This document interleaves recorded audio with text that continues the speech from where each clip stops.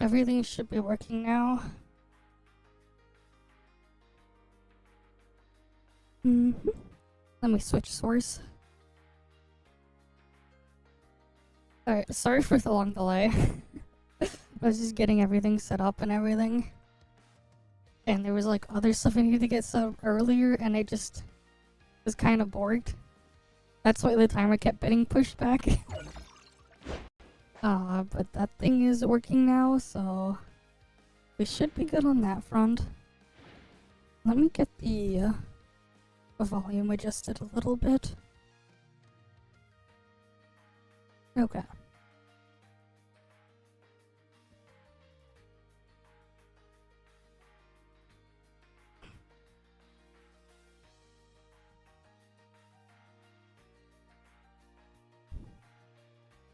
Alright.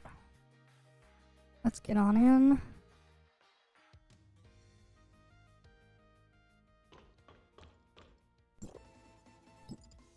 Do I have any... Nope, no old man there. How about my other account? So what we'll probably do is then first we'll just do the dailies and stuff here. We'll get the Snowbreak stuff done, then come back to do the test server stuff. Because I think by then the maintenance on the test server will be over. For ToF 5.7. Because we should have access to that. I haven't done anything on any of the ToF's test servers for a while. Because like just been too busy for it. But yeah.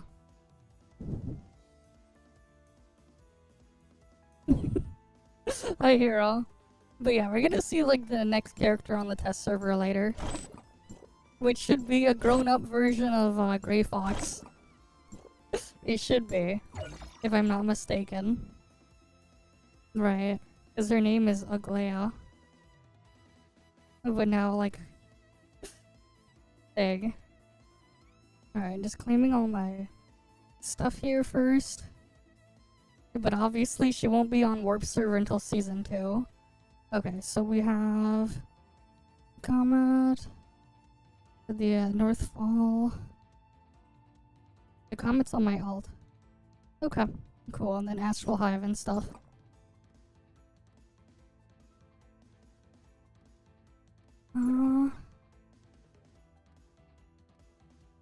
Alright, people are doing Break from Destiny. Oh yeah, I should do that. Just AFK at one of these days, just once. Alright.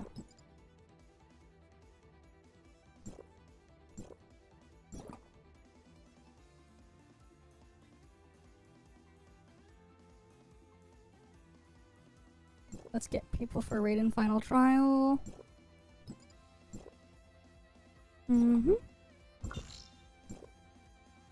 Alright, let's go get our dailies done.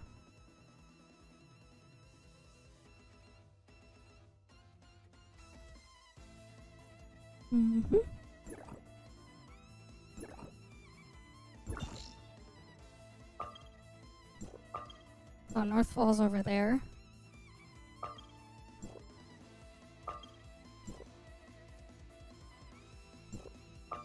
Whatever, I'll go kill all the things here.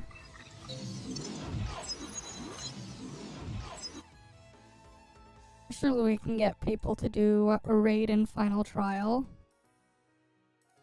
We just got them. But yeah, we finally got an announcement. Or the release date for NTE. It's coming out the end of April or something, I believe. So that's cool. Right, should be end of April.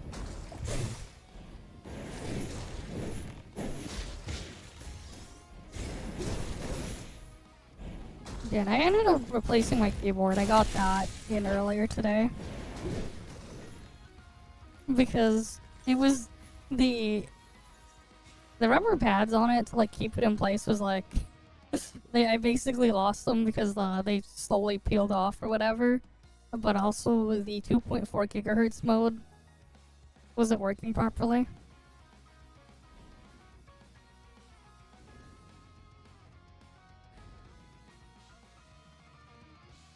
But anyways, I got my replacement now. Though I'm using a different set of switches this time. I'm using linear switches instead of the browns I had before. It is somewhat nicer that they're like easier to press, but there's no more tactile bump on them. Because they don't have... They're not tactile switches. Still cool overall though. And they are nice. Though I can just like hot swap all my old switches over. If I feel like it. If I feel like ripping out 80 switches. And then just swapping them back. And like this time this keyboard has a screen on it. Which is something. Though all it's showing is the time.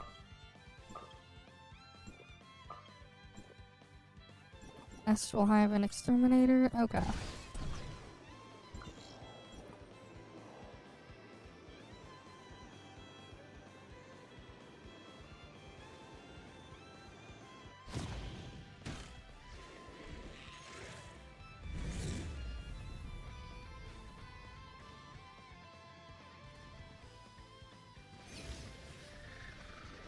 Alright, we got 2 more spots.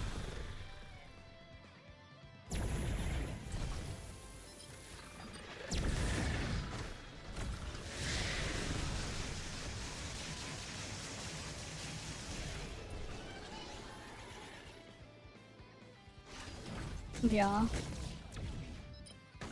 Hopefully the launch goes smoothly. And at least some of the crazy people or whatever, they're too distracted by a lawsuit to do shit. So hopefully things at least will be nice around the time it launches. If it could last that long. But yeah, I'm also curious to see what they've, the adjustments, changes, and whatnot that happen between the builds. Okay.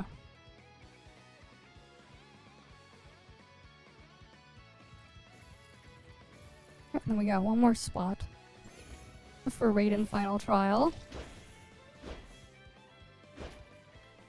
We have 1 more spot.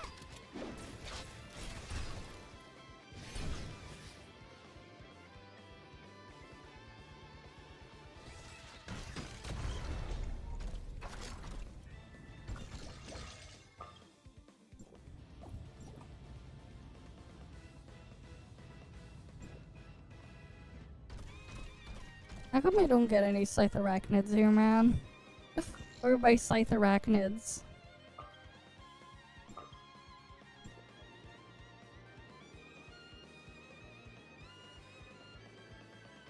Is this game 2 alive on this channel? Probably.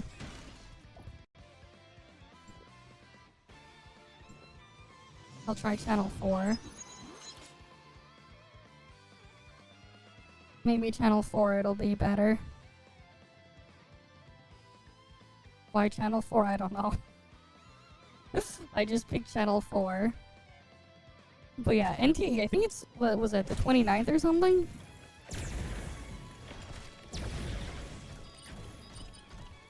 I think it was like the... I think I saw something where it said like the 29th.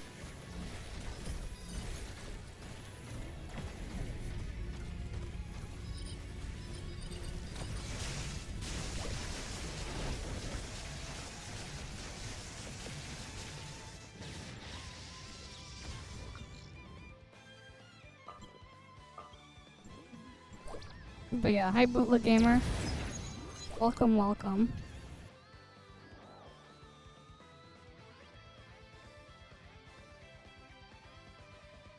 But yeah, we finally got our NTE release date. Right, we thought it was gonna be in May, but it's apparently in April 29th.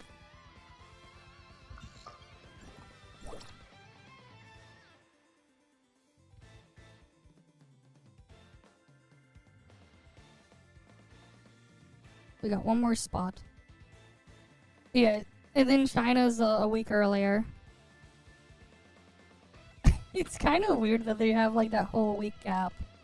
It is kind of weird. But that's what they're doing.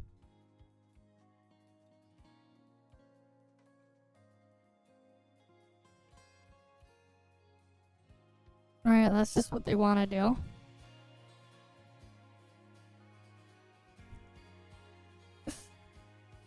Because, like, honestly, they could just have it release everywhere at the same day.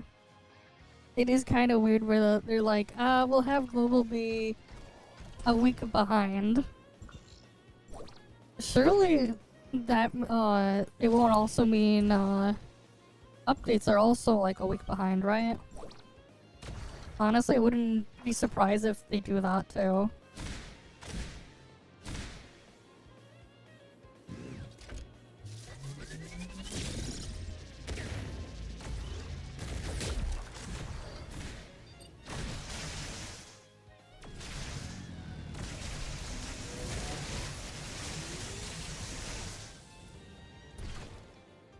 You want the towel? Okay, one sec. Let me get to a safe spot first.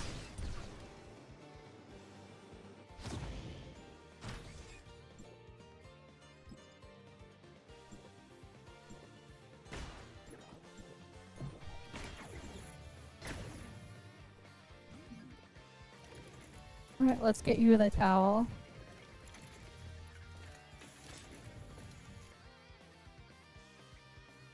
Where is it? Oh, here. Now we got a nice bath stream. Alright, let me get the bathtub.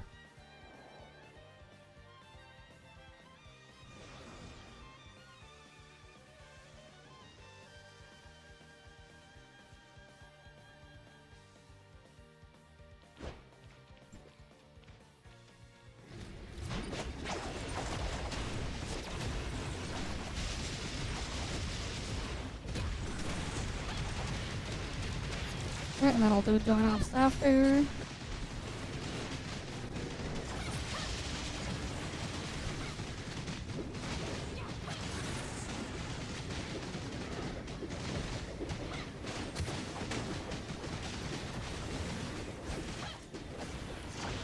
Hi, Flagger. Welcome, welcome. But yeah, we finally got a release date for NTE, April 29.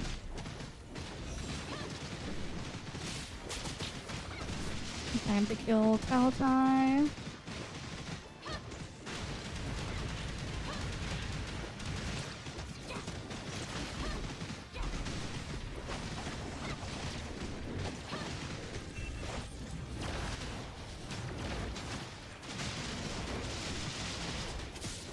But how are people dying?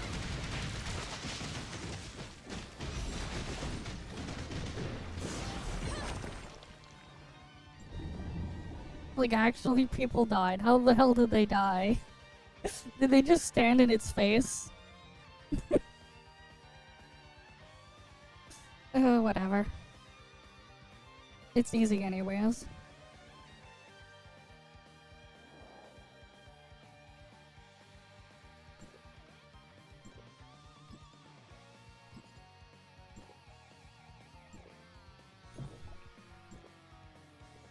Alright, time to do final trial. Mm-hmm.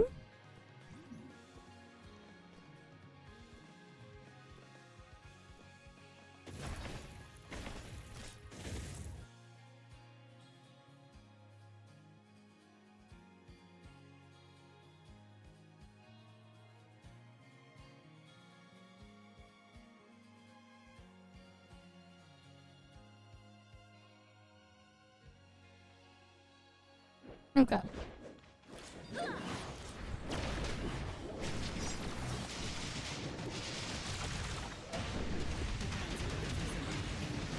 Time to go kill him.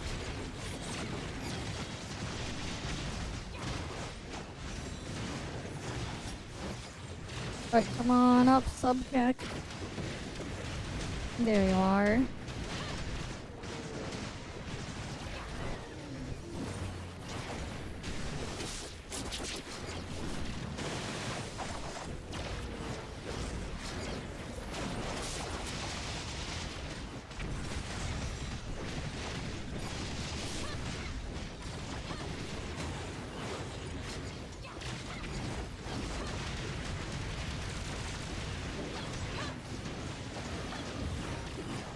Alright, next one.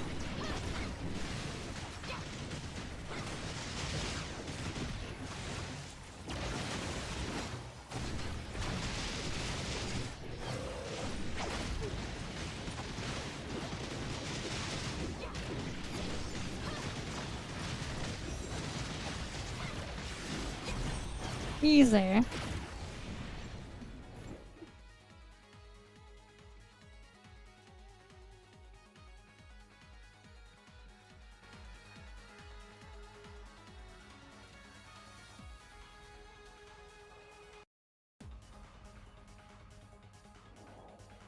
Alright, nice and easy.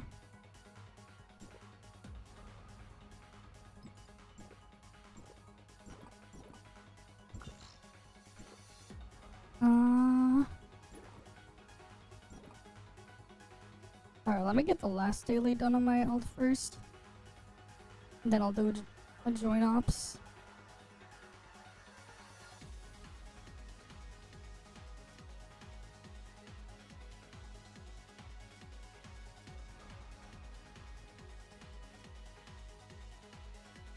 It apparently needs to kill the comet.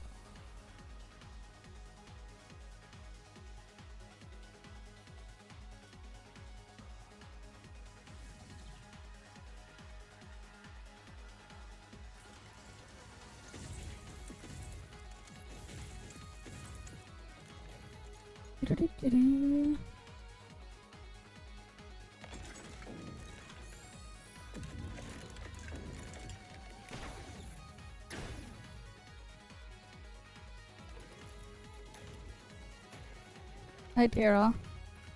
Welcome, welcome.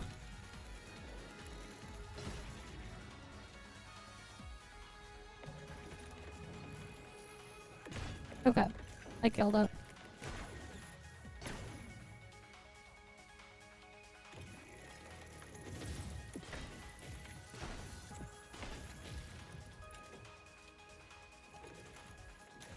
Mm-hmm.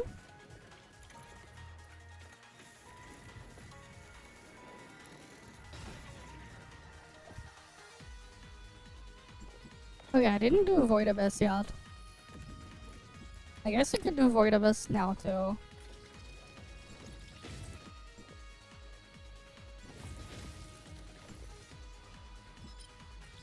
I haven't done that yet this season.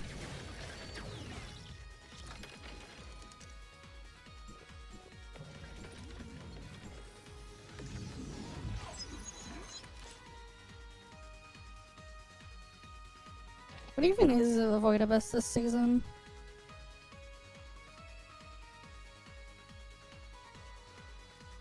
Okay, we have Tautai as the last one. It's weak to Frost and Volt, okay. Cool.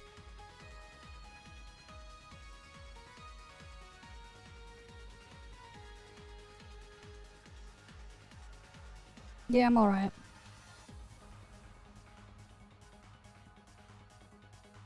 Let's get everything done here then.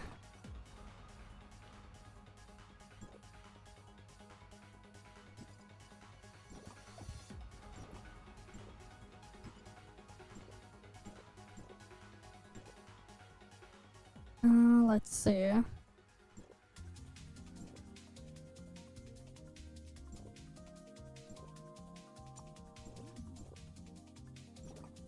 Time to roll buffs.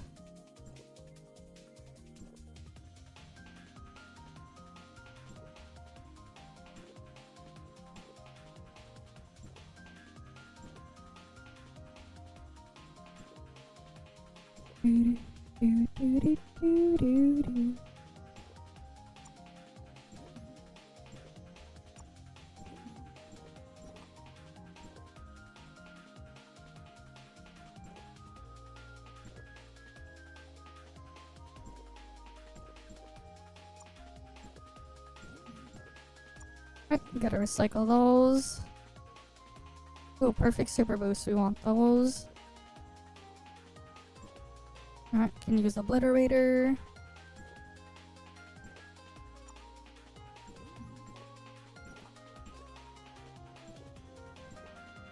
Alright, we got Flash Freeze too. Heart of Thorns is good.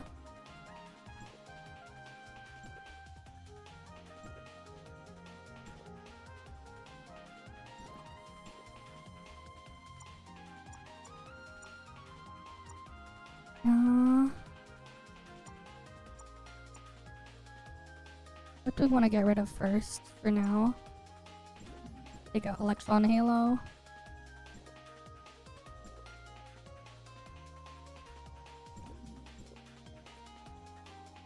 Oh, damn it.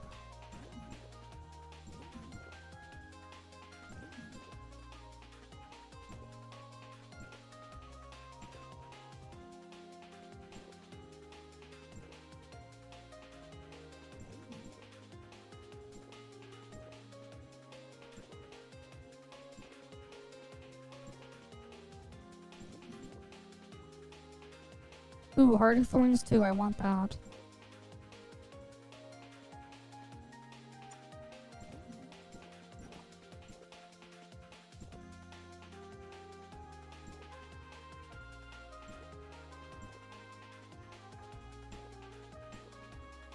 Yeah, because it'll be nice to get Heart of Thorns.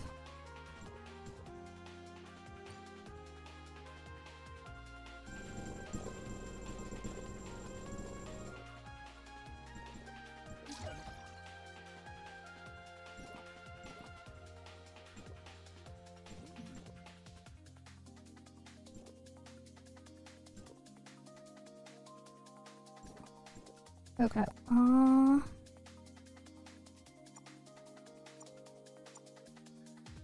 I'll get rid of Obliterator first for now. Take the Heart of Thorns.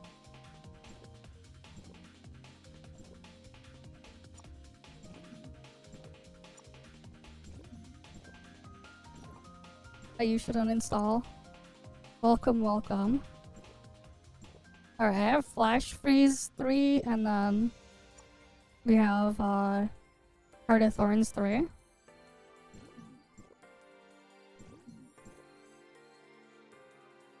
Don't need that.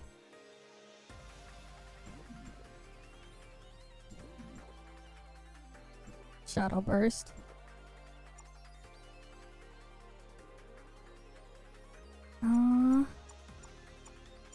I'll take that.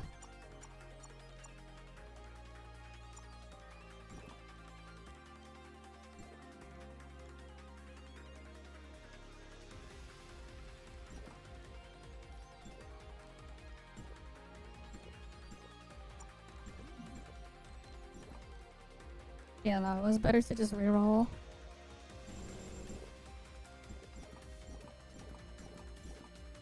Okay, wait, I'll leave the party first.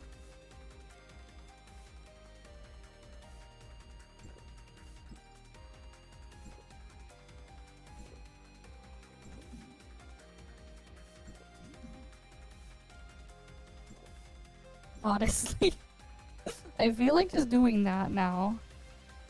Just dumping it on Gold Drill Dimension Trials.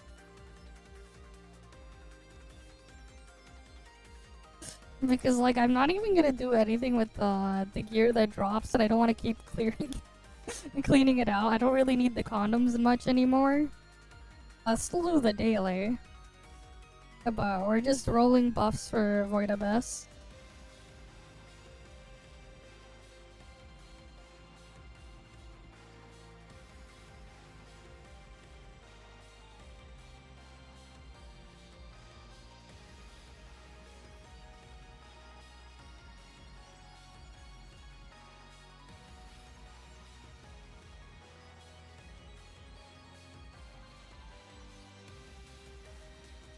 But yeah.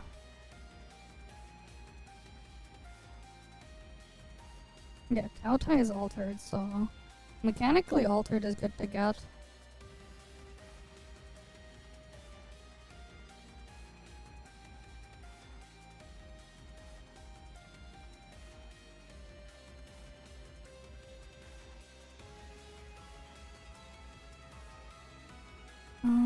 Oh.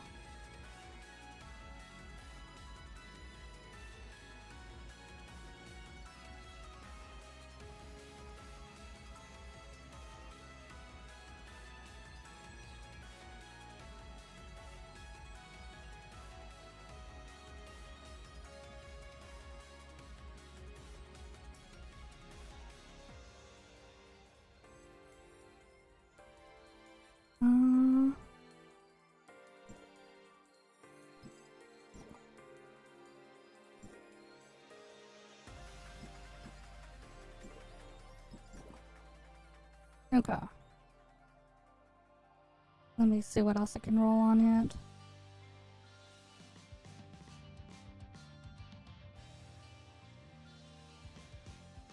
But yeah, I'm just like rolling a bunch of buffs right now.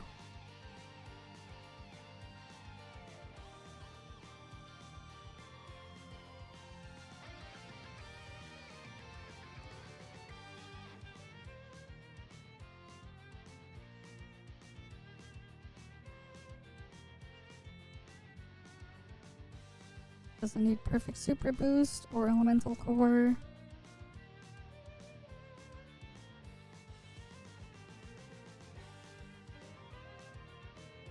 Doesn't need elemental fusion as well.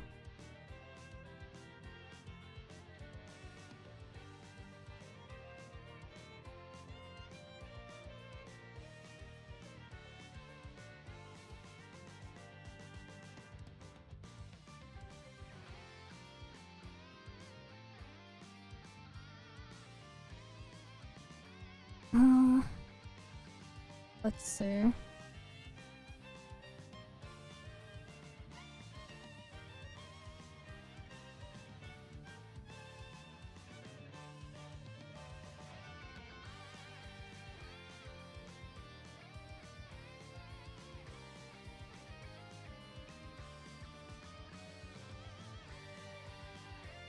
I'll get a rapid strike too.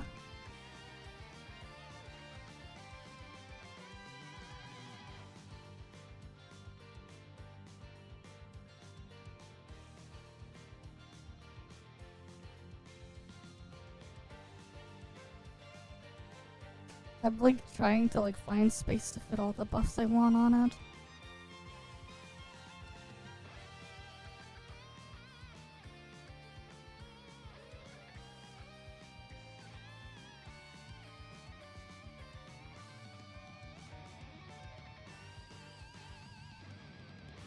The cat's plotting to take over the world, what do you mean?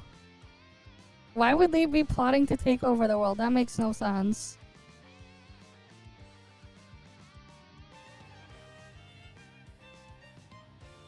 Okay, now I have Assault Resonance 3 on my alt.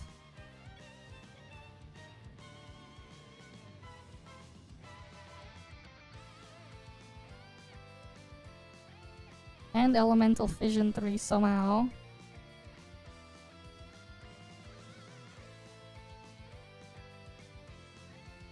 And then Protective Field 2.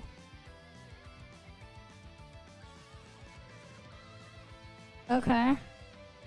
But like, how would they take over the world? Is my question.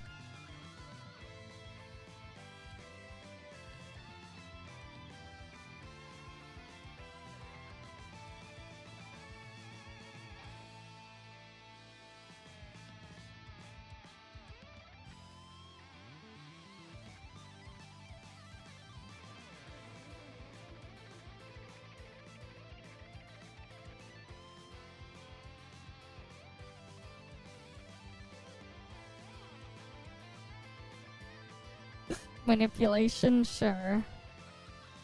Surely.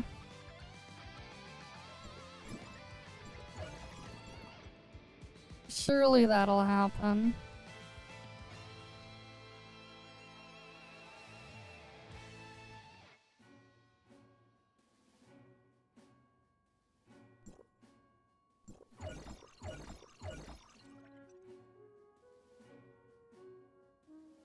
Alright,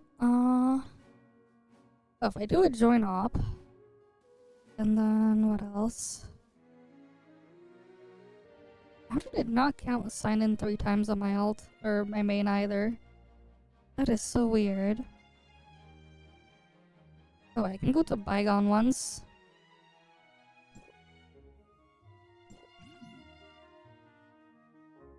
What do you mean you're so cucked?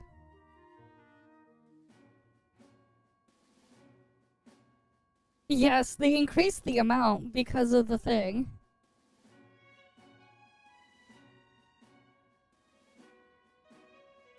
Yeah, they increased the amount that you can buy. Wait, what do you mean they increased the cost? They increased the cost of purple wedges too? I know they increased the amount you can buy, but I'm like, wait, the cost as well? That's fucked. Or are you just talking... Yeah, that's just the purchase amount increase. The reason why is because they added new wedges for melee. Did you not see that they added new wedges?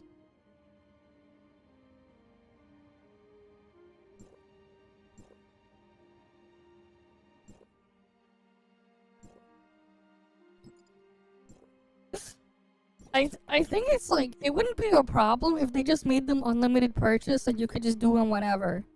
But because it's like FOMO, there's like FOMO built into it, that's where there's a problem.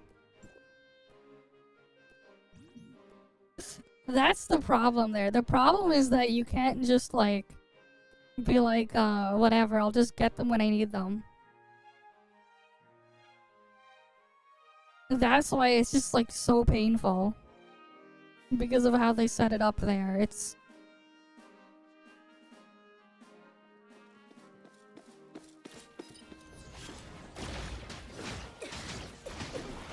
But yeah, I have to like finish farming all of those at some point. Thanks for reminding me of pain.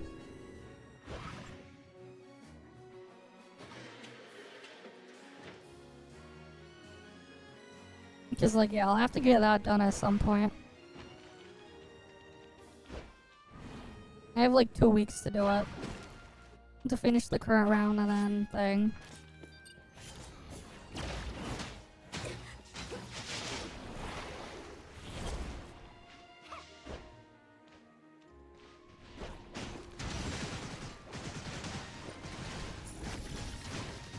$100 mil is nothing, man.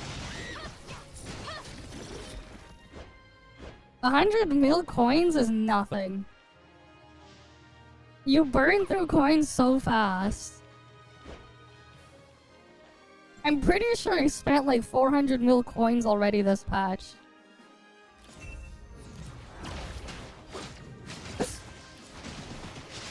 Or something like that. I'm burning them so much faster now because of the thing.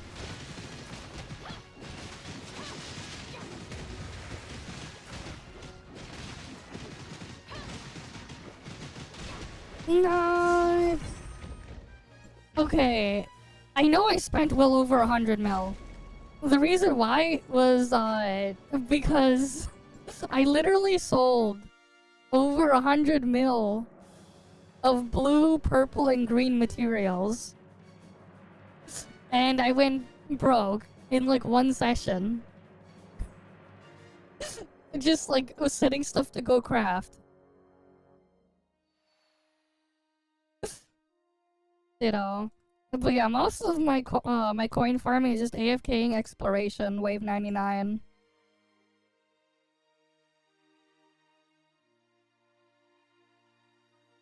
I mean, coins have always been a problem, man.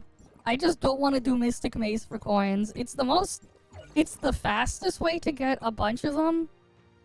But like, it's so,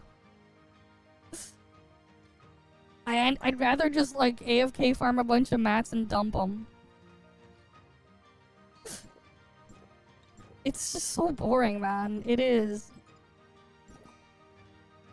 Like, I don't care if it's like 6, 7, like if it's like 7, 8 minutes to run or whatever, for like max 300 difficulty for me. It's still, that's, you know, 6, 7, 8 minutes a run too many. And that only barely nets you 1 million coins per doing it. Per run for doing that. It's just like, it's just pain. Especially when, like, I have to do it for the other stuff, too.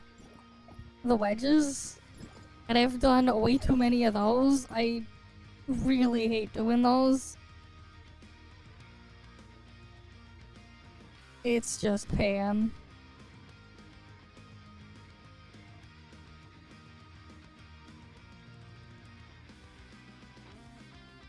Which one? No, I already finished. If we're talking about high school, no. College, yes.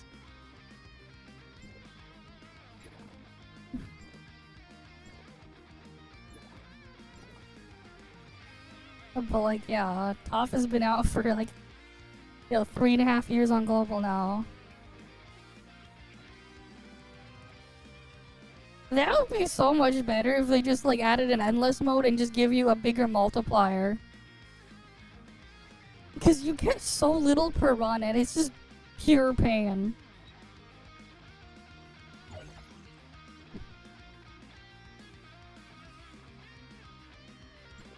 It is pure pain. You get so little. Even max reward, it's like just a little over 9,000. And that's like, that's nothing. And it's just way too tedious.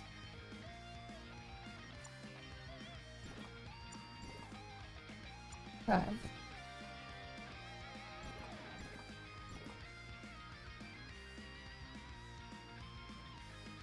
Only one middle wedge to plus 10? Oh yeah, you see, this is where you're so far behind, because I already did it for all of them. I already have all the middle wedges at plus 10. And that's how you know it's like, that's why I'm like, I spent a crazy amount. I already plus 10 all 4 of them. Like, I'm so on the road to getting every wedge to plus 10. Alright, I'm working on Covenanter wedges now.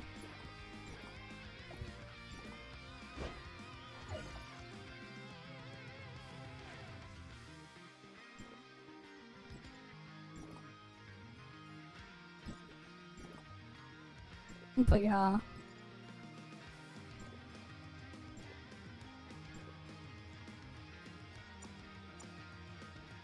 Yeah, I got Heart of Thorns, I need to get Perfect Super Boost to plus 10 up to rank 3. Shadow Burst rank 3 would be good too. Because crit damage is like a rare stat.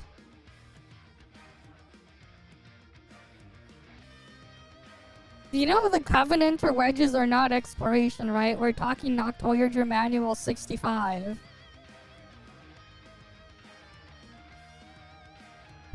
Like, I have a macro to just farm Noctourger Manual 65, but it's so slow. Yes. It only drops on there, and you have to, like, do it for each element. And it's, like, one of the drops. The random drops, not, like, the actual drop. You can equip 4 of them at plus 10. And here's the thing, actually. Specifically for Lumino and Umbro, you know if you just want the attack stacking one, you know how you have like the big stat stick wedge for every element? For Lumino and Umbro though, because they have Scorch, technically for certain things, the Scorch is technically stronger. Because you could get Scorch plus 10. If you don't need like the other effect for certain units. Yeah. And the fact that Lumino and Umbro get Scorch and can get it to plus 10, it's something else. But yeah, it's pretty painful to get all those wedges farmed out and getting them to plus 10 and everything. But yeah, like my goal is to get 4 of every Covenanter wedge to plus 10. 4 of all of them. Alright, which is a fuck ton of secret letters that need to be dumped. And it's part of why, again, AFK exploration and stuff like that, 99 waves. Because you're going to get a ton of secret letters along the way. So, you know, get both done at the same time. Right. Might as well.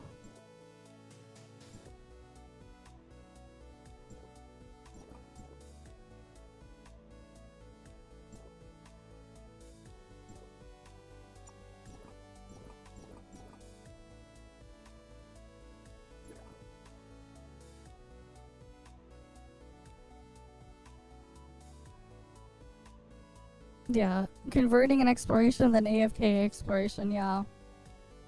I mean, it's just the most efficient way to get some of the things.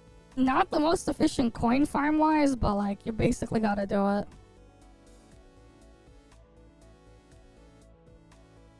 Yeah, and that's why, like, AFK exploration 99 waves. Get your super jacked up rhythm to go AFK farm it.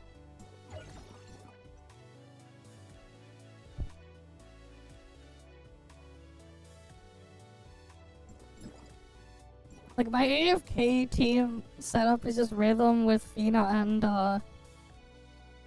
what's called Fushu.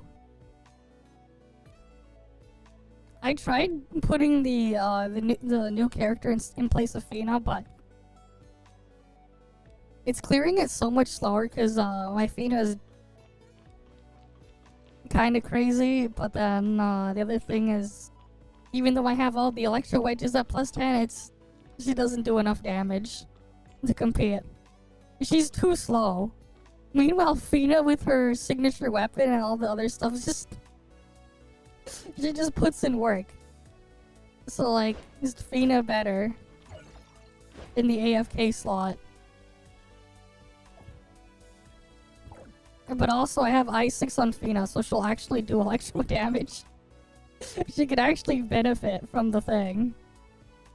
Because of her I6.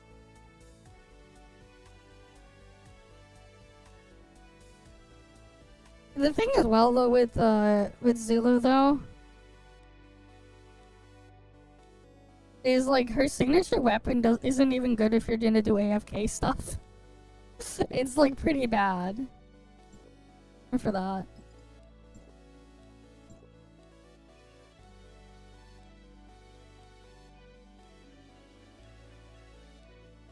Like, as powerful as it is, like, its effect is really strong, but only in manual control. If you're actively playing. Otherwise, back to Wraith. Right, yeah. Right, back to the farming tool. Right, scythes are farming tools, it's fitting. You go AFK farming using the farming tool. Right, it's perfect. Surely.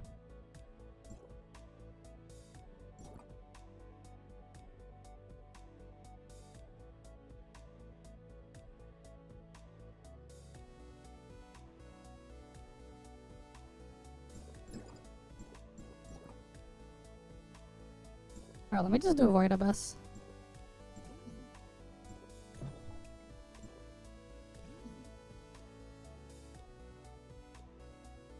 Mm-hmm.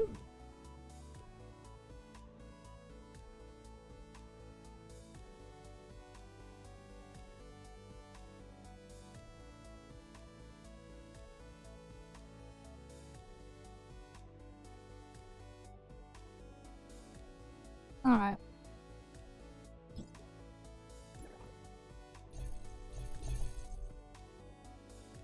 Skill range? Just play for work. Go for more skill damage, man. Kill him faster. Skill intensity. Alright, just put a Crest Duo in the Rain Wraith. That's what you put for your AFK farm.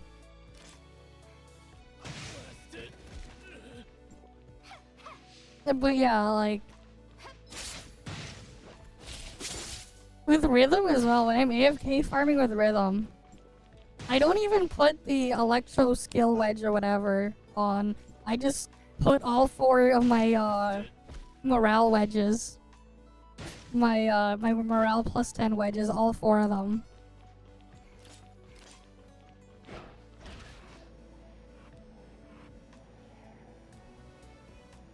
I haven't tried like actually using her actively.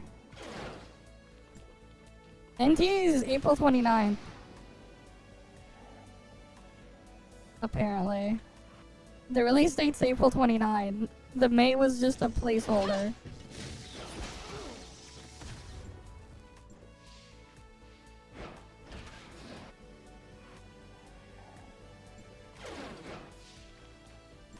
Thanks for the follow as well, Sakura Heart. But yeah, I'm just finishing stuff up on the live server first. We'll go on the ToF test server later. Yeah, April 29 global. CN gets it a week earlier.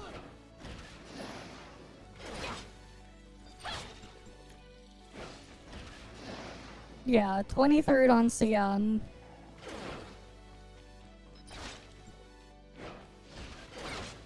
Though they really should eventually just sync them up. Alright, I'm gonna guess for like patches, updates, and stuff like that, they'll have them synced up. Because it makes no sense to do both separately, because then it's just more work to maintain two different builds. For like fixes and stuff like that. It would just cause more work for them. If you think about it. Because then it's like, okay, you fix something there, then you have to fix it in the other thing. They might as well just have them synced up.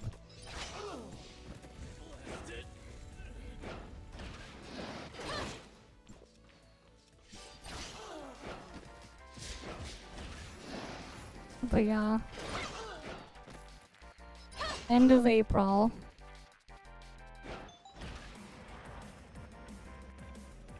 So we'll have a lot to do that day.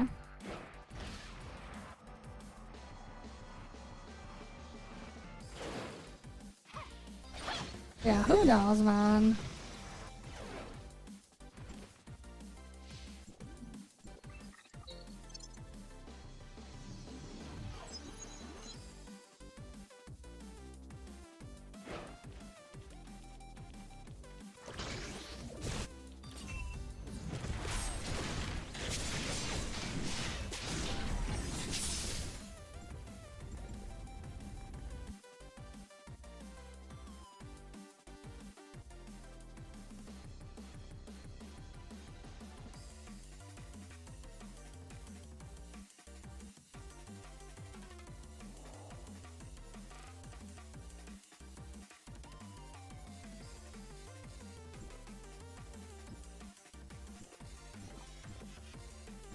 But yeah, you got the feeling game failed successfully in global due to the management.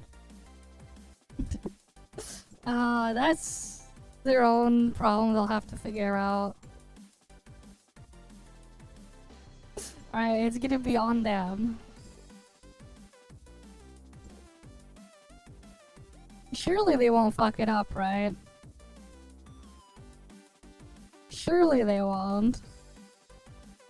Surely.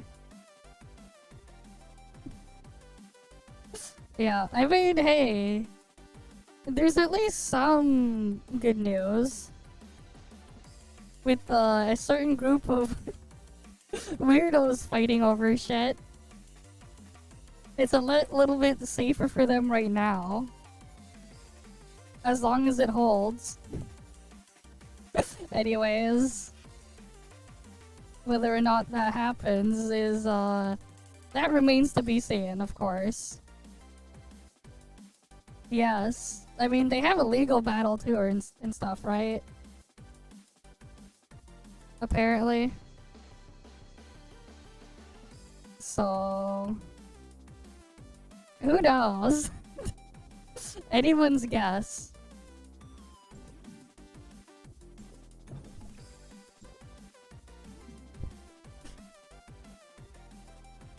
But yeah, just let them keep fighting in their circus. Right.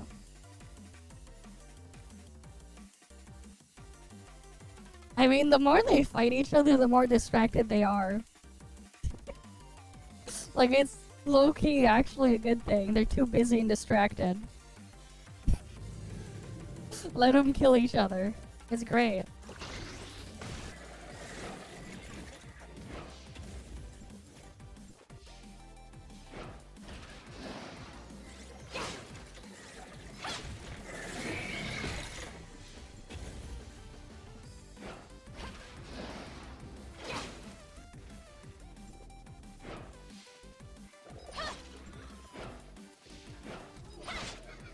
Apparently, it's gotten so far that now apparently freaking you got other people making reporting on it. Freaking Legal Mindset or whatever has a video on it now, apparently.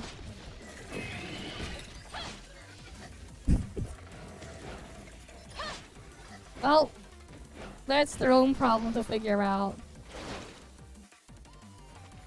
And the more they're distracted, the better.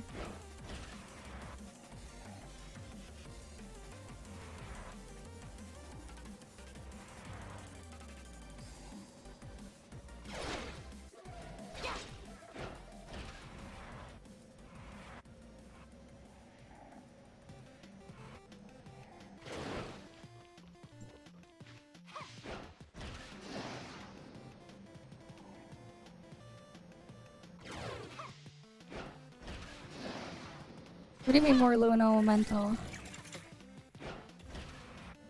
What are you up to right now then?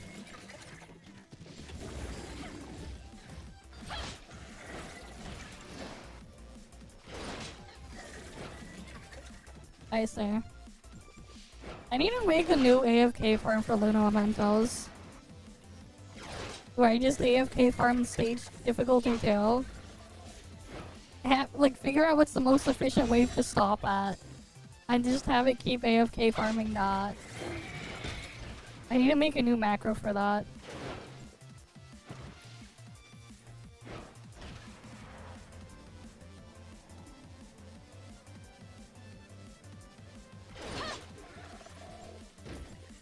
And of course it should be obvious why stage 2.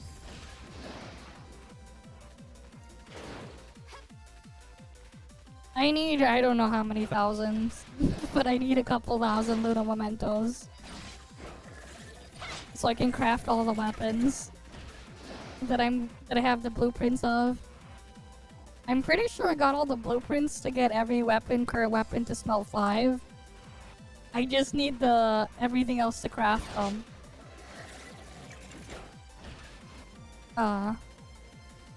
Yeah, I'm gonna have to like do some experiments on it to like make the optimal AFK macro for that.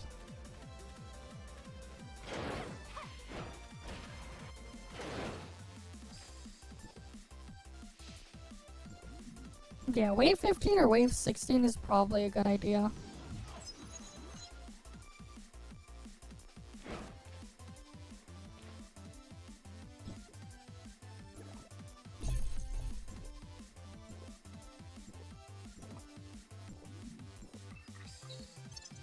Probably.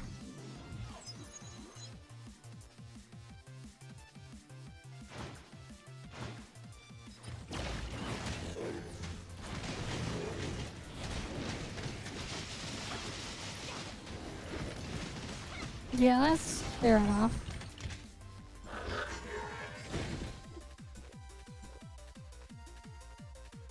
I mean, for my setup, like for my AFK farm, I just use rhythm, have her press her scale once, and just let it go.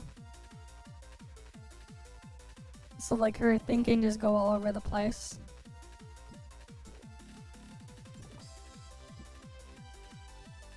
But yeah.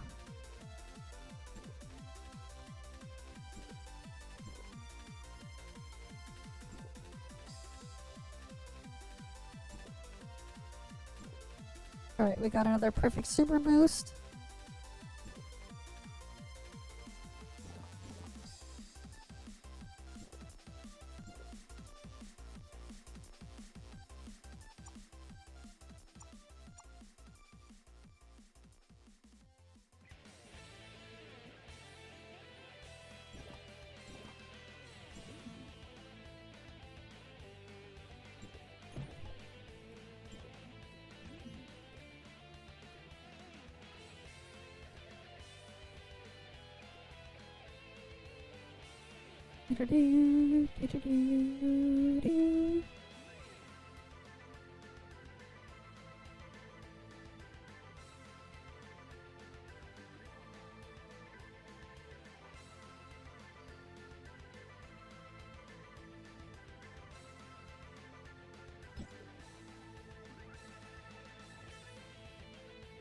You'll be free for a few weeks, yeah.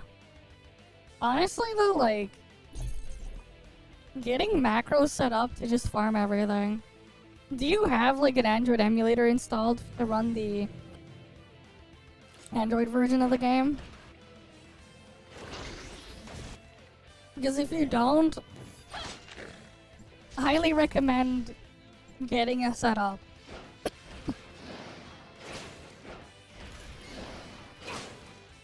Because of spawns. It's so much more efficient for AFK farming because spawns are closer to you.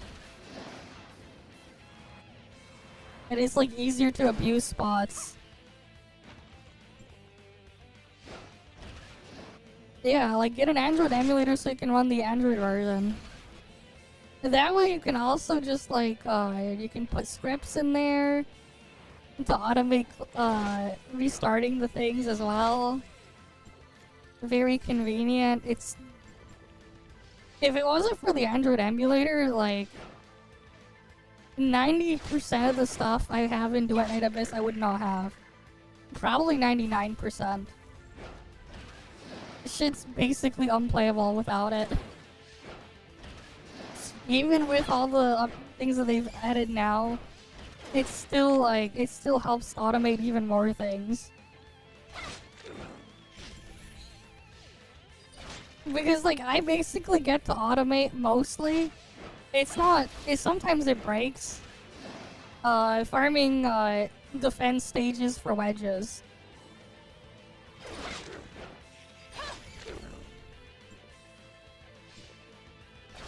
Like, it's not perfect, but like, it's better than not having it at all. But also, when I'm just farming regular stuff, again, having mobs spawn closer means it'll farm them a little bit faster. Because then they can die faster. They get within range more quickly. It also makes it so like skill range is not very useful for like for AFK farming setup. So I can opt for more damage instead.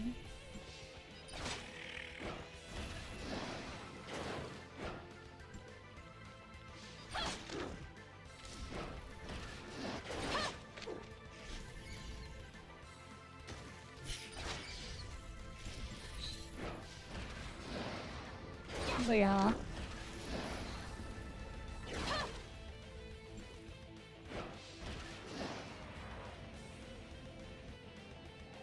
Like, the automation is basically a must. It's just way too convenient.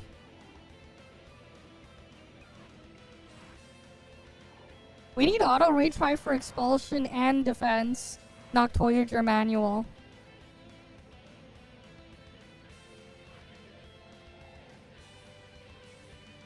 We need it for both of those. Also, they need to stop spawning you at the top of the elevator in Clevin Pit. Spawn the thing at the bottom of the elevator, please. Spawning at the top of the elevator is awful. It's too far away, and it just wastes too much time to fall down the elevator shaft.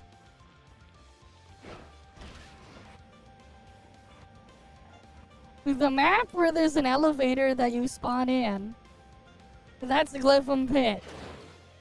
Where you're like at the top of something and you have to go all the way down. It's so annoying. Every time like the game decides to use that tile set. And you just spawn like at the top. Because you have to waste time to get to the bottom and then you can continue.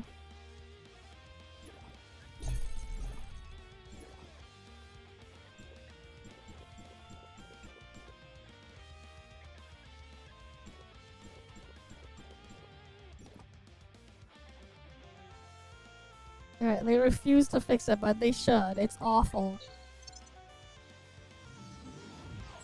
Or just remove the Clevin Pit tile set entirely.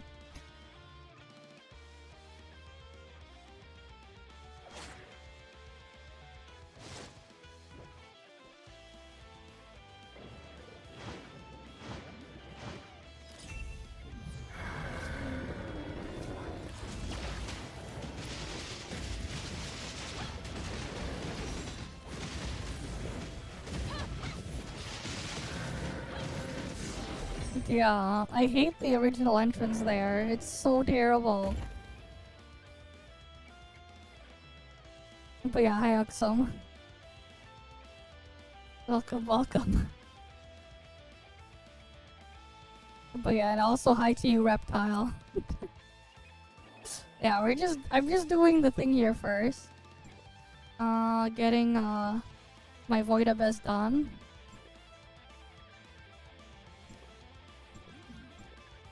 Then we'll do Snowbreak stuff, and then we'll go on the test server. That's the plan.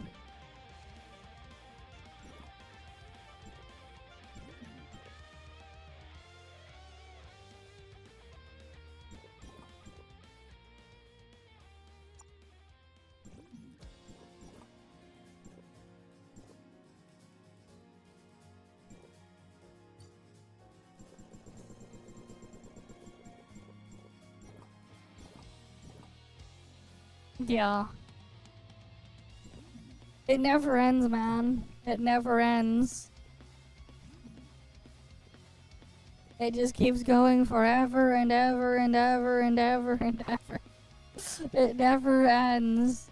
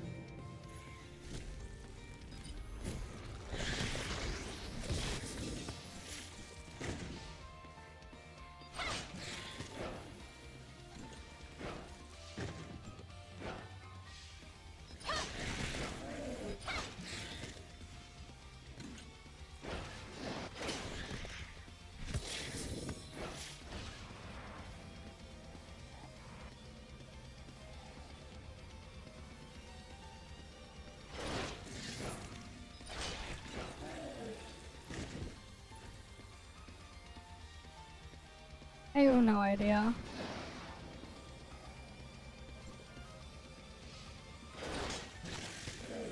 When's the summit thing again? The summit thing was the event we had last time with the titles, right?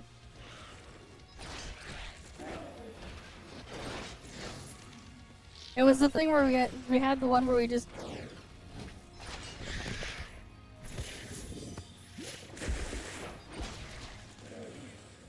That was during the Dude Theater? Okay.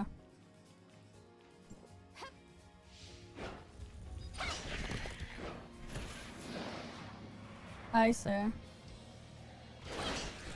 Yeah, I wonder if I can just like AFK farm like entries of that just so I can get a bunch of the currency. Because if I can like AFK farm climbing globules, that'll be great. Because I will AFK climbing globules if I can.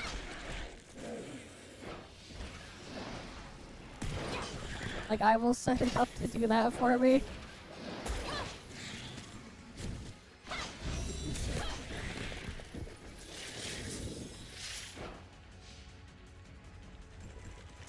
Because obviously I need a fuck ton of climbing globules so I can actually get all the wedges to +10. Oh, my exploration just finished.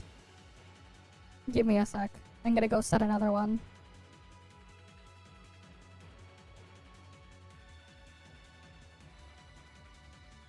Because the farm never ends.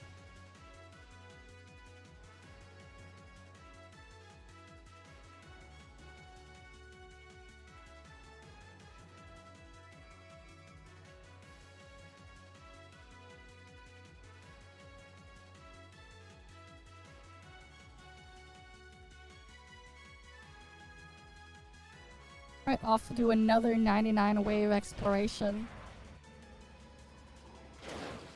I do wish though they didn't have like different spawn points every time. Because then I could AFK farm like AFK just like auto set up exploration if it was only one possible spawn point instead of two. The fact that they have two different tile sets it can load into is kind of annoying. If it was only one, it'd be so much easier to fully automate that.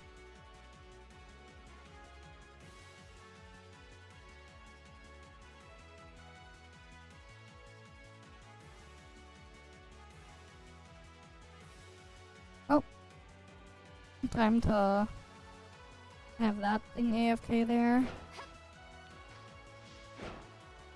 24th of March, I say. Oh, that's still a ways off.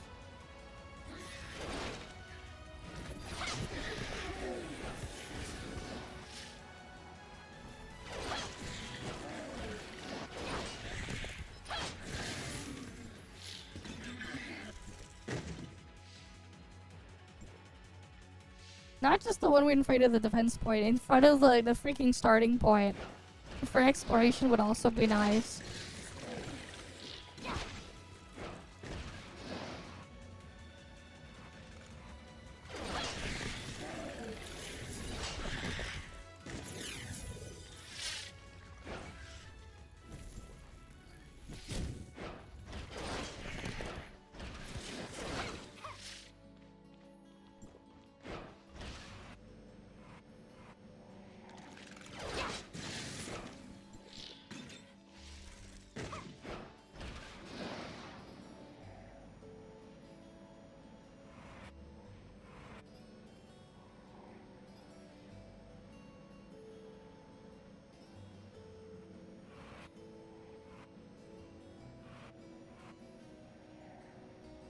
Yeah, they promised to make it AFK, but like it's still very half-assed.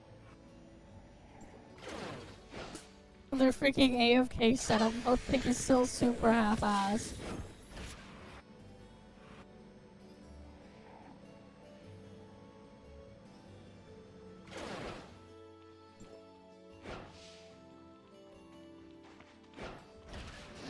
Where's the freaking last guy? Bro, where is he? Where the fuck is he?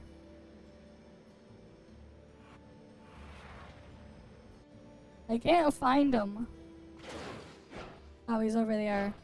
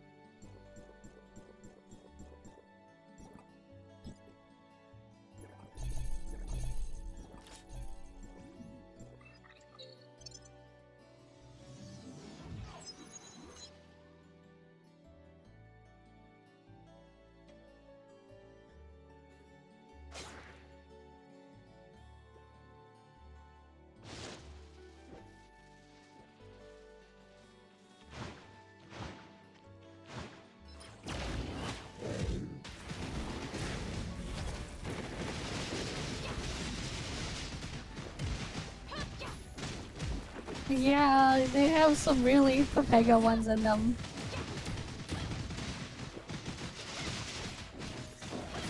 It's not just melee consonant messages, but like just melee weapons in general are kind of scuffed. And like, the thing is too, it's like, it's unfortunate for thing.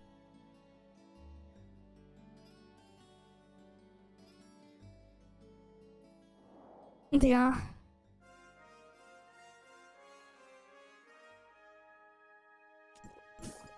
Well, it is what it is.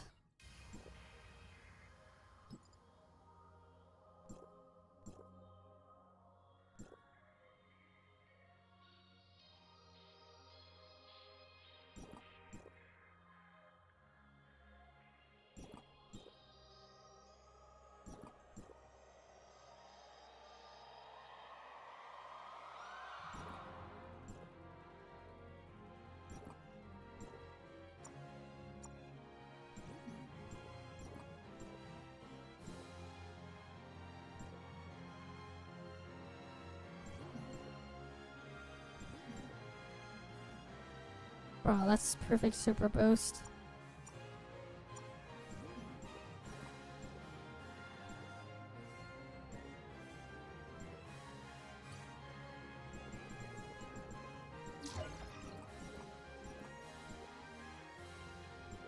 Wow.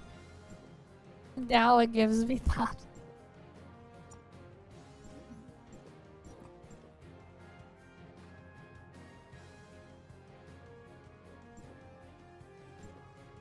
At least I don't have perfect super boost taking up all that space anymore.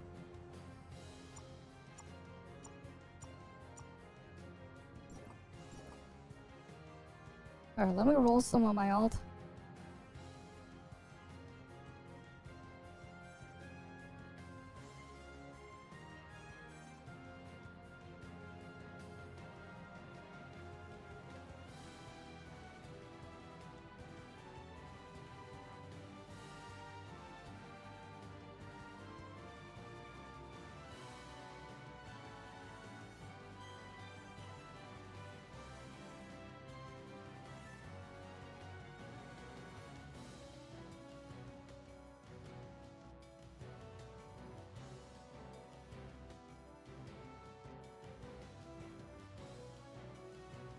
God damn it, it's like giving me shit I can use.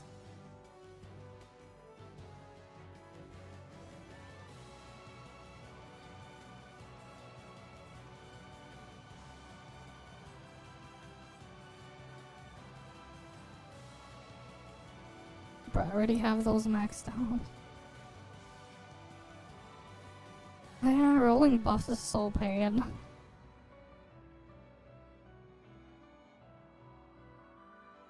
Oh.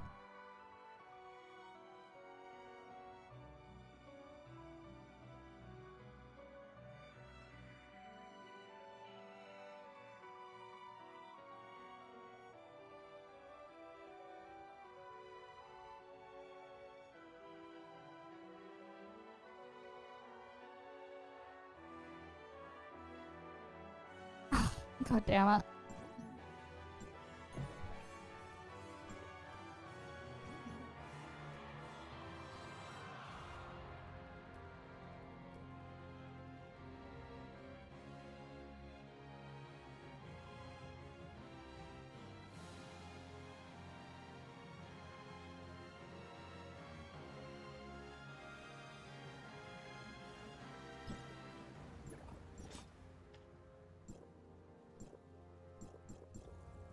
What the hell? There we go. Time to go kill Puppet Singer.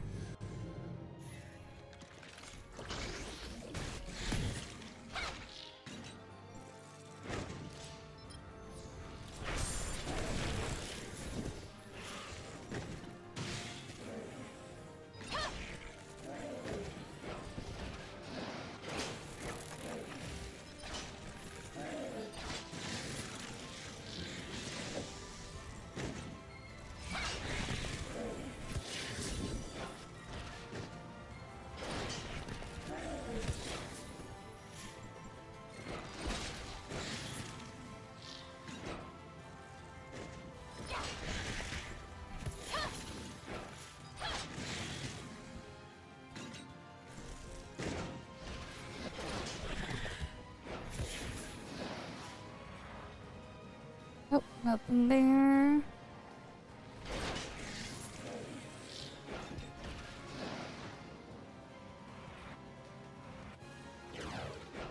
How about over here?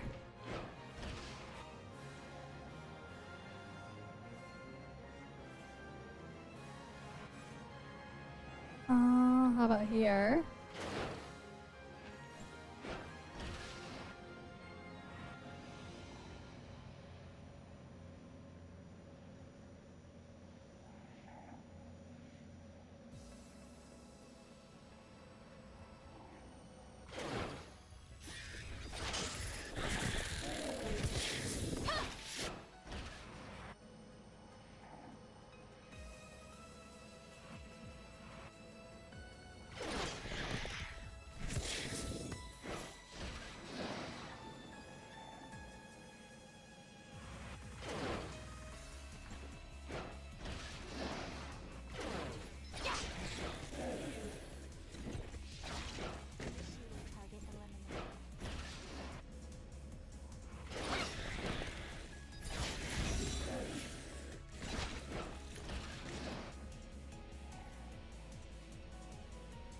Oh, there's a thing up here.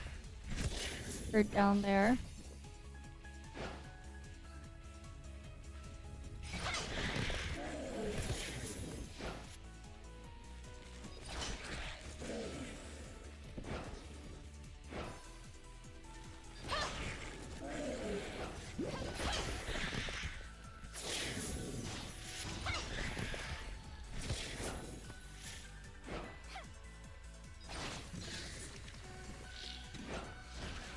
Alright.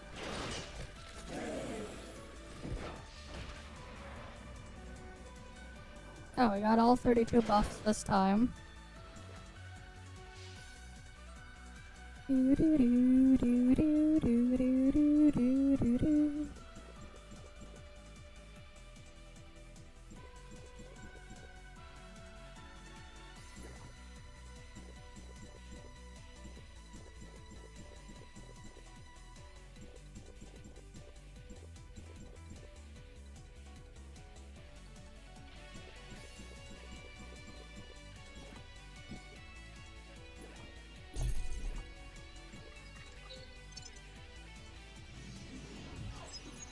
Alright, let's get warped on over.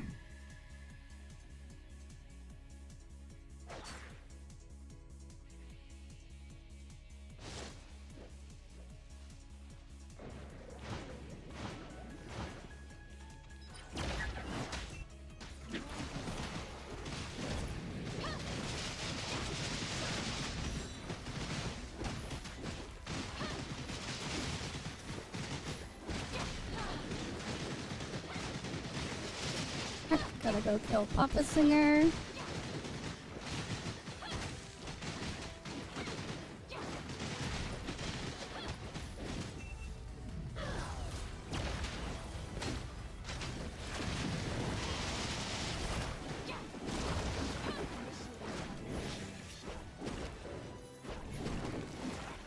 God damn it, it's doing the thingy.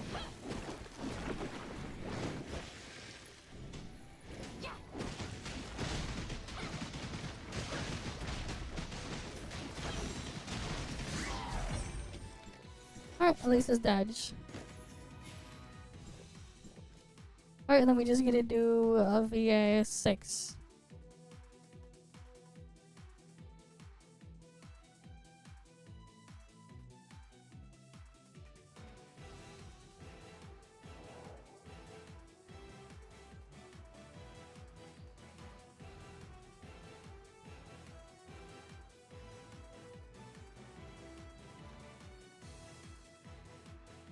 Sober? What?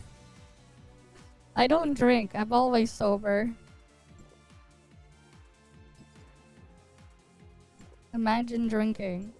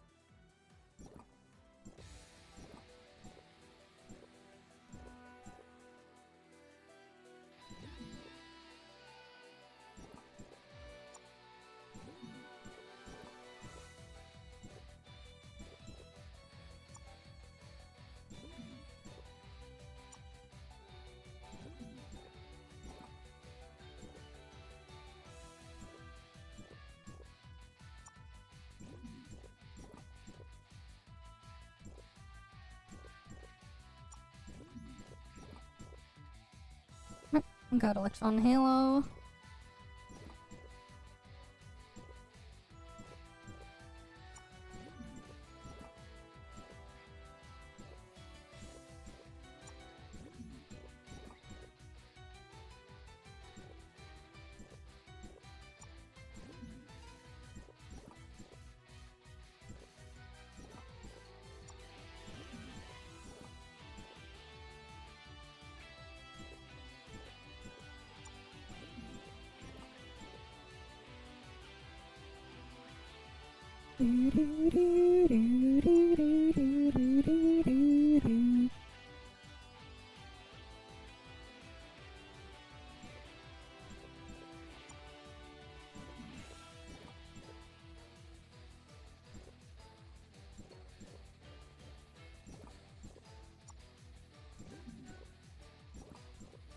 Alright, I think I'll just take numerology there. That way I at least have a bit of a fail-safe. Let me roll stuff on my alt then.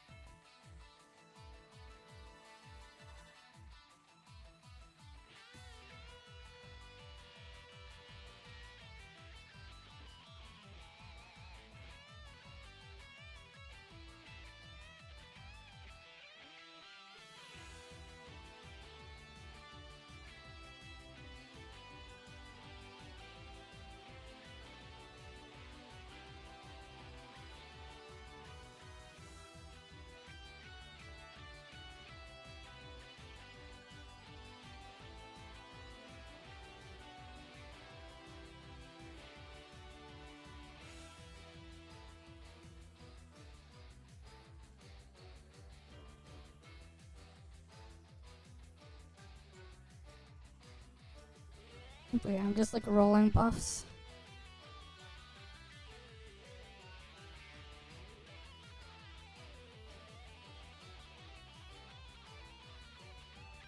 You wouldn't read colors, but this is gonna make you. Yeah. Understandable.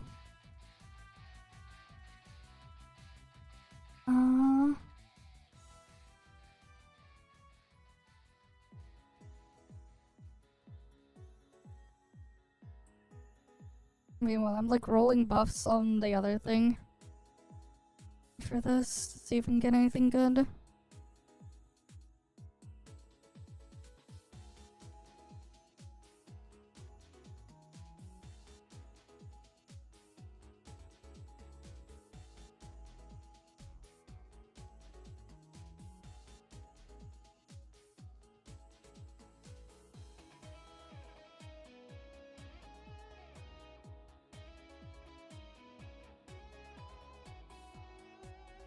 Okay, at least one of them has Obliterator.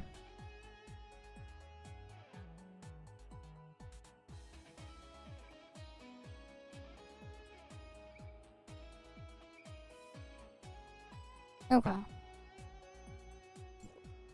Okay, we got all this. And at least when my health drops, I can at least recover a bunch of HP. I have 35% damage reduction there.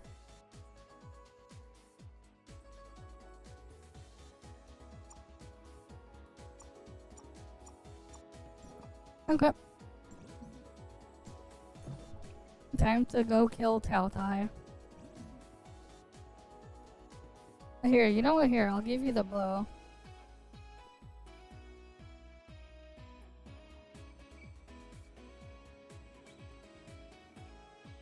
I haven't used this thing in a while. Right, I haven't used this model in quite a while.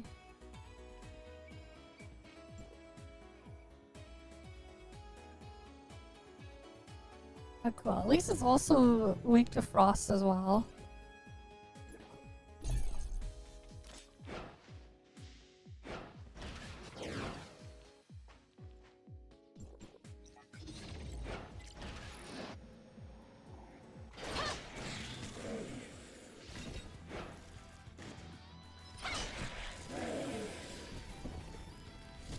Romeo is a dead man? I haven't heard of that one. What's that? What's Romeo is a dead man? I haven't really looked at the stuff airing this season. Why, is that an anime airing this season? I haven't really looked at anything airing this season yet. Oh, it's a new game? I haven't heard of it. But like, honestly, with me, it's just really hard to keep adding more and more live service or gacha or whatever because of just how time-consuming. Like, it's just too time-consuming to keep up with a lot of them. One of these days, I might make like a regular just rant video on like live service, these live service single-player games, because honestly, there's like too many of them and they don't really benefit the players for being the way they are.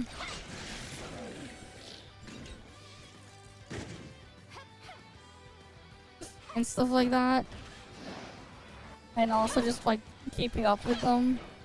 Because they decide that they want to make everything a chore simulator, even if it's for like a few minutes a day. Because it forces you to keep logging in. And the more you log in, the more likely you are to spend it, all that stuff. It's just so annoying and tedious. What do you mean you never played a live service game? All these gacha games are live service, by the way. They're all live service. All of them. Like, all of them are live service. Okay. Oh wait, you just came in here for like NTE stuff, right? You just watched, fair enough. NTE is also, you know, under the live service category. But yeah, like there's just too many of them and they don't benefit from being live service. They really don't. Especially as a single player game. It's one thing if it's like a multiplayer focused game where it's like, yeah, sure, you need multiple players to do all sorts of things and you have stuff built around it. That's one thing. But like, you know, that's a very specific thing there. When they aren't that, it's just pain.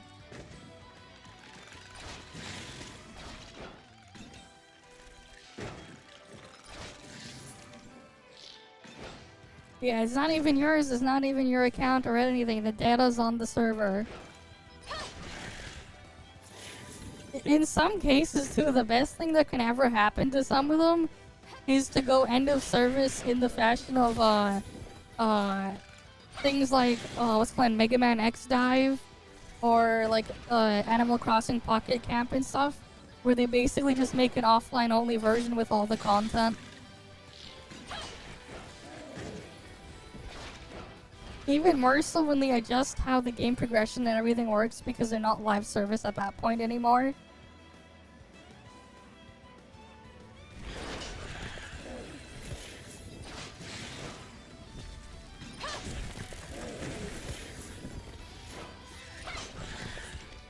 Because like, yeah, in some cases, like depending on how you look at it, for like Mega Man X Dive, it going end of service was the best thing to ever happen to it.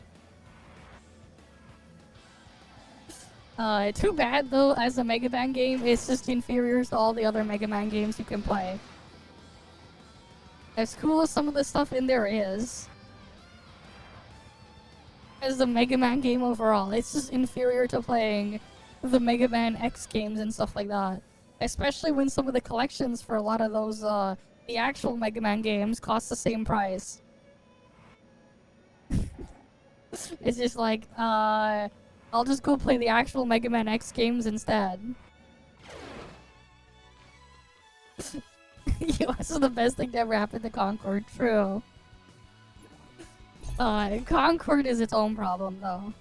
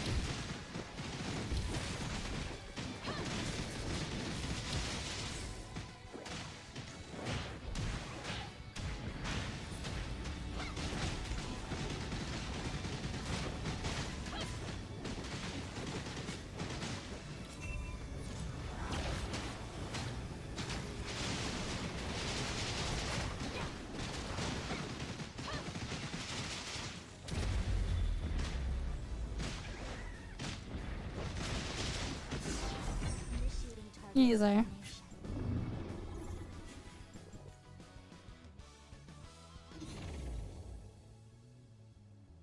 DEI Manager Simulator is real. Wait, what? There's actually a game called that? That's hilarious. Okay, I gotta see that.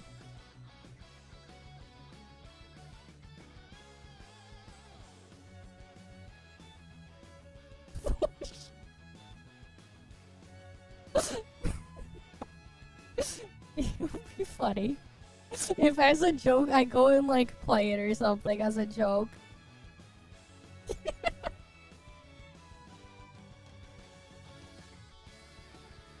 DEI Manager Simulator. Ruin a game studio with the power of performative DEI. In this linear satirical experience, the studio is going to crash. Decide the flavor of disaster. Can you boost your optics and score enough to fail upwards and before the inevitable collapse? Okay. The org chart was a pyramid, a little. Okay, probably don't put the music there where your voice matters. Oh, you gotta like pick a reply. They get the kitties there. Urgent microaggression, experimental full day workshop. Vibe checkabot. Redacted by Vibe checkabot. Damn. 1984 speedrun any percent.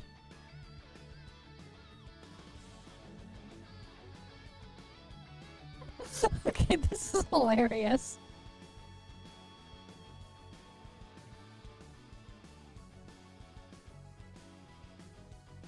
I don't know. It's so big. I don't know why I'm winning games one email at a time. This is hilarious. Reminds me of, what was it, Yasuke? Remember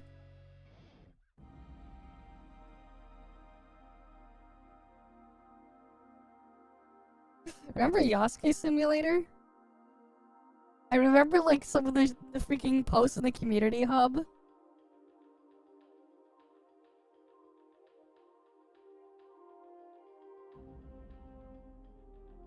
I remember like what was like the really funny one? I remember like the funny things on this one. Nah, you should have seen the freaking community tab way back. Shit was hilarious. And then like someone made a joke like people's jobs are at stake, and I'm like, steak. He said it's even better. One of these days I should try it. I never actually tried the game. It's probably like just very short and just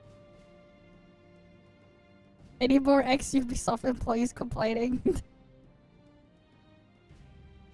They're like, I never like actually tried the game. I wanted to at one point, but then I don't know. I never got to it. Yeah, I got tofu delivery, into freaking riding on a bike, and stuff. I forget what that date of that post was.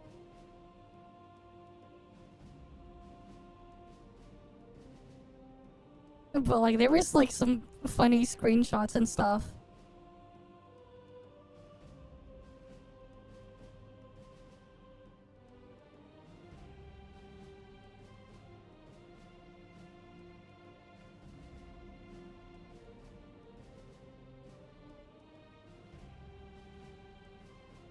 Brave.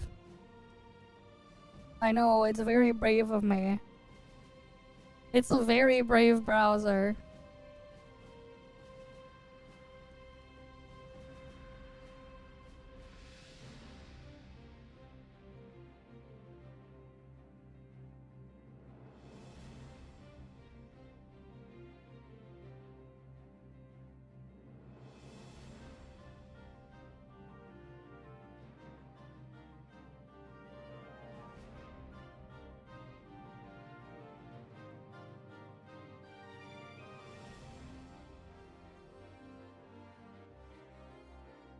But yeah, I'm trying to find it.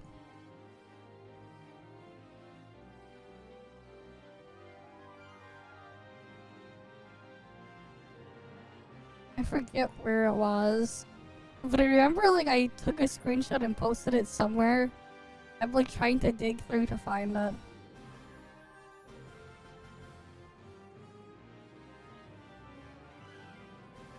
I see. I mean, Brave is based off of Chromium. In terms of like just as like a basic like standalone browser, whatever. Not standalone, but like just a regular browser to use for like regular people and everything. If you don't feel like going crazy into tinkering with all the other things you can do with browsers. Brave is probably like the best overall compared to the other browsers in its default state. Even like if it's like for just like privacy and stuff like that. Of course there are forks of Firefox that are way better, but they take like a lot to configure. Yeah, I found the screenshot.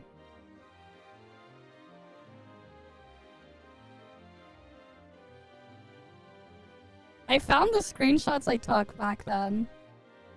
From the community tab, you can see here. People's jobs are at stake, and these devs are making it a joke. Okay, wishlist buy you slap. I got people's jobs taste like steak. I guess people's jobs grill, burn baby burn. No, surely it's not well done. Maybe a medium rare a bit. Wait, can you even see the last one?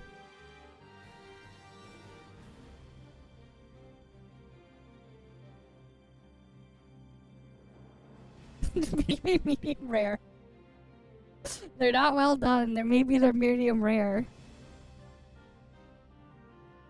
And then there's this one. Will this game support the LG HD TV Plus community?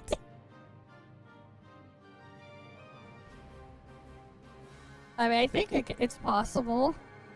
You just got a new LG 8K TV. Want to play the game on it? Will the devs support my gaming choices?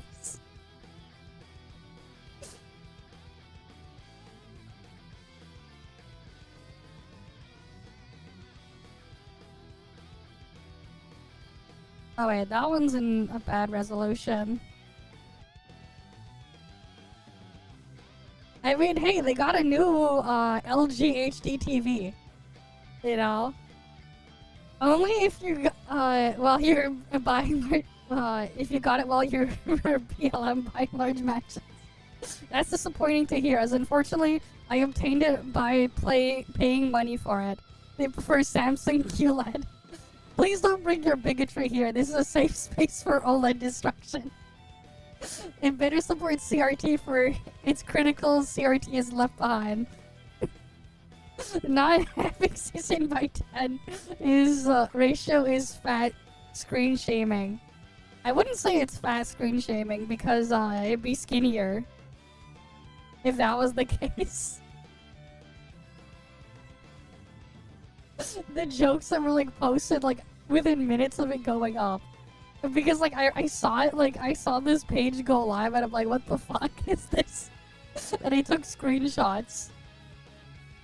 Now it's not widescreen shaming. It'd be skinnier. 16 by 9 is fatter than 16 by 10. What you're thinking is like an ultra wide ratio where the 16 number is wider. Is higher. That would be fatter.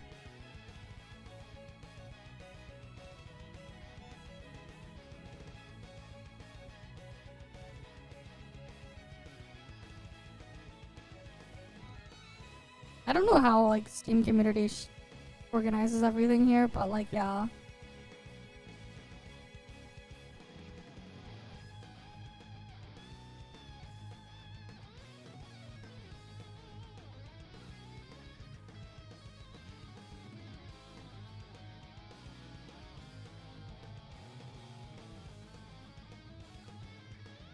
LG TV HD plus options. You got that one.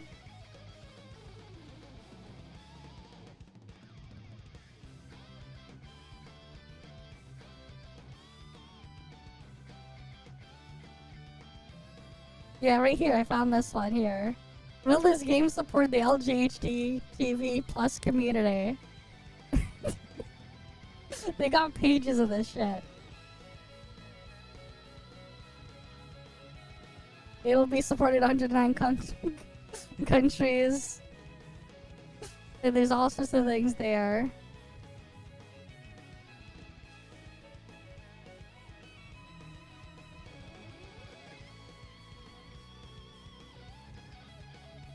How about steak? People's jobs are at stake.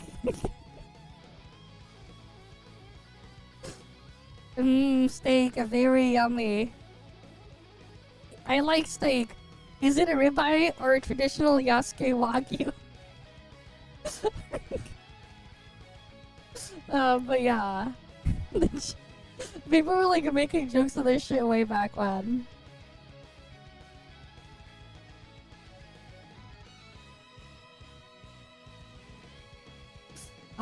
Widescreen could be cool for immersion and stuff like that, but it depends on the content you put on it. Otherwise, you end up with a bunch of black bars.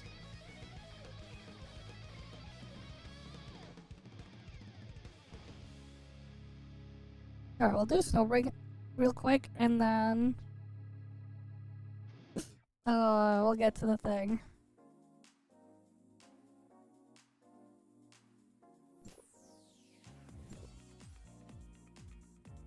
Yeah, Snowbreak is opening it up.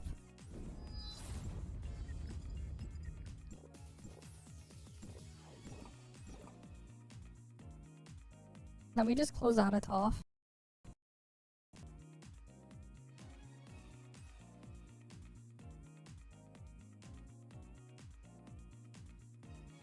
Freaking thing is not letting me alt tab back into ToF so I can close it.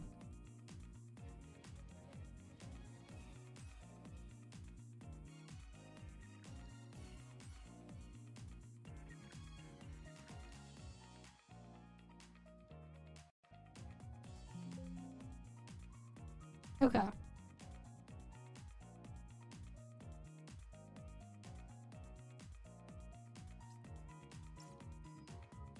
Alright, let's get our Snowbreak stuff done first.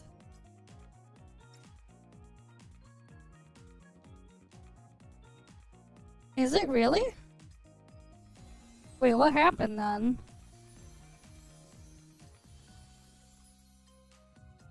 What happened with Hero Games? Is it like what happened with Hero Games, the other company with the hack that apparently happened? That I saw the thing where it said Cater or whatever on it. Is it that thing? I'm just kidding. Anyways, I'm not gonna do my Hero Games right now. No reason to do it right now. Oh shit, I haven't like clicked the thing for Neural Sim.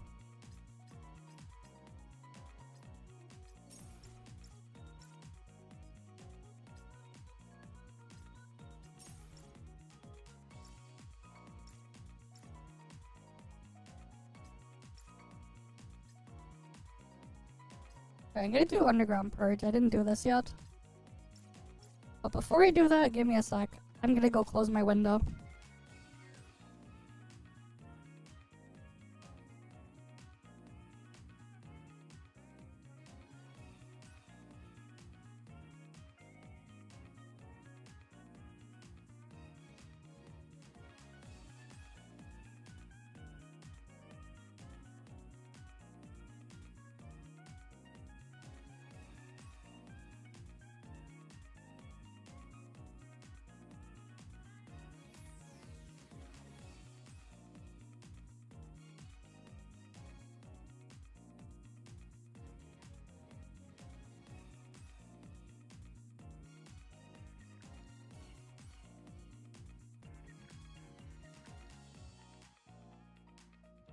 Wait, random defense stages with bugs in it? That is weird. Even with my eyes closed, I can feel you right here beside me, darling. This kind of peace and happiness. It's hard to describe.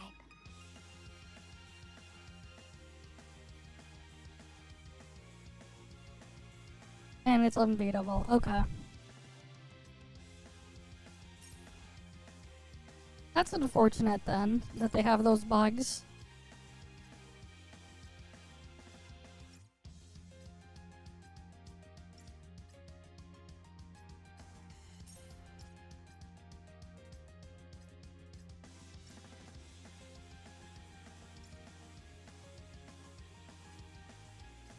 I already claimed all the things. Okay, cool.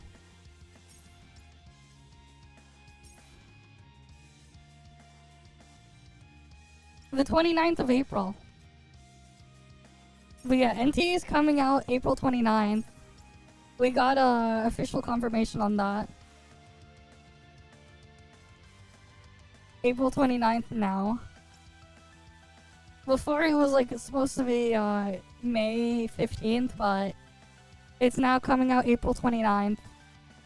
So that's cool. Even sooner now. Alright, so we'll do the stuff here.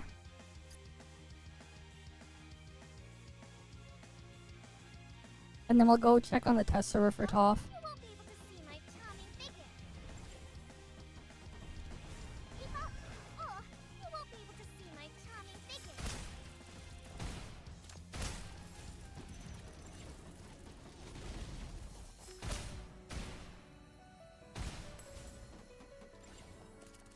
I do wonder though how they'll handle like character releases and stuff like that for tests with NTE.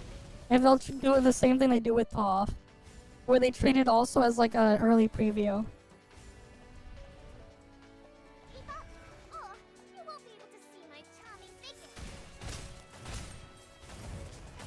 I am curious on how they'll handle it.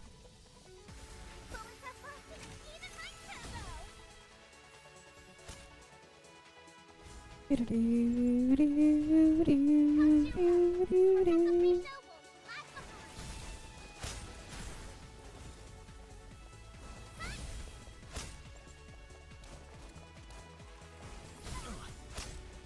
battle arrows find your targets. Hardly worth our concern. Are you sure I'm your best choice?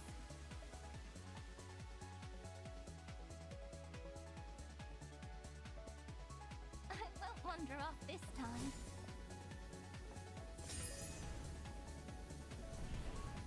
I won't wander off this time. Stay calm, Sirius. You can confuse me. Come and But yeah, it's so unfortunate though that like they missed the opportunity to make this version of Sirius have a costume where she's in a maid outfit with like a holding out a giant broom to do sweeping. That would have been hilarious if they did that for Sirius, where she's just sweeping the floor. Imagine if that was like a skin for this version of Sirius, to have her sweep the floor. Objective complete. All recorded. Right, wouldn't that be funny? If they were to make that a thing. Like, especially with the way she's just like angled like this. Slightly modify the animation a bit. She could be holding a broom or something. That was a close one. Or it'd be funny. Too bad it's not. That was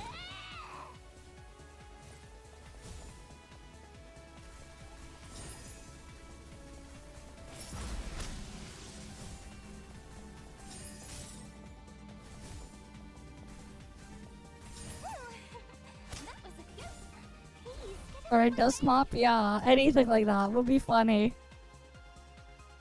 Well, just by running and then just holding it out. Like a huge missed opportunity there.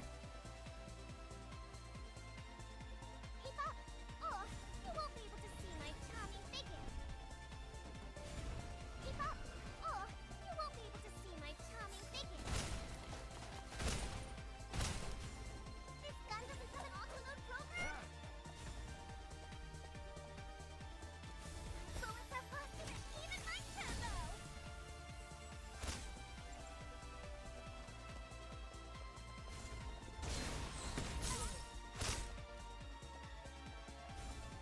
Yeah. I have. Keep up, or you won't be able to see my charming figure.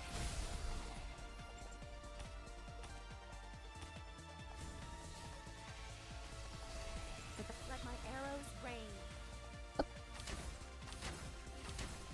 Oh, it's one of those. Hardly worth our concern.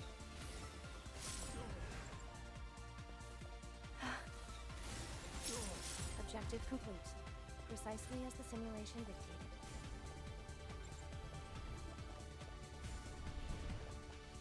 Don't you worry. Professor Frito will lag behind.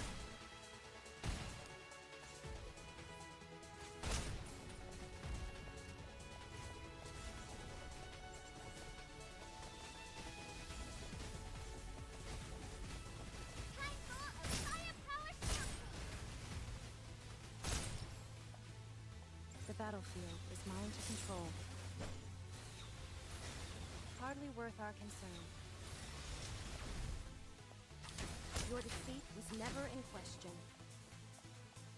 Alright, other side. Do-do-do-do-do, I won't wander off this time. Oh, that's not my job. That's someone else's job. But yeah, there's someone else who does the cleaning.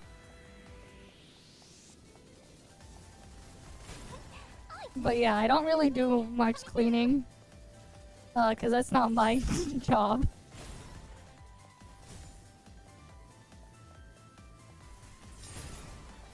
But like, yeah, at home though, I have used the dust mop. I do have I have one and everything. And occasionally I end up like getting refills for the freaking things I put in it at the dollar store. It's just like a freaking dust mop from the dollar store. And then there's like these with the sheets or whatever that I stick at the bottom, whatever it's called. You, Adjutant. But yeah.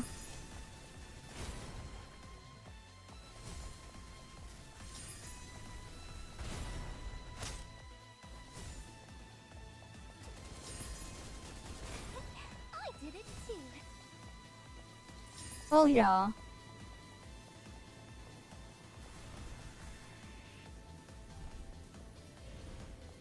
Because I'm not a janitor or whatever. You, Adjutant. That's not my job. Stay calm, Cirrus. You can do I'm supposed. My job is to go supervise and look after the clients it. Coming through. and do activities with them. That was a close one.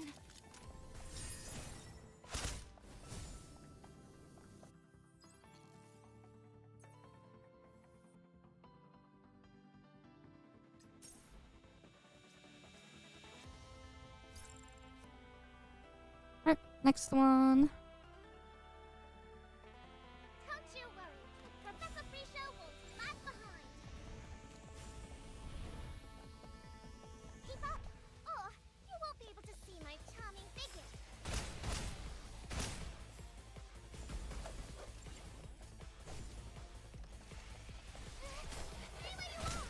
sometimes, but that depends on if the client who needs it is there that day or not.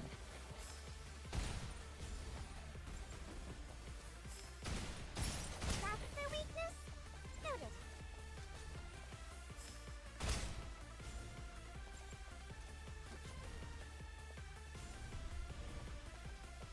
Keep up!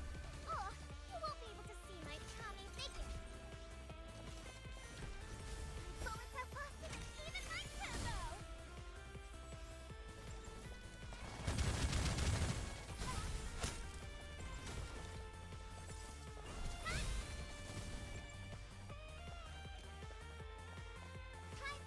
So a lot of the time they bring their own food unless we take them out. But then like I set times they'll take out their food or whatever. Though that depends because sometimes we do take them out in that case. Things are a bit different where because like if we're in places where sometimes they have like money that they break that their parents will provide to go order food for them and stuff like that. Actually no, this is funny. I think I mentioned it before. I don't know if you remember it or not. One of this one client, whenever he goes to this specific restaurant, there's like this special thing we have to have set aside where we basically have to do a weird custom order where we give the kid one of everything on the menu, but like a really tiny portion of everything. If we take him to like a food court where there's a specific shawarma place, and he basically gets the entire menu. It's pretty silly, but like the thing is, it's like I've done it enough times where it's like the freaking where like the manager of the shawarma place and stuff, they recognize me and everything. Where like I place in that order. Same with the kid that who it's for. But yeah. I've actually ordered like basically the entire menu of a place a couple times before. Because yeah. It's actually pretty funny.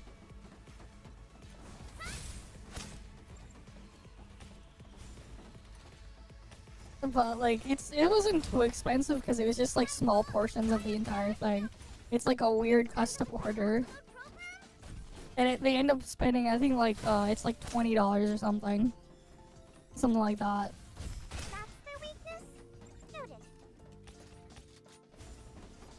For that order The before battlefield tax. is mine to control. Yeah, it was like 20 something before tax, Objective complete. Precisely as the simulation. which is still a decent amount of money, but considering the amount of food. But yeah, and of course the kid is fat. You can guess that kid is fat, but yes. No, it's not that. It's more like it makes it so much easier. It's more so it's just like again, like we've taken them there so many times. And like the kids ordered that thing so many times that it's just like, yeah.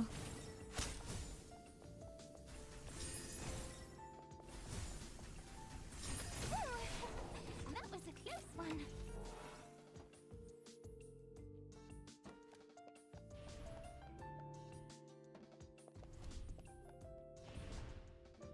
I won't wander off this time. Please, get out of my way. Things do like end up being like a bit weird with certain things as well. Because like we've taken them to places and stuff like that where like because of like the job and everything of being the assistant for the thing there, a lot of the time they have like these special cards that they for like certain places where they get like a pretty big discount on entry fees and like for like admission. And then like because of the thing I'm doing for work, I technically don't pay my own entry, or like they don't even need to pay for my own entry. It's just their entry or whatever that the parents provide. I won't wander off this time. So it's like, I've been to places like the aquarium and stuff like that so many times. Because I get in for free because of work and stuff like that. But like, it's to supervise them, but like, shit's crazy how expensive an adult ticket is. And I'm just like, damn. Nah. I'm not eating dinosaur-shaped nuggets. I'm good. Don't worry. Like, chicken nuggets are great and all, but like...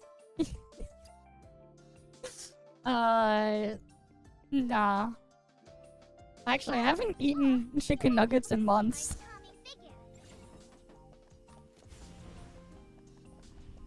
Yeah, I can't remember the last time I had chicken nuggets. It's been a long time. Like, they're cool and all, but like, they're not the type of thing I would go after.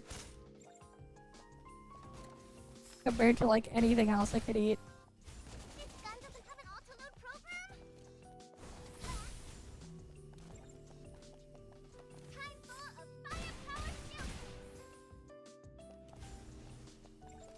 Usually I'll just eat a sandwich or something.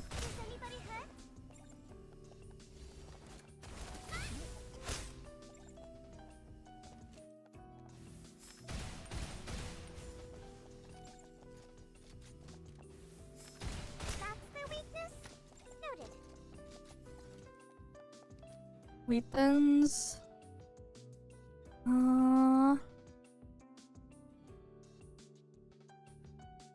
don't know. What were the wheat thins again?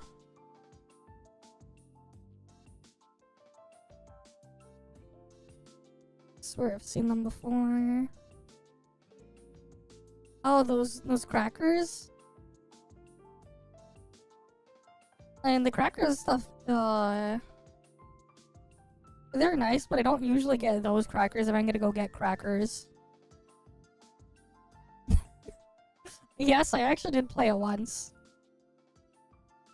Actually, yeah, I played it once a year ago. It was because of what happened was about a year ago, we did this ToF stream with a bunch of other, with a bunch of other people as a collab stream. And then, like, there was a bounty for Marvel Rivals after the thing was done that we had to do. I was with, like, 3 other people. We had, like, and we were just, like, we played Marvel Rivals for a bit. It crashed my PC, like, twice on stream. So a lot of the VOD was never saved because, I never restarted the YouTube thing. But it was like a Marvel Rivals that caused it, and it wasn't just my end that had the problem too. Literally, like, the 4 of us were in a call, and like we each crashed a couple times during that. It was funny.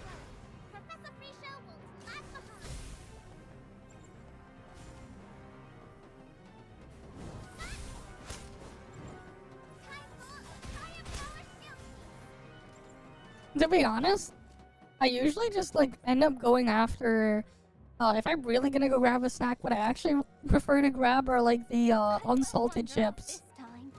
I'll usually look for stuff like unsalted chips. Or like low salt. I would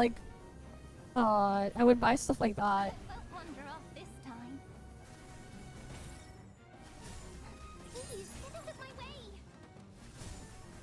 Cause like, you know...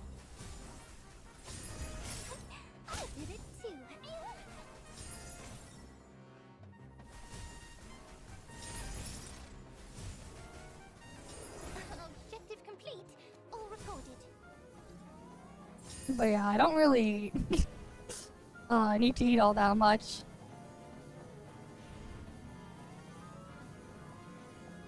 I'll stay close to you, Adjutant.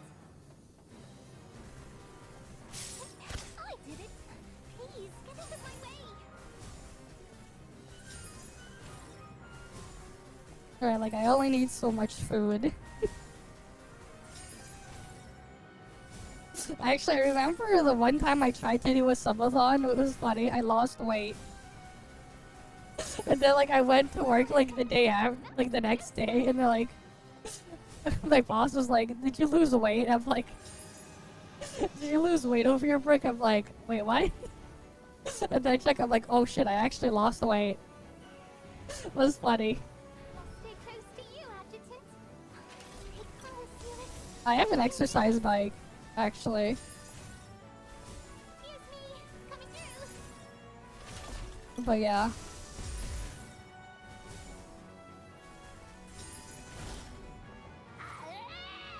Oh, I know, I wanted to switch to her.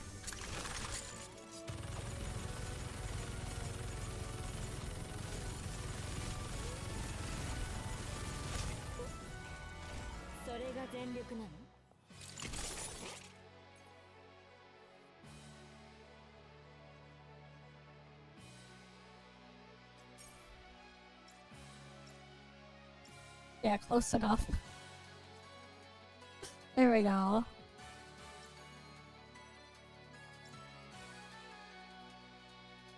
Yeah, that's what they just have in the game. They have a bunch of wallpapers of all time.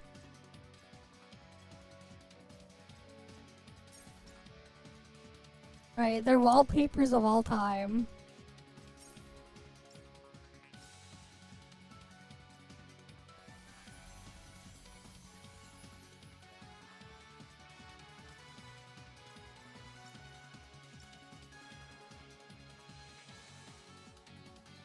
Okay.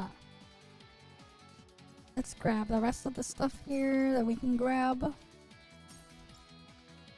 Alright, I still gotta slowly clean out everything here in the shop. Darling.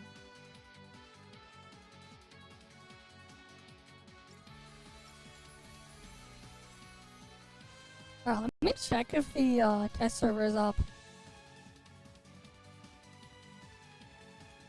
Because it should be up soon, if not already.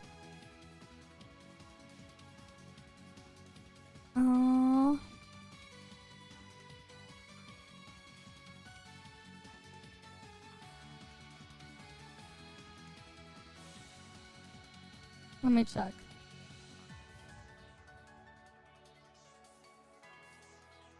Okay, it looks like the test server is up.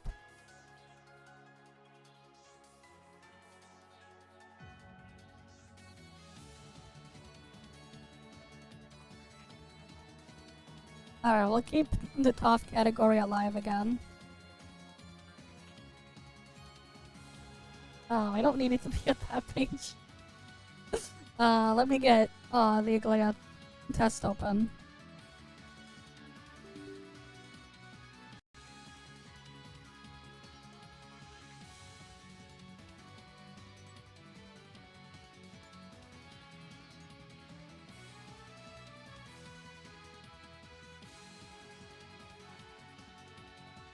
But yeah, it's like one time I did try to do a subathon or whatever for like 3 days. And this was like 2 years ago. Was it? Yeah, I think it was like 2 years ago or something. I actually lost weight during that. Somehow I lost a little bit of weight. Which was funny. The deep space is right ahead. Alright. The test server is here. Let's go give Agleia a look.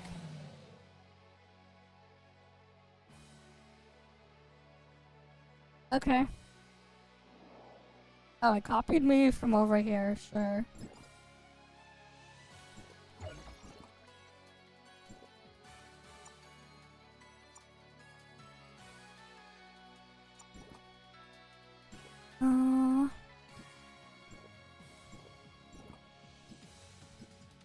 So when are they giving us the stuff?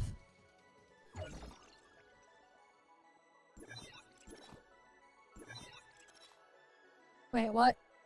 Did I actually? I guess I'll have to check that on the regular server.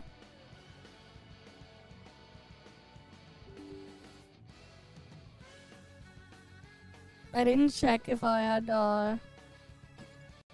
thing there.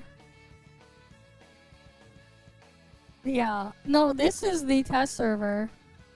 When are they setting the weapons? This is the gacha test server.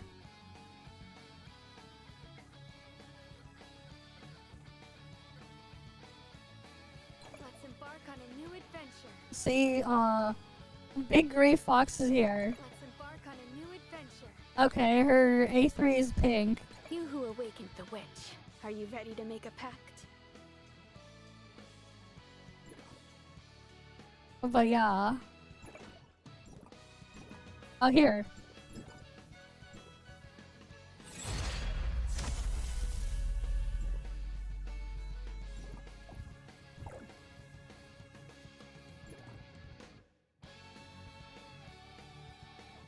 Yeah, because I didn't have Helene, so we got Helene as well.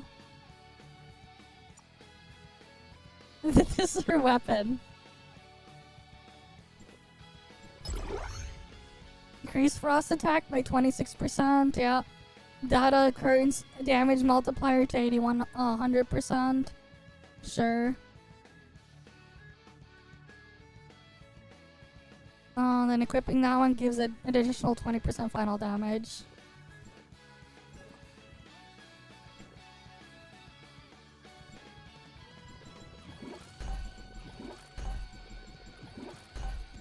Alright, I'm gonna go level up her weapon.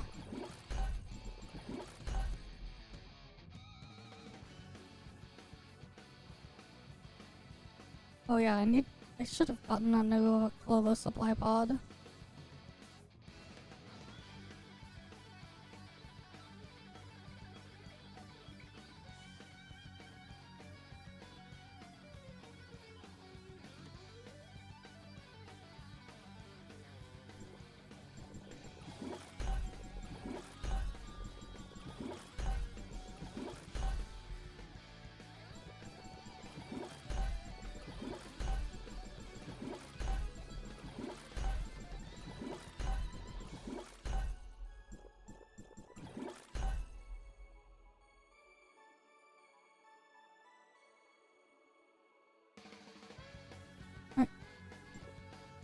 Oh yeah, I didn't check.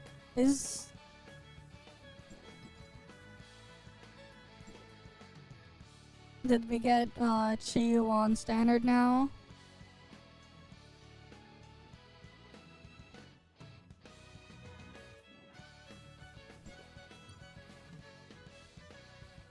Yep, Chiyu is there.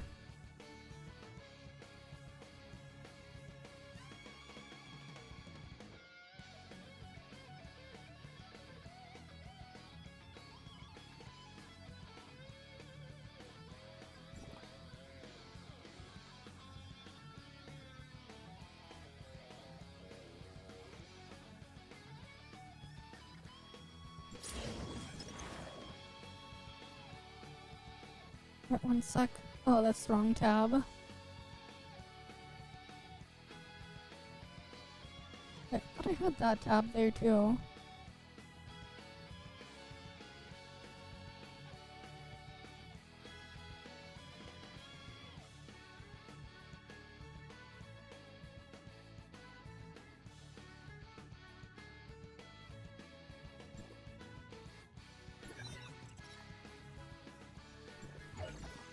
Yeah, there's like no reason to claim all that.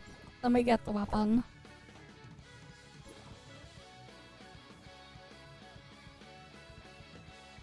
Leveled up, where is it?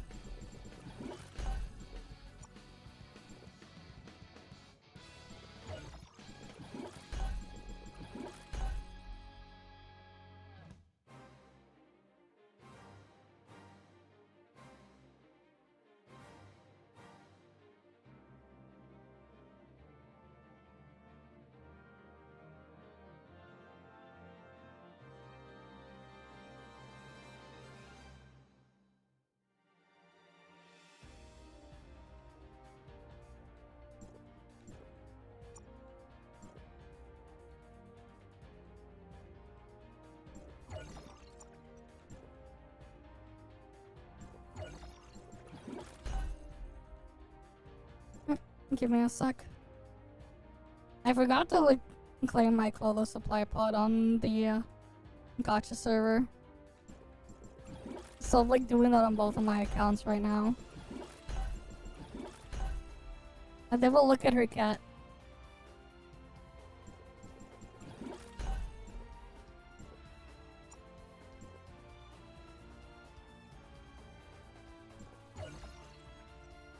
Oh, my exploration AFK macro finished. Not macro. Just my exploration one finished.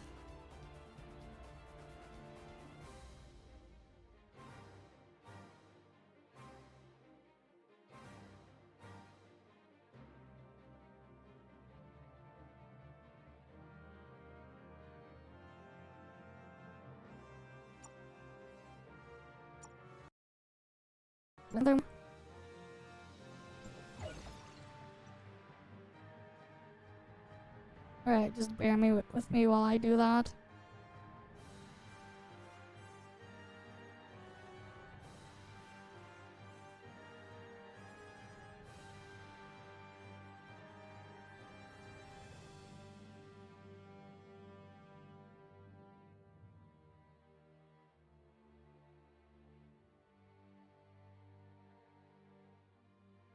Alright, I just set another exploration 99 waves.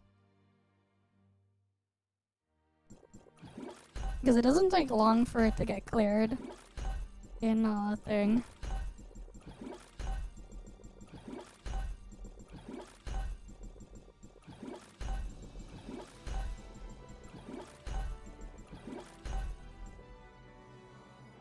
They get for anticipated back stream. We did one yesterday as well. We were in the bathtub yesterday on stream as well.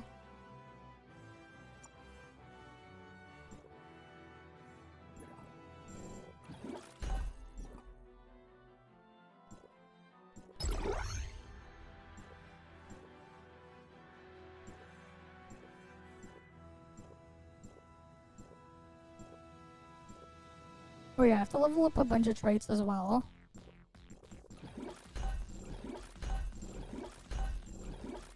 Did we get any new relics? I'll have to check.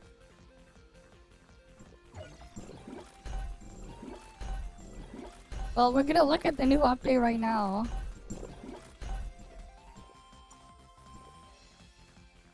This is the 3.7 server, test server.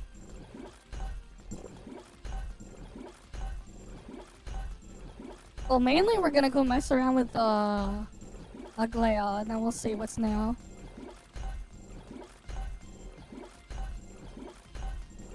Though I'd rather save story for when we do it on live server. And not spoil it.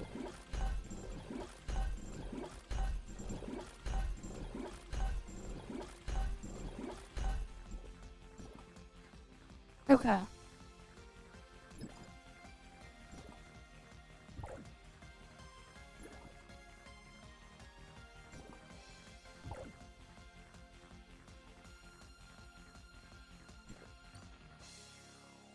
Alright, this is the faction store stuff. That's for the PvP mode. I haven't touched any of that. Any of that. Let's embark on a new adventure. What is her trait? Reduces stamina cost of flying around using cluster computation by 50%. Domains, Veils, aim mode no longer cost stamina. Wait. Damn. She has like no damaging trait. Are they like slowly just gonna use power creep to get rid of us? To stop us from using these traits? That's gonna be funny. Where should we go play today?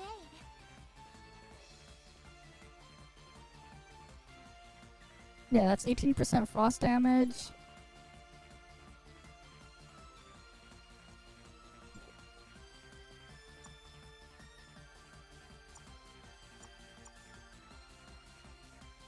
Alright, she wants decorations and toys.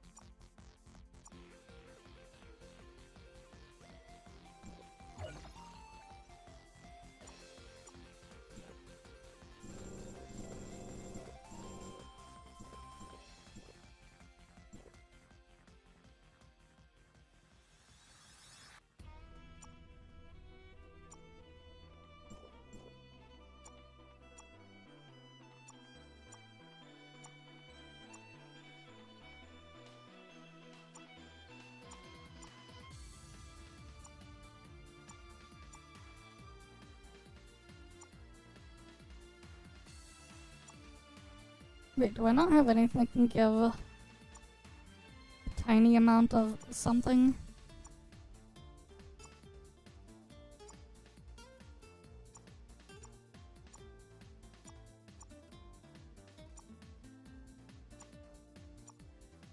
No, all the green ones are like that.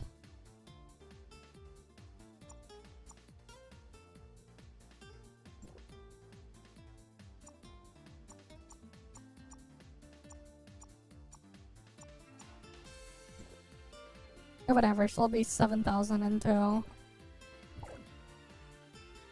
embark on a new adventure. She wants metal games collectibles.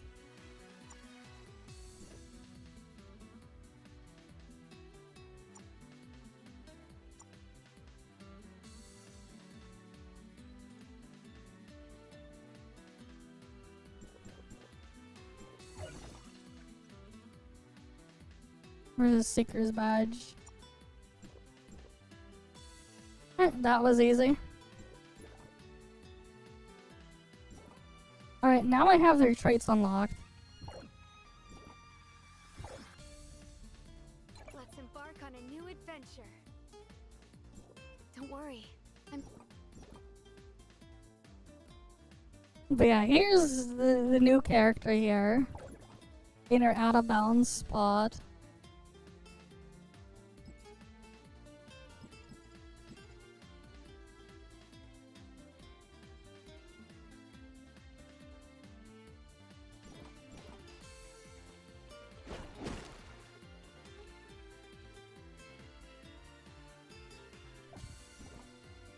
Right. Let's put her weapon on. What does her weapon even do?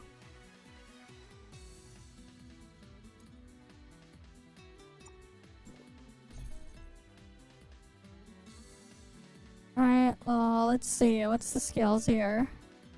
Normal attack, launch 4 executive strikes. Using protocol decryption, second, third, and fourth hit grants 2 encrypted data if hostile intruder is active. Press normal attack during the fourth strike to cancel the attack wind down, and launch the second strike. Okay.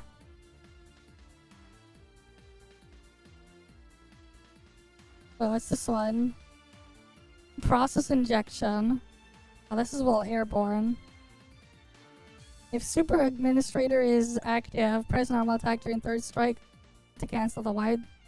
Okay. Why does this say 0%? The hell are they doing? While normal attack, hold normal attack while airborne to use, and Super Administrator is inactive to enter aim mode.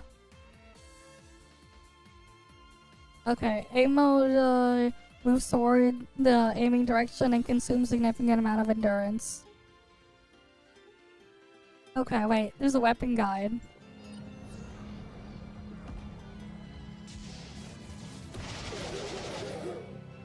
Use normal attack after casting Critical Heart's data vortex. Then cast Permission Breach. Wait. Stand by ready. The freaking text went too quickly. Mode release. Goodbye. Oh yeah, this is the old rotation with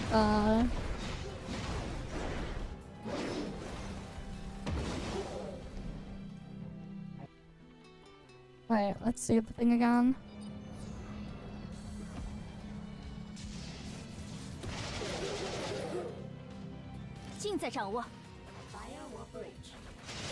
So you just spam normal attack? Okay.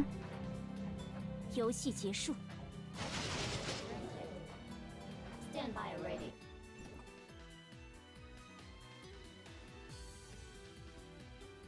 Further advancements increases frost damage by 6%.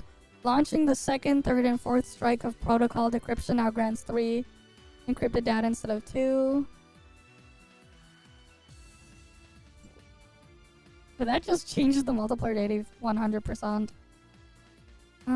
Ignores 25% of the target's resistant.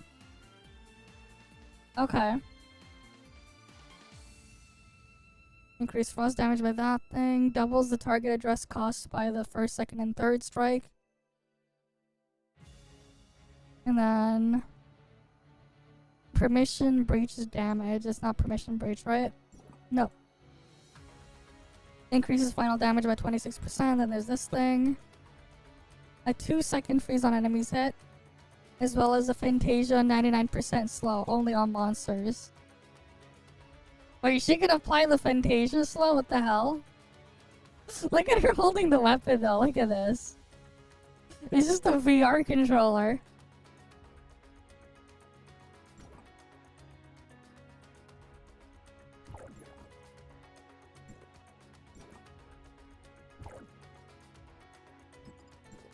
Let's just see it on the cactus first.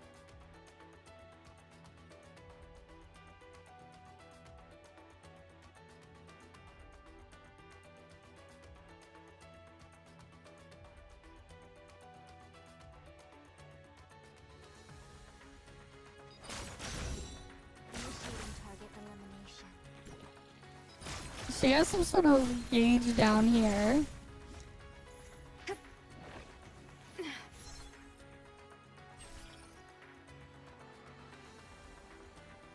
What the hell?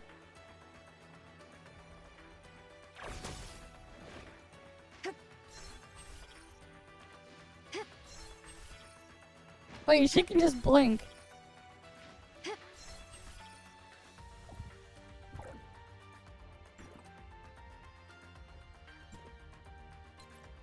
So put on her trait.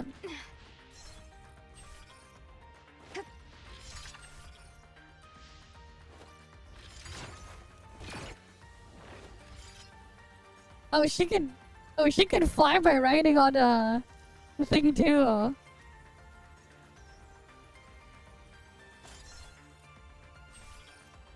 Wait, she has the best movement in the game now. What the hell?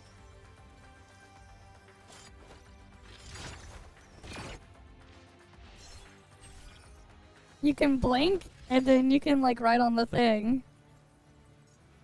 And you can actually steer it and stuff, unlike the original version of Grey Fox. Okay, that's crazy. They actually power creep Ventoria movement. She has the blink.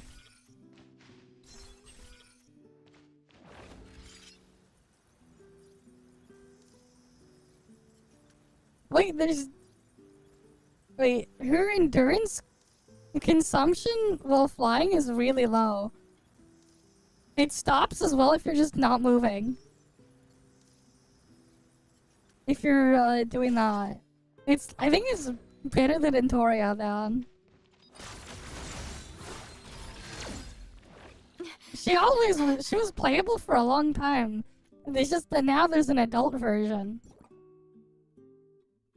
It's the adult version of Grey Fox. Wait. Threat removed.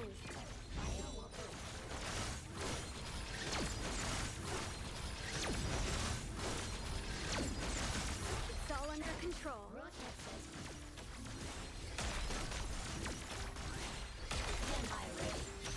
Annihilate enemies. Game over. Oh, well, that's pretty simple to play. Annihilate enemies.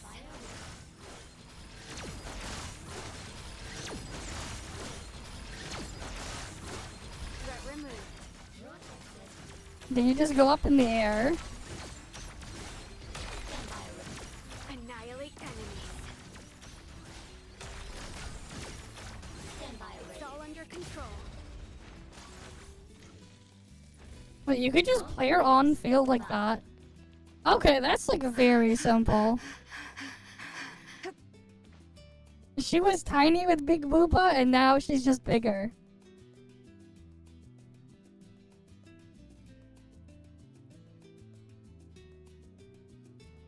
But yeah.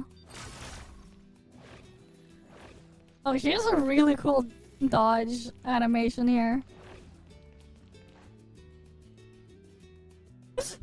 That would be hilarious. If that happens, she cucks herself. Denied by herself.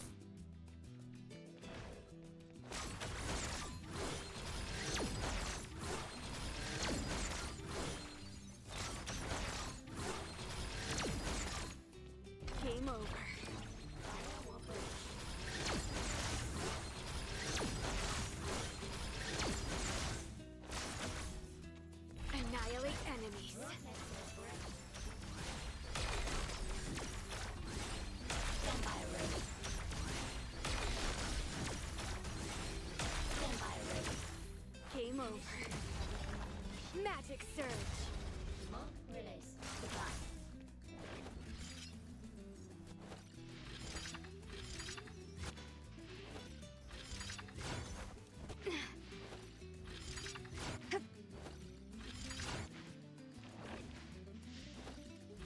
She doesn't have an aerial combo, it looks like.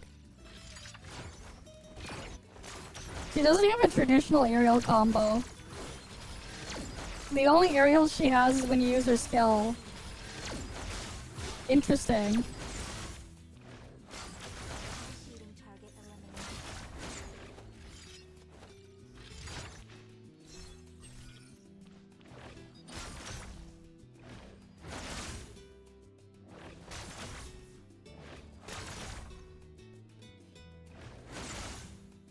Wait, does she only have 2 dodges? 2 different dodge thingies?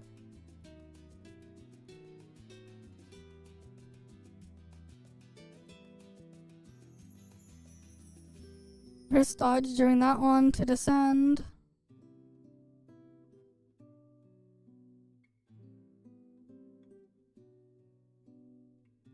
Wait, here, wait. Hold dodge to perfect directional dodge to activate cluster computation, take flight. Press dodge during cluster to descend. Press normal attack during cluster during flight while supermiss thing to launch a process injection.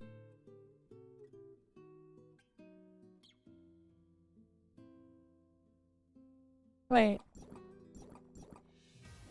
Don't tell me.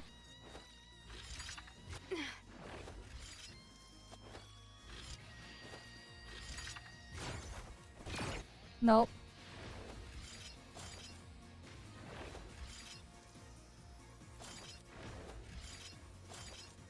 Wait, what?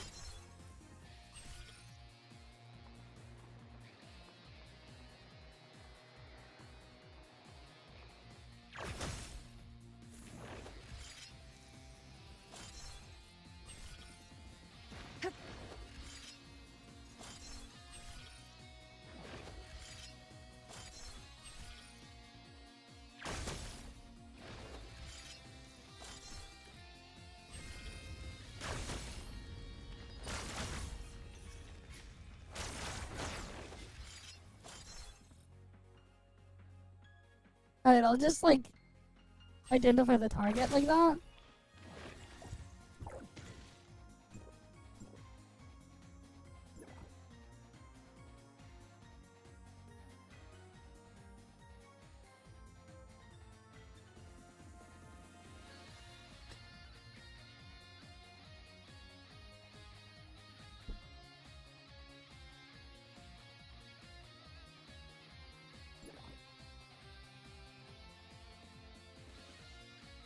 Hold normal attack while airborne, and super administrators inactive to enter aim mode, yeah. You cast special skill to deactivate the camouflage. You get the teleport. Hot bomb patch. Press normal attack while airborne, or use normal attack while climbing, to jumping backward, or using jetpack trigger. Falling hot bomb patch. During fall, each hit deals damage there. Okay. So what does her skill actually do? Deals a bunch of damage here, and inflicts force impact on target, okay? And then you get hyper body 25 seconds. Activates hostile intruder. Grants 2 encrypted data upon the 2nd, 3rd, and 4th strike. Permission breach unlocks upon collecting 18 encrypted data. Okay. Oh, so then like her advancement will let you do the thing faster. Okay. One of them will just let you go through it faster.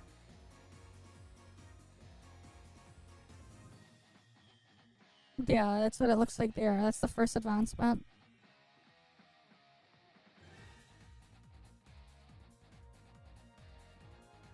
Oh, and then there's this thing.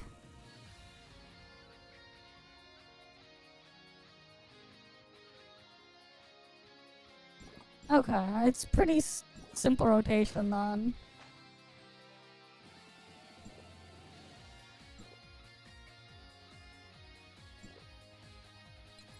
So for this, we're gonna be using Void Piercer straight for this setup.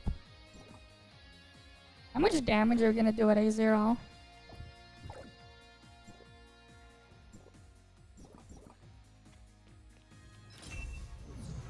Game over. Magic surge.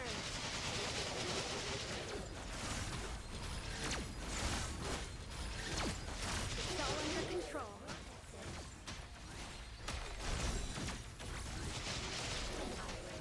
Magic surge. Annihilate enemies.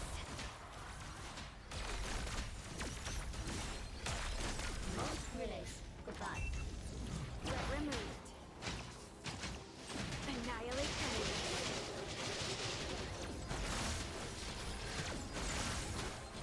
Oh, that's pretty good. It's all under control.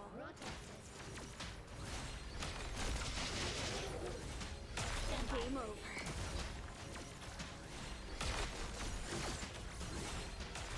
It's all under control. Threat removed. It's all under control. Wait, she can... You can cast her discharge and just press her skill immediately. Annihilate enemies. Oh, that's actually pretty nice. Magic surge.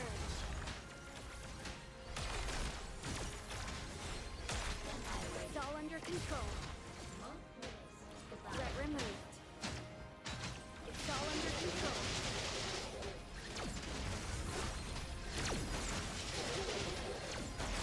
Threat removed.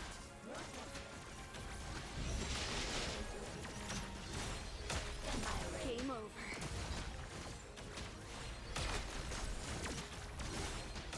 Annihilate enemies. Threat removed. Magic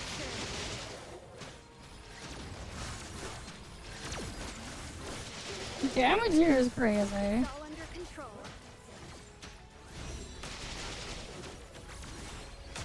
Annihilate enemies.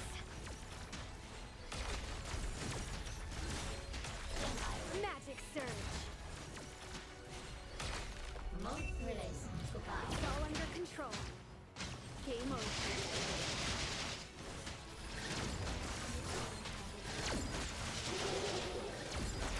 Annihilate enemies.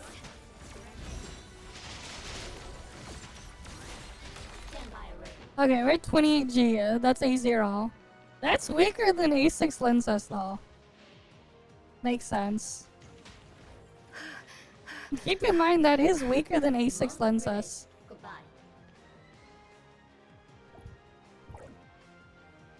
That is a bit weaker than A6 Lenses. Yeah, I'll show you Lenses.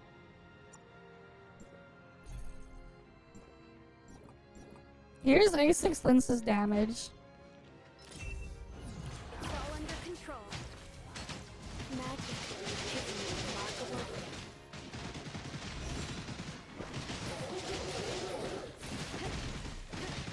Right, like we're on same gear, same stats, everything.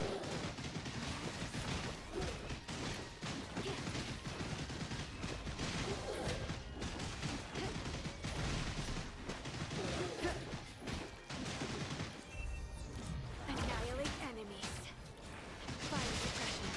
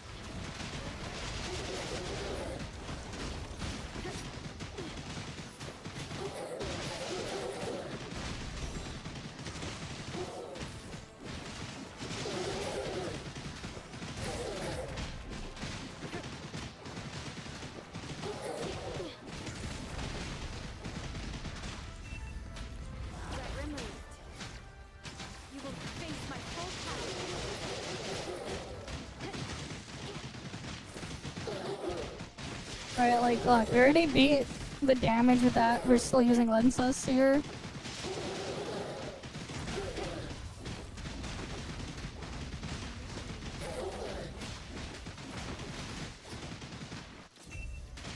Game over. Behold, the witch's new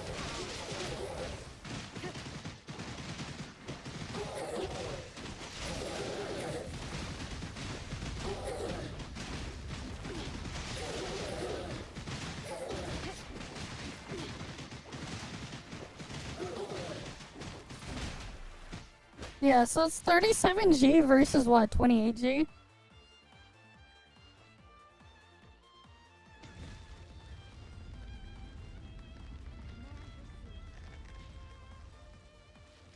So, like, it's 75% of my damage.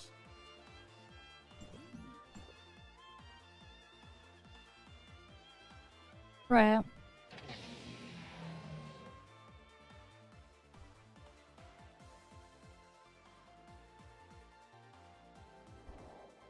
It's really not that... Like, it's obviously not doing the same level of damage.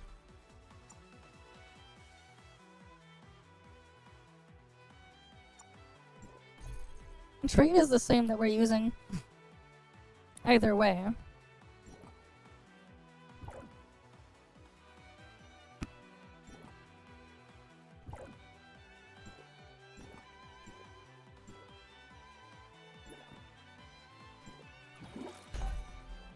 So now we'll do A1.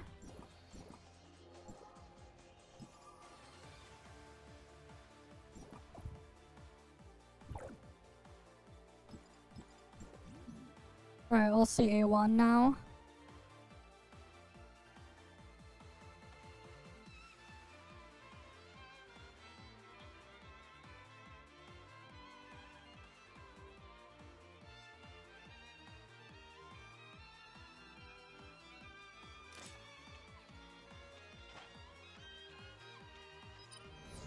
annihilate enemies. Game over.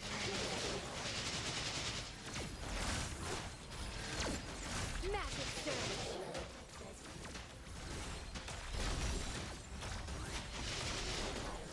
Game over. Annihilate enemies. Threat removed. Game over.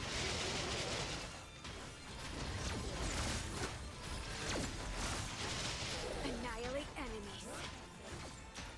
Alright, this is still lower, but it's a bit higher now than before. Magic surge.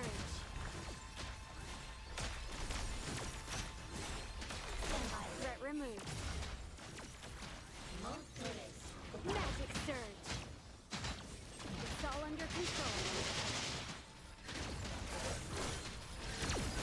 Threat removed.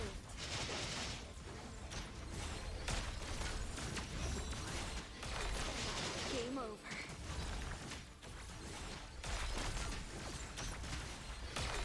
Threat removed. Annihilate enemies. Magic surge.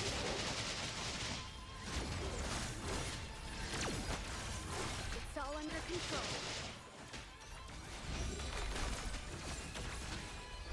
Annihilate enemies.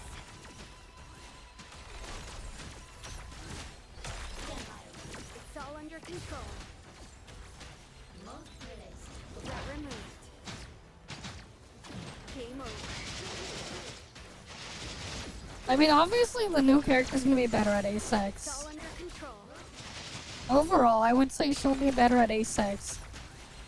But, like, obviously I'm gonna need an A6er to even have her beat the old one. Annihilate enemies. Magic surge. Annihilate enemies. It's all under control.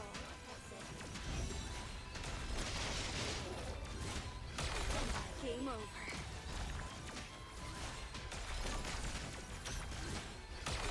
Threat removed. It's all under control.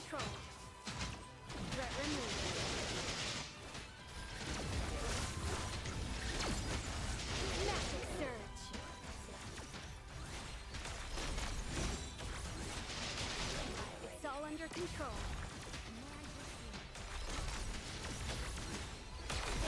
Threat removed. Oh wait, I wasn't paying attention, they went over. But like, 3 minutes to do the same I did in 2.5 minutes. I mean, that's an improvement, but like, it's still worse.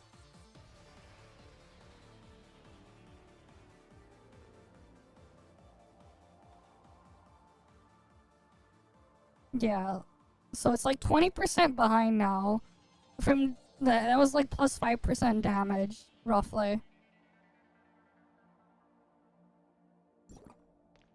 Right, that was roughly 5% more damage than the previous one over base to get A1, which makes sense. Considering what the effect does, 6% more damage, but it's additive to a bunch of other stuff that I have a bunch of buffs to already, and then the faster trigger for stuff. For A1, makes sense.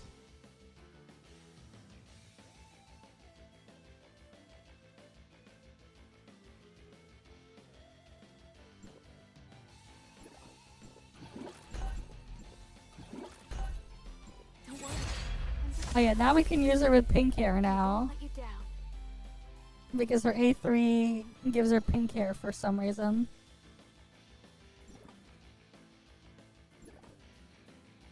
Let's embark Why on is a that new one pink adventure. hair, but then Ready to go. Ready to she has blonde in this one? It's weird how she has blonde in her network version, but then the grown-up version has pink hair in the A3. It's weird. Let's embark on a new adventure.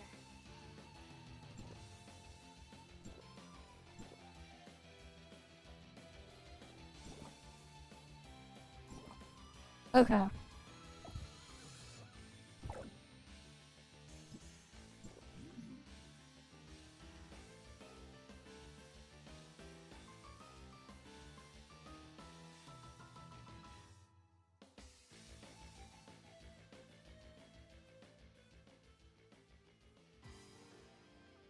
Gray Fox faster, I guess.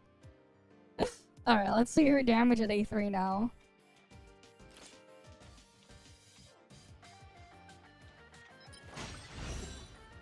I'm just gonna pre-stack that.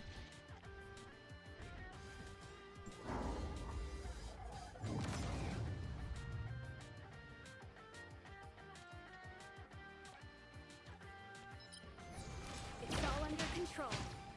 Magic surge. Annihilate enemies.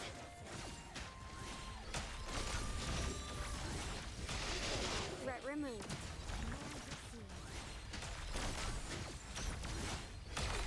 Magic surge.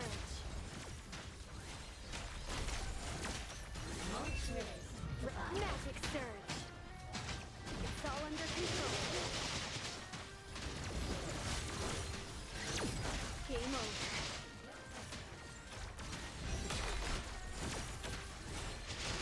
Magic surge. Threat removed. Magic surge. Threat removed.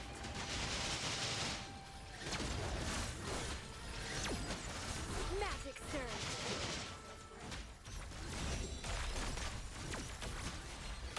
Annihilate. Oh, wait, this doesn't give us anything because it's just res ignore, right? Threat removed. Game over. Magic surge.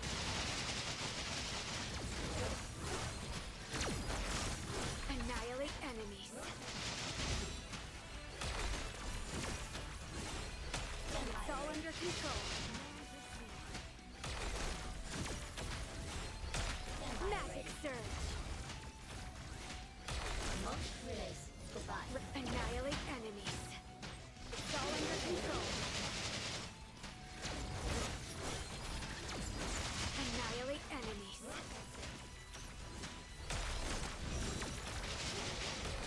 It's all under control.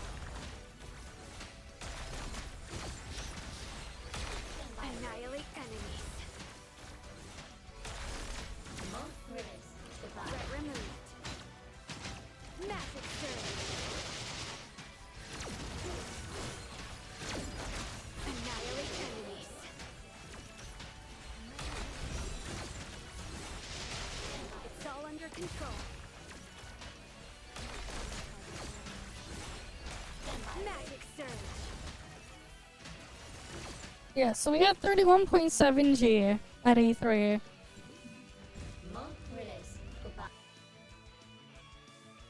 Technically, we're still weaker than my A6 Lindsys setup. Because we also hit the cap of thing. Because for some reason they gave her like a very big res ignore. Compared to the others, she gets what, 30% on Lana. So, wait, what was A3 again? Oh yeah, it's just res ignore and survivability. At A3. That makes sense. Then A5 should give us a little bit more damage. And then A6 is where we get caught up.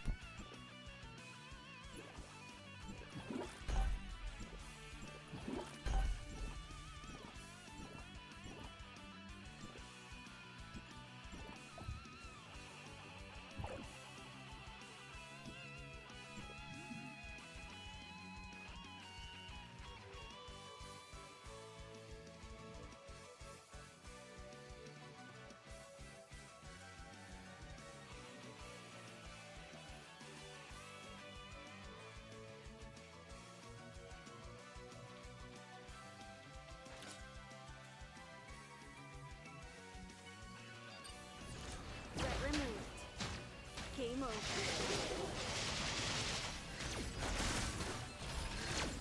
It's all under control. Magic surge. Threat removed.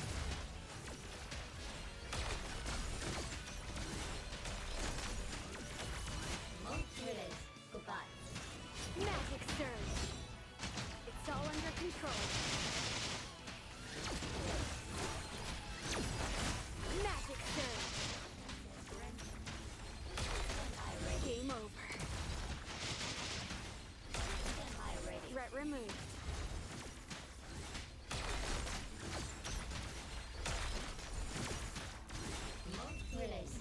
Magic's all under control.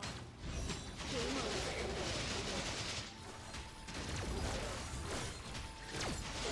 It's all under control. Threat removed. Game over.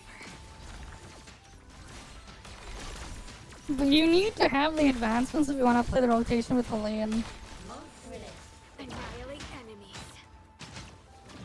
It's all under control. Otherwise the rotation is like really bad. It's like unplayable with the lane if you don't have the advancement.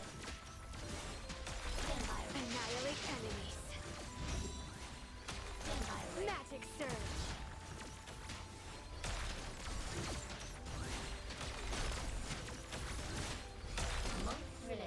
Threat. It's all under control. Annihilate enemies.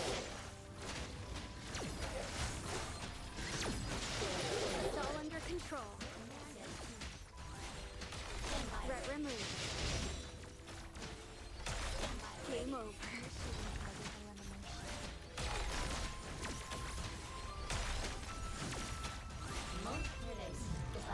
Annihilate enemies. Magic surge.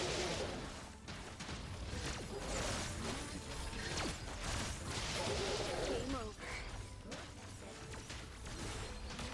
Annihilate enemies. Magic surge. Yeah, so that's 33.8 G. At A5. The A5 Wagyu, not enough. Need A6 Wagyu.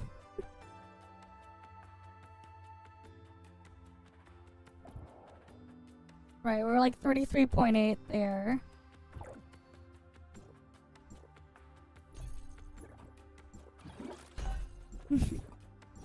Oh, you haven't seen. Wait. I actually didn't check. Did we have more dorm? Oh shit! She has a separate dorm too. We'll have to look at the dorm stuff after. Here, we'll go use the A6 variant. Don't worry.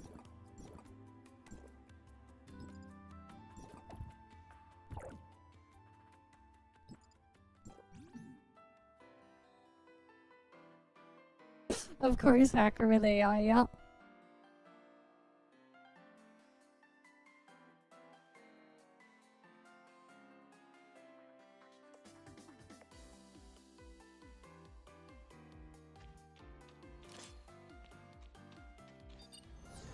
Threat removed.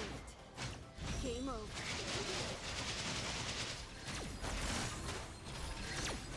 Annihilate enemies. Game over. Magic surge.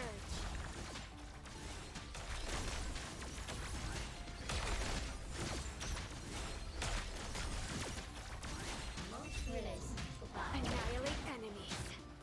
It's all under control.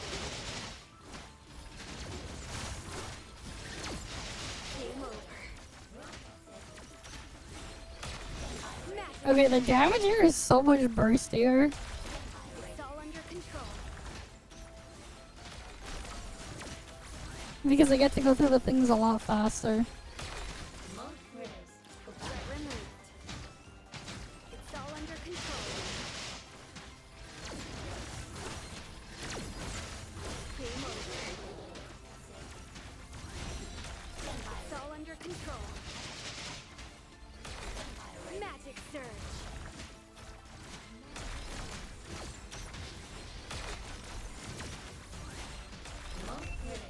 Threat removed. Magic surge.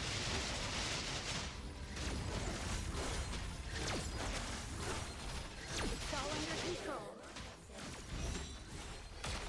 Magic surge. Game over.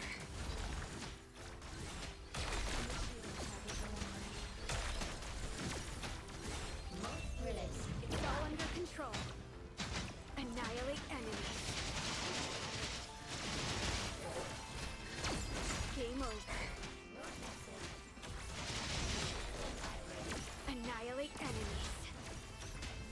Game over.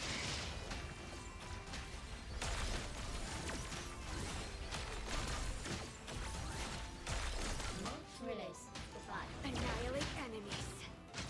Threat removed. Game over. It's all under control. Threat removed.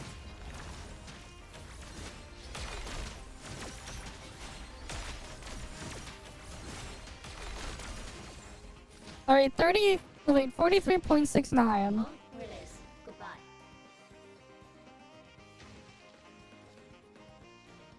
Divide that by 37, and that is 18%. Right, after a year, we only have 18% power creep.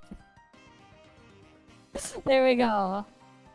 After almost a year, it'll basically only just be 18% creep. Imagine. Right, this is on the gotcha server. What did the weirdos and crazy people say again about ToF power creep?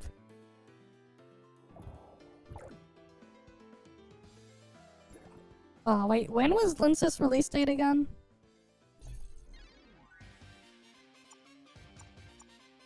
Oh, let me just double check.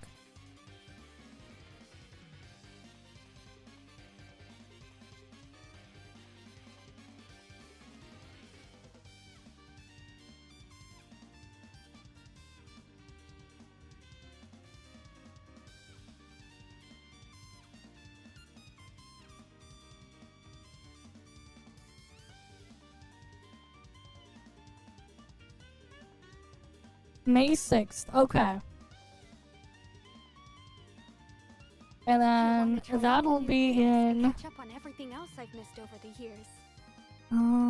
When is the thing going live? That's like a week from now, I'm pretty sure. Wait, no, a week and a bit. So like 2 weeks from now, that would probably be what? March 10th? should be March 10th then, is the release.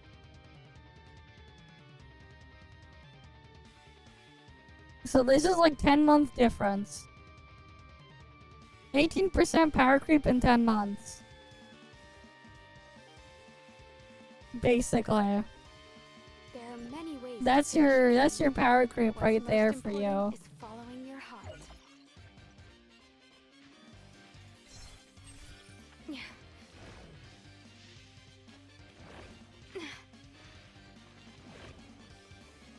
Crazy power creep, only 18% in 10 months.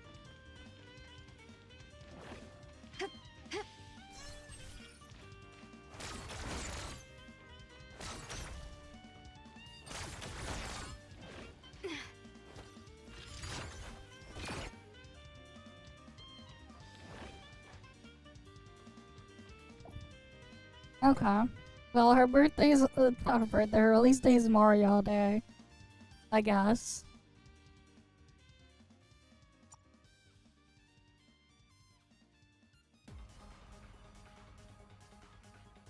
But yeah.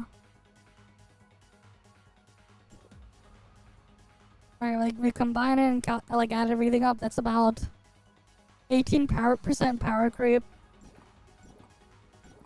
over a year. Roughly a year time span. For a unit of the same role. Of course, you know, things are different when you combine it 3 times over, right?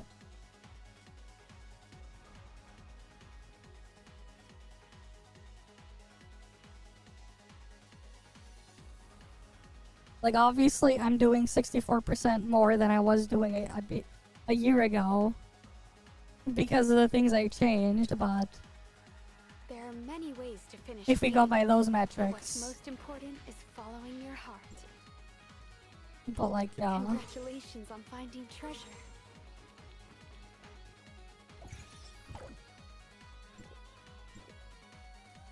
Actually, wait, no, what was I using like a year ago?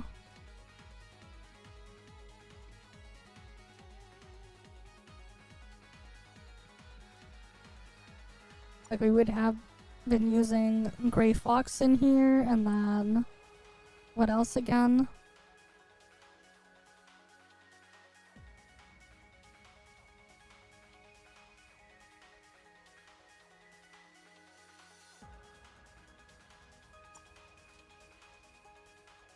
Fuck, I forget who else we were using way back. I forgot what I was like using like a year ago at this point. Outside of Void Piercer, Gray Fox, what was the other weapon? Oh wait, Nola. Now I remember. Like, I just wanted to forget. Like, if we go back in time a year...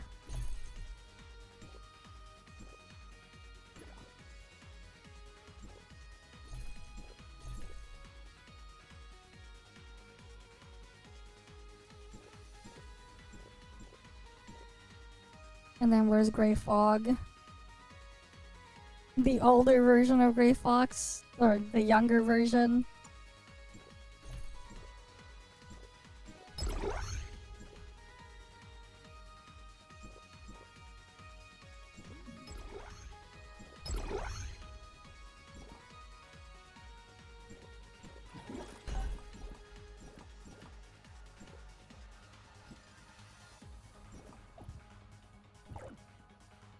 And like, we're still using the same trait after all this time.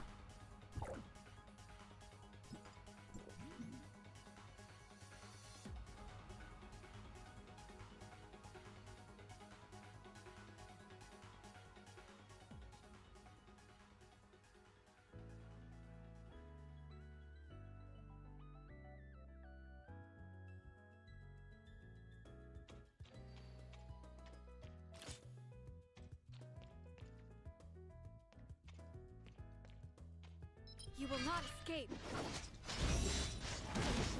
Game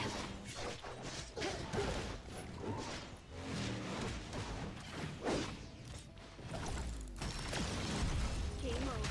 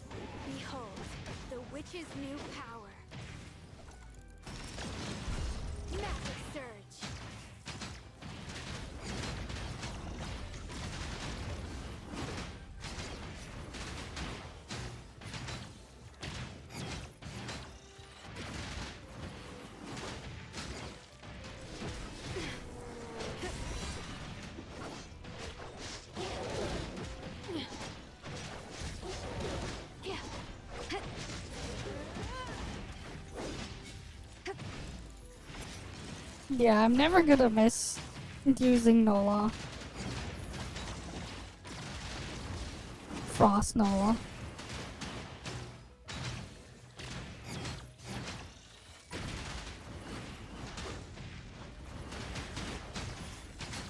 Magic, isn't it remarkable? You will not escape. It's all under control.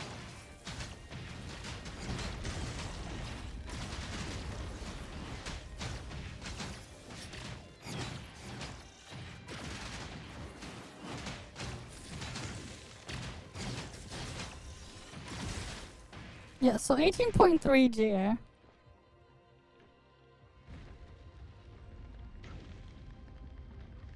Yeah, so basically like half the damage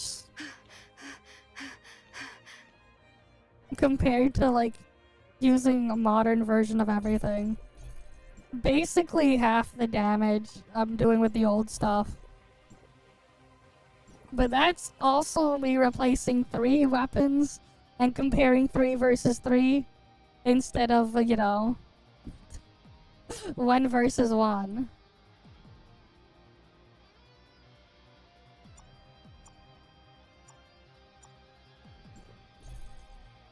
Right, like that's like doing an unfair comparison versus a fairer comparison. Comparing against what you're replacing. But yeah.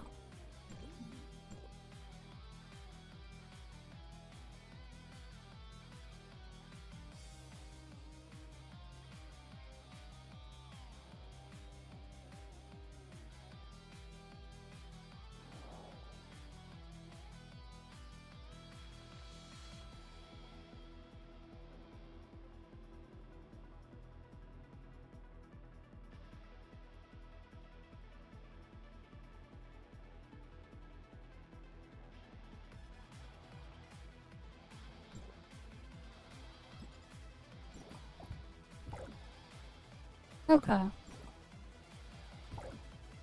Let's go see what her dorm is about then.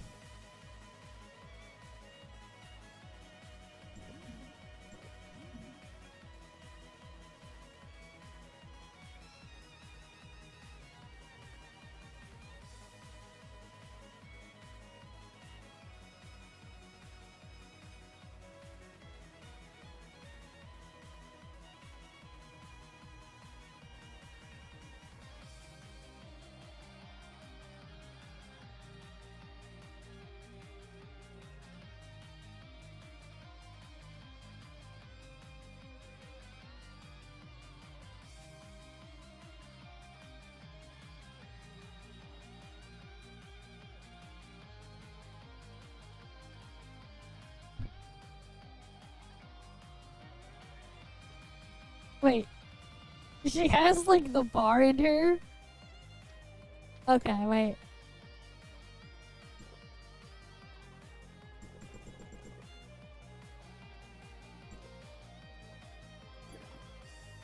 Oh, these are not available? I wonder when they release these scenes then. How do we get the scenes for this stuff?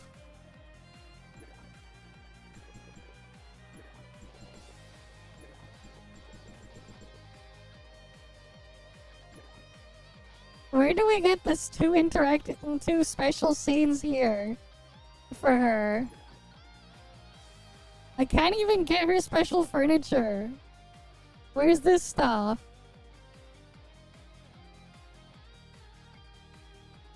Come on. What's she doing here? Everyone has left.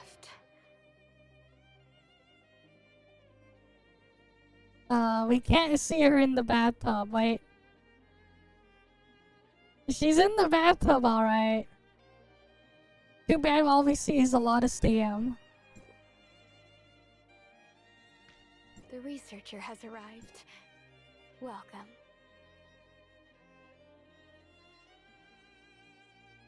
Yeah, we can't use any of those interactions. They're not letting me. We could have her take a nap, though.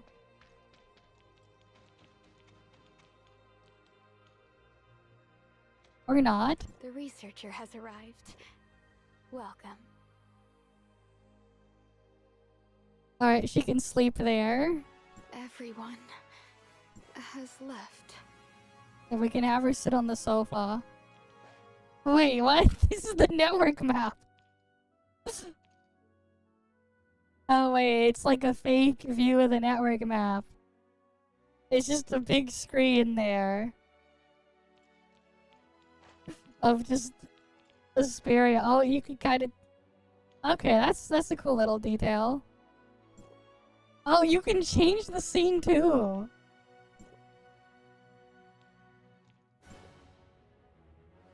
Oh, you can change the direction? Oh, and you can change like time of day. Oh, you can turn it off.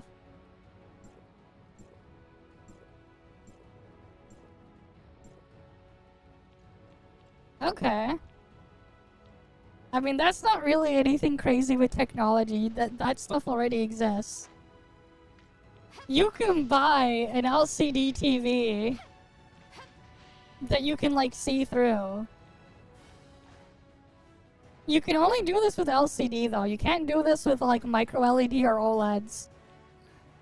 If you've seen the inside of an LCD display, like, this is not crazy technology. This is the thing. I don't recommend doing it, though. But, like, this type of shit on a display is not crazy new technology or sci-fi technology. It exists right now. You can make it yourself if you really wanted to, but you would need to be willing to deal with destroying an LCD display. You would have to destroy an LCD display to do it. But you can do that. So, are we going to stay in and play games together? Or change and head out?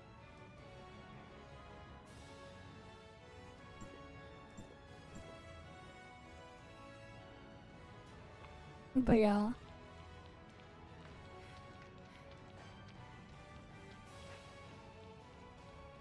Like, it is not some crazy technology or whatever.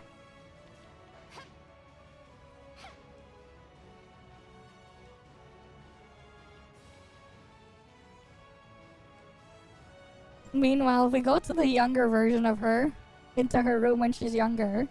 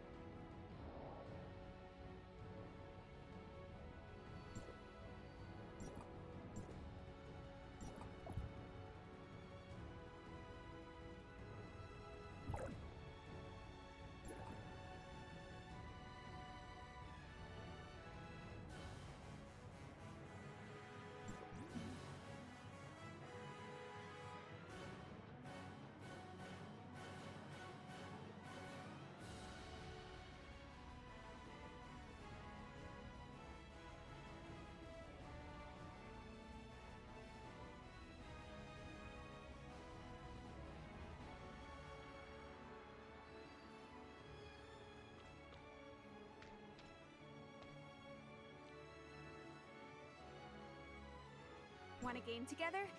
It's easy to learn, I promise. Wait, did I not get the other thing?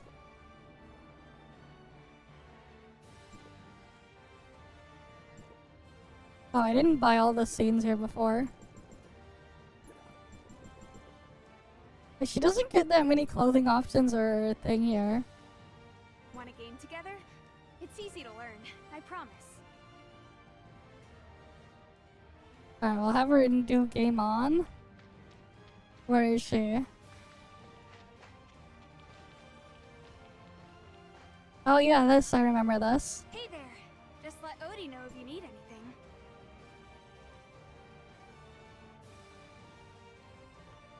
We can have her go control the droid down here.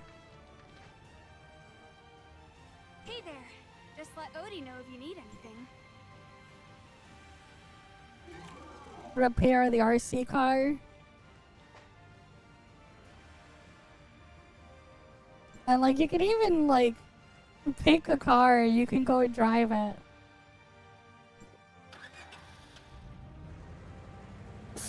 Right.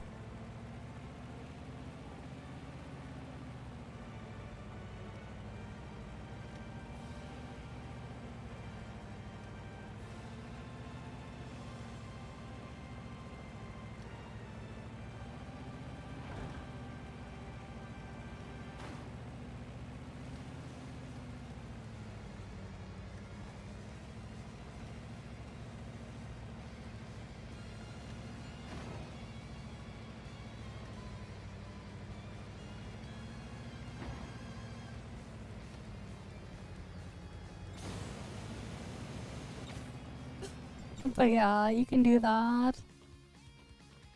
Want a game together? It's easy to learn, I promise. What's this one? She making candy?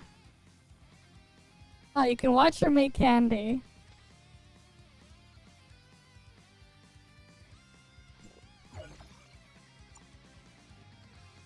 Wait, what?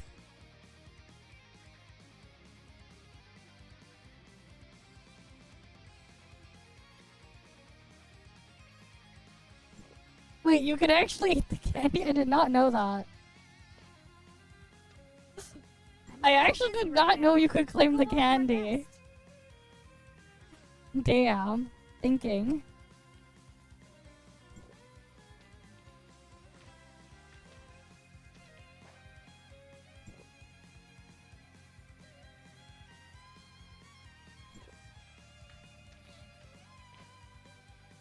I'm a little busy right now. Go welcome our guest. Wait, what is this?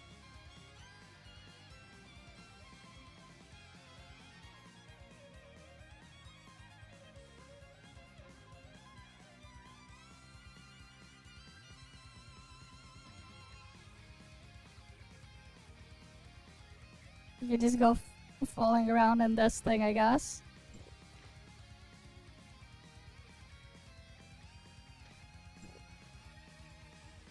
And then she has interactive scenes I here. want to play games with you today. Is that okay?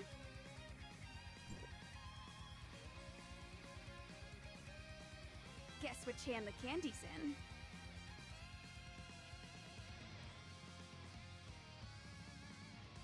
Nope. Come on, even Anka got it right. Try again. You're pretty sharp. Shouldn't have gone easy on you.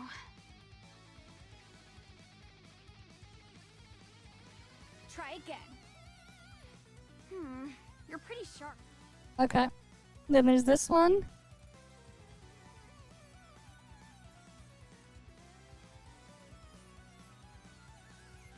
Huh? What's wrong?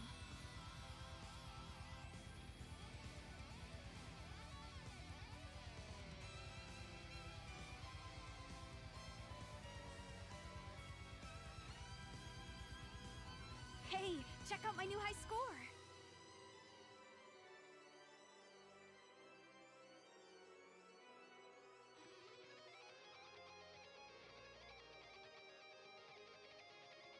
Come on, don't treat me like a child. Okay.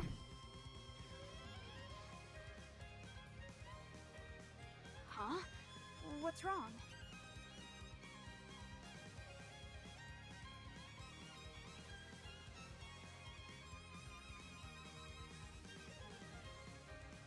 And then I clicked up there. Jeez, my hair's a mess now. Alright, so that was her younger self, and this is an actual real thing of what's out there. Because this is in a simulation of the past or whatever. This one's like, it's not a fake screen of the outdoors there. It is the actual map.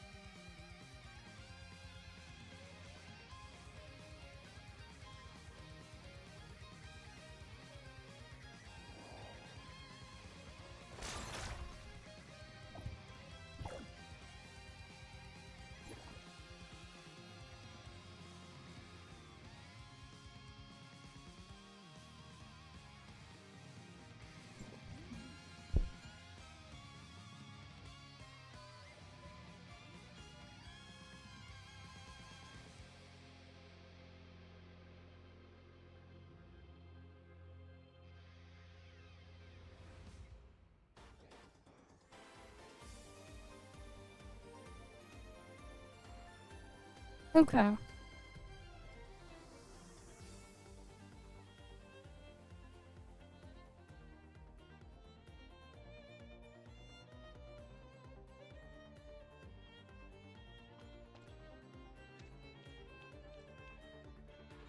I swear there is like a thing. Oh wait, I can get another candy from the older one too. Oh wait. There's a music player in there. I have to turn on the game music. Yeah, it's sad.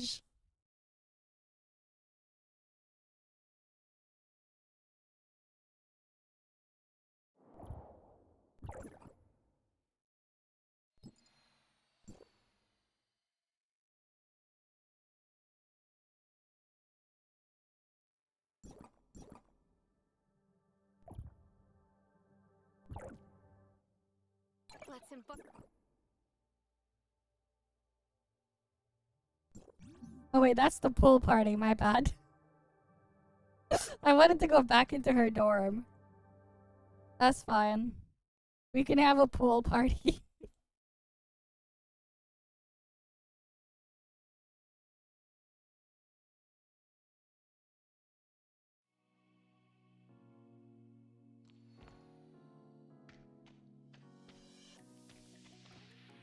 We got Letchus just chilling here.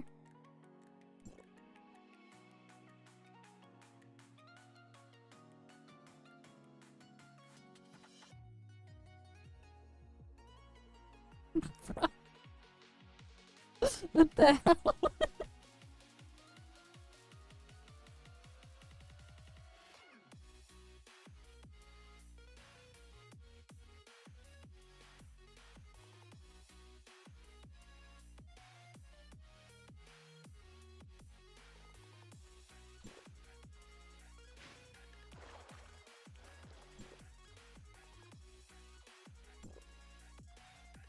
What do you mean action not available?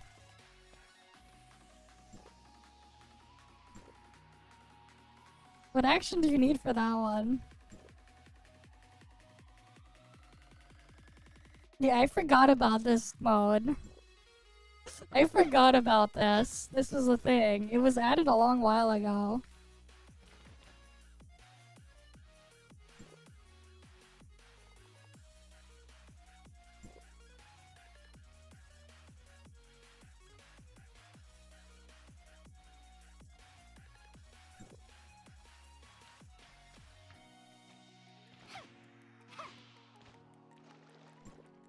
And then there's Hipper there.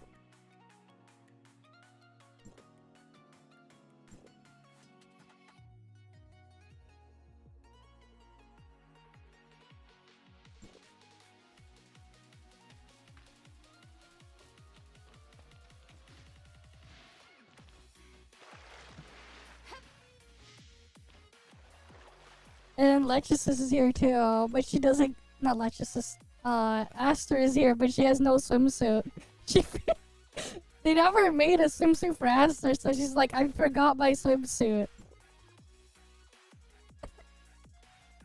Bruh. They're like, yeah, we'll include her in here too, in the map here. And she's just like, nah, she'll just forget her swimsuit, don't worry.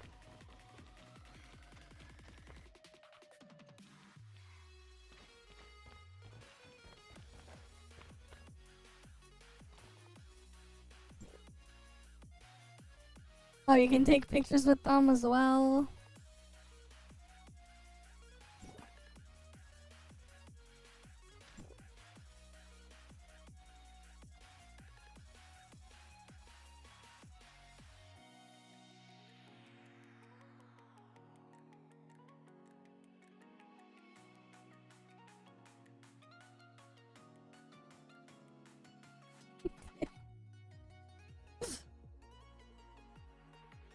Oh, then you can like pick a different one to.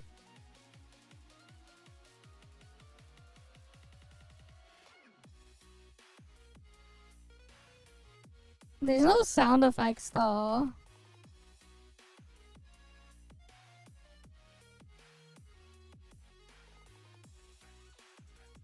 They never put sound effects in this, which is unfortunate.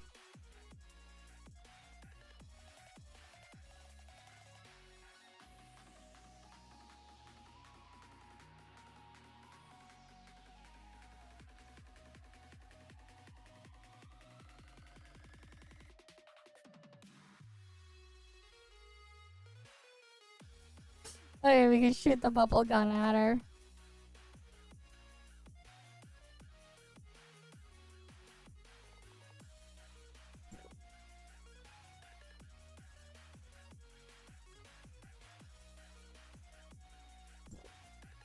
Oh, and you can just click her to change her pose.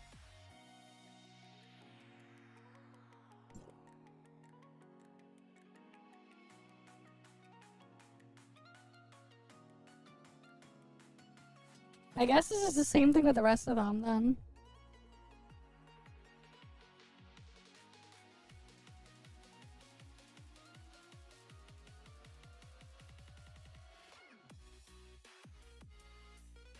They just have different poses. She bounces it on her. Okay.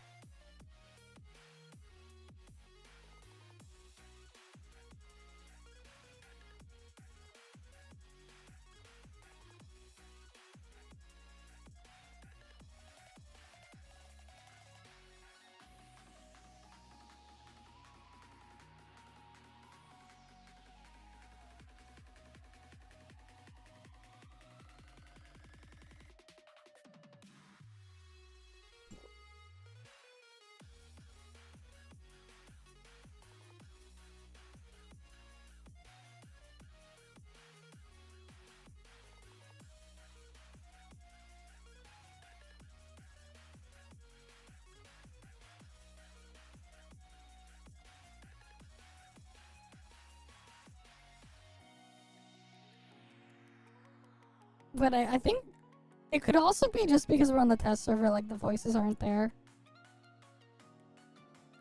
Or the sound effects and stuff. Because sometimes, like, they're just not implemented in these builds. Alright, I got Aline here.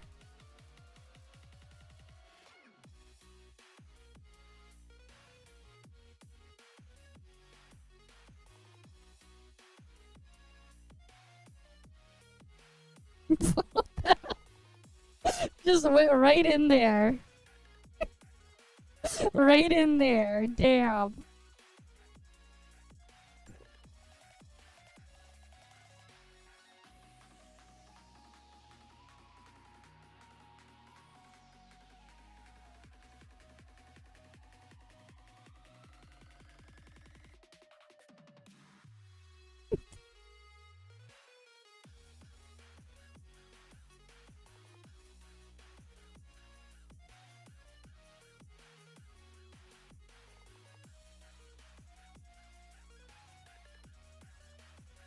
Okay.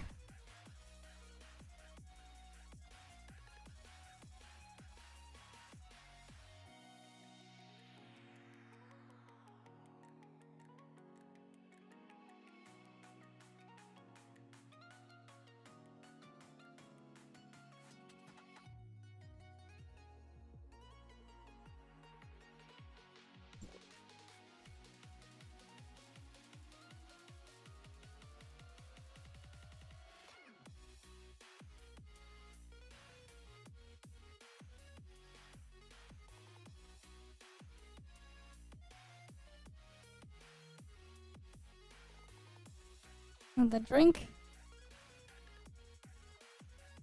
So then we just spray her with it, okay.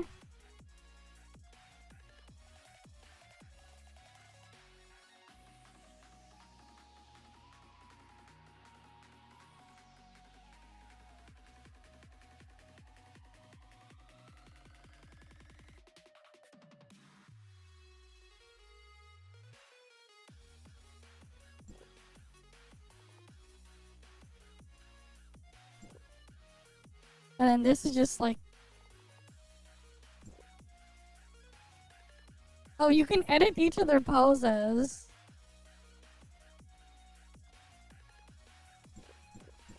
And positioning.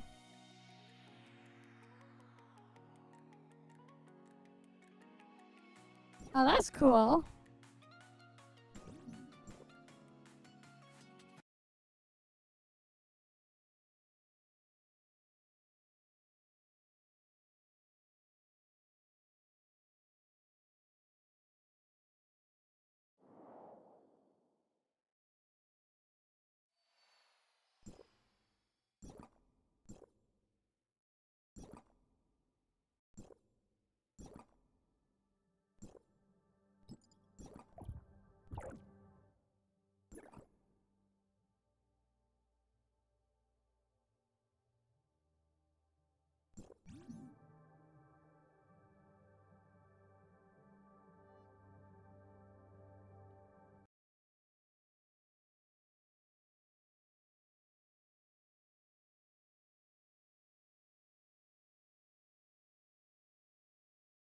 Okay.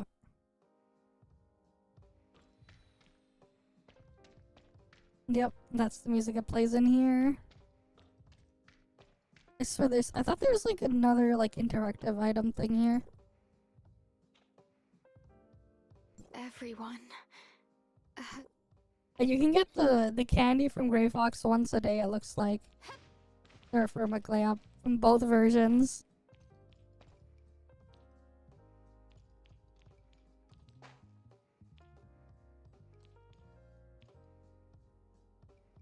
Oh, what the hell? She has a PS5 in here. Bruh. There's just a PS5 sitting right there.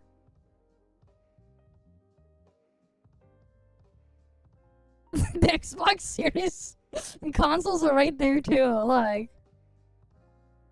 Bro. Oh, bro, look at this. There's the Xbox Series S and the Xbox Series X.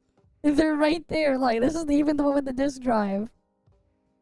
Right there. I'm assuming that's a NAS. Those are some old monitors. That's the PlayStation 1. Some cartridges for something. Not sure what that is. That supposed to be the PS2 right there?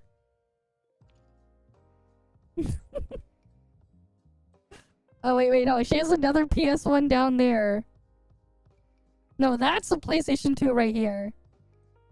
I have no idea what the thing up there is then.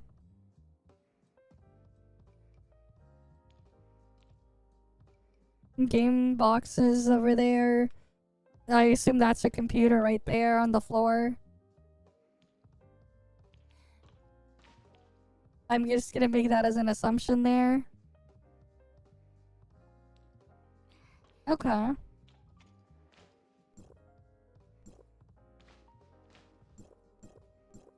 It won't let me sit.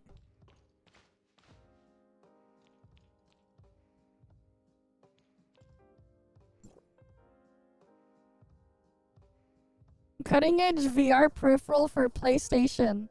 Player Station. Seamlessly blends the thing. Okay, we can't. It's just not available. Oh, none of these interactions are available for us. The Player Station. We can't play the piano on this version yet. And we can't get the two scenes here.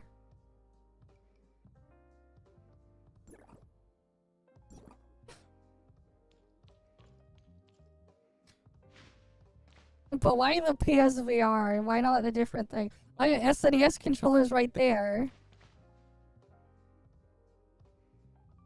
Red, that's the red switch. You can tell, because like you can even see there's the seams and stuff like that on the... So those are Joy-Cons there. Is that supposed to be a PSP? Wait.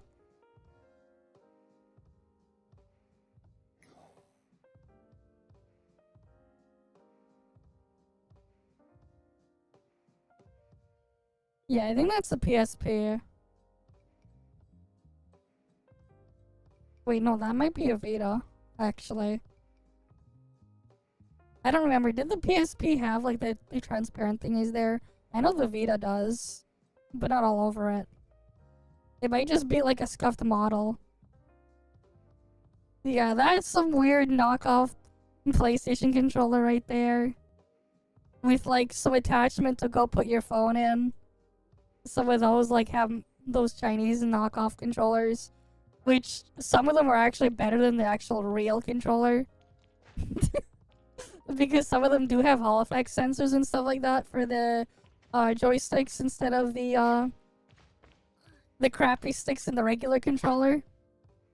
But yeah, I've seen some of them come with clips or whatever, so you can connect it to your phone. Those are a thing. Yeah, unfortunately we can't see the other scenes in here though. That's unfortunate. Right, it's a bit unfortunate there.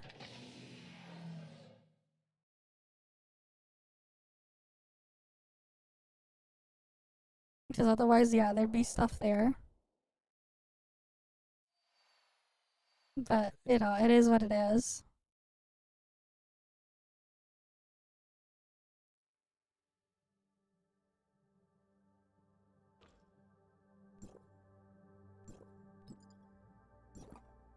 Is there anything else new?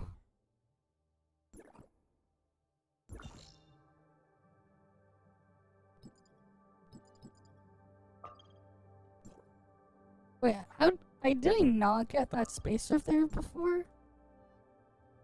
I guess I forgot to get that space rift over there. And over there? Or are those new?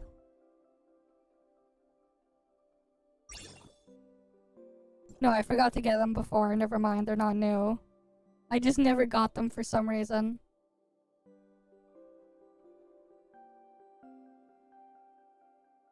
I think the prison one is new.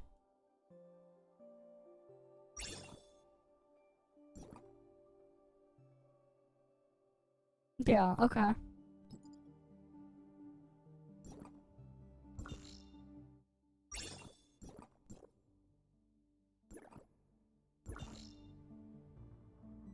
Nothing new there. How about Planet Noah?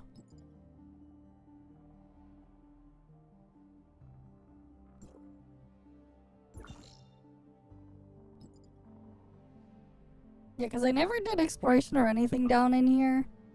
I haven't, like, touched anything here. I still haven't.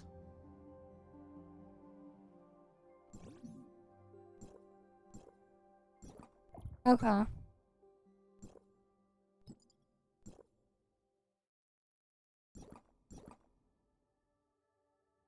Yeah, but there is new story. It's probably not translated in this build, though.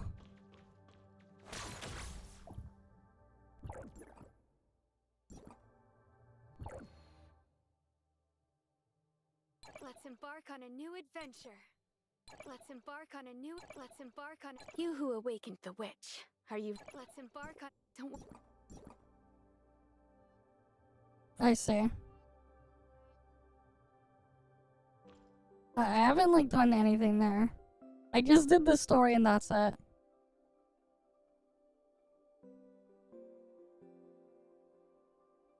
But yeah, there you go. There's the grown-up gray fox.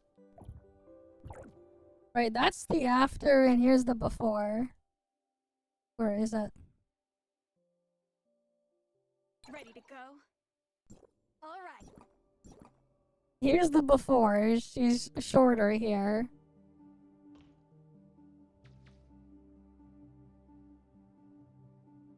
Right, this is her at age 16.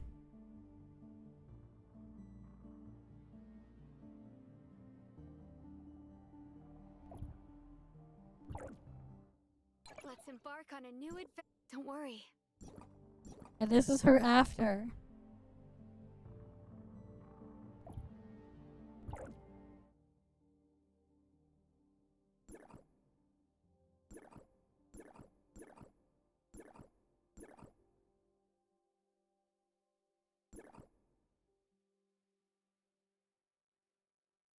Alright, she ends up growing to 171 centimeters. On the taller side. So similar height to me. I'm a little bit taller than that. By a few centimeters. I guess you can call her that. I don't know. Hello. We've met before, though not properly.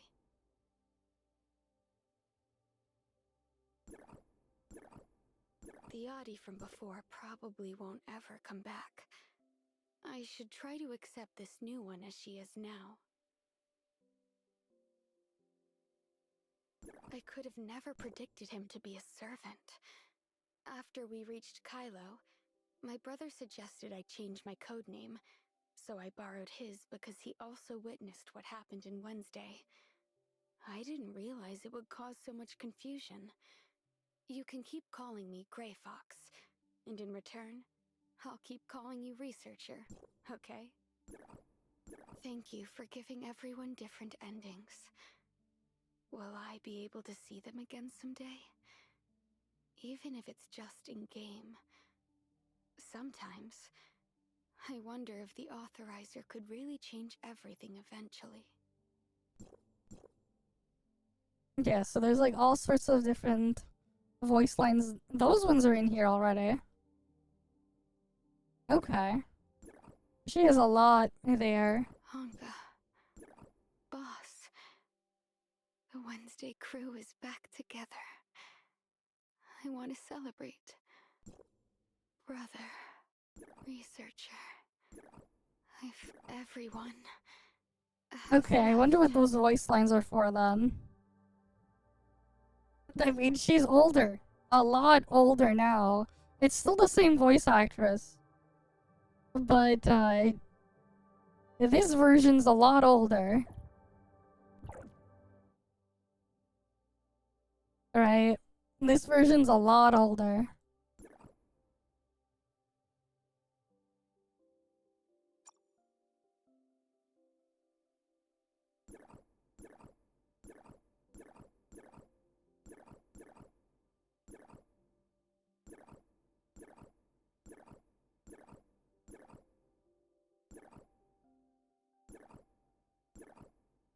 Automatic defense act. Don't worry. I've got this covered. You will not escape. Game over. System hijack. Warning. Security risk. Those are all her sons for that thing.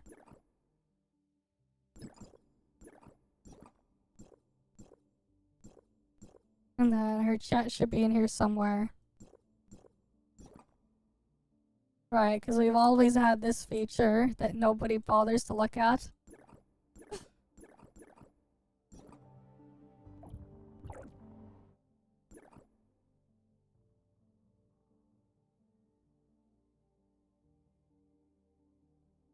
And then we have these here.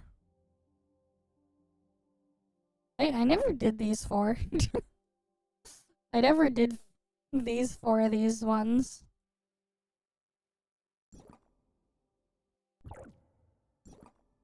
Not really. It's complicated. Let's embark on a new It's very adventure. complicated.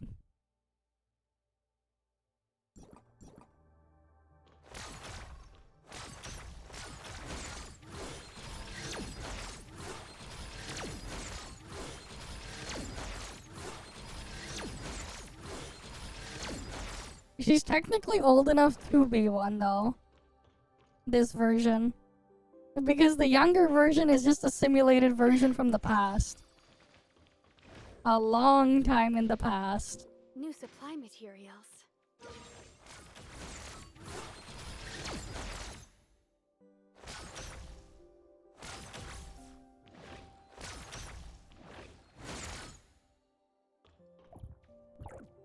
But yeah.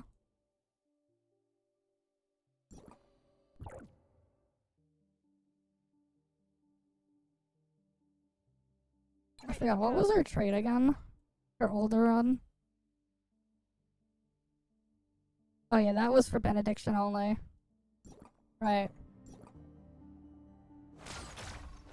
Why would this one use AI voice? This one's the real one.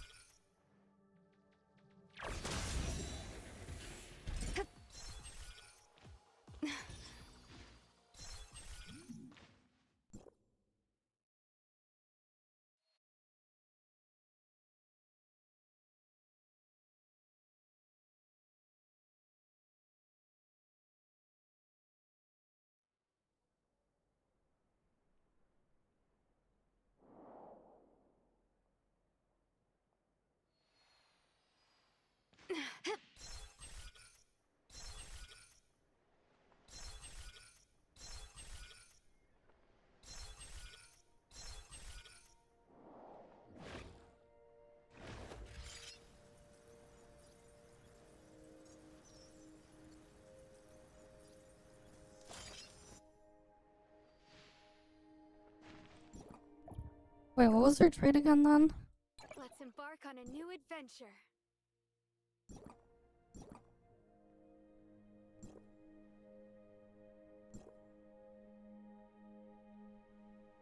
Yeah, reduces the flying, the cost of her flying thing.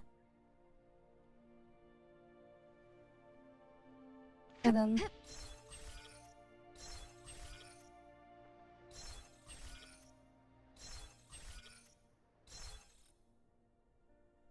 Oh, so when you're in aim mode, it won't cost stamina anymore. And that, her trait just reduced the cost of flying with this thing by half.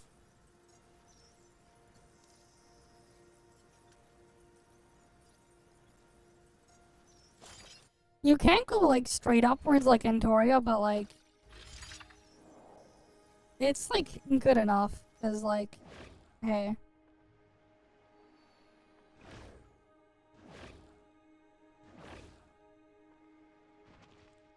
Technically, you get a little bit more control with Entoria flight. Because with Entoria flight, you can go straight up.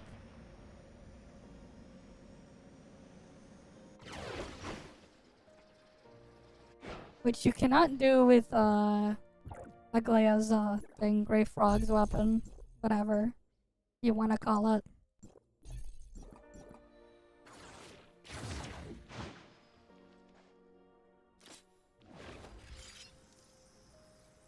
I guess you can kind of, but like, it's not as straight.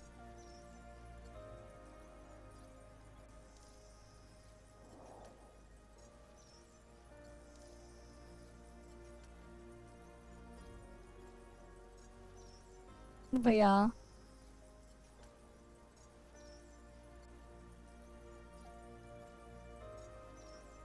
But you can also just hover in midair, which you cannot do in Entoria. It consumes a lot of stamina to use the teleportation, though.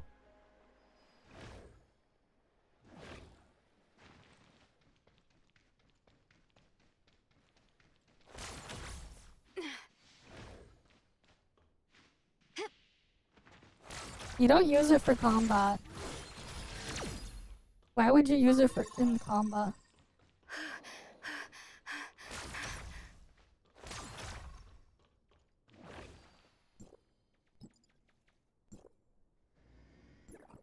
Like in combat, I guess we can go do this. I'll show you gameplay in combat.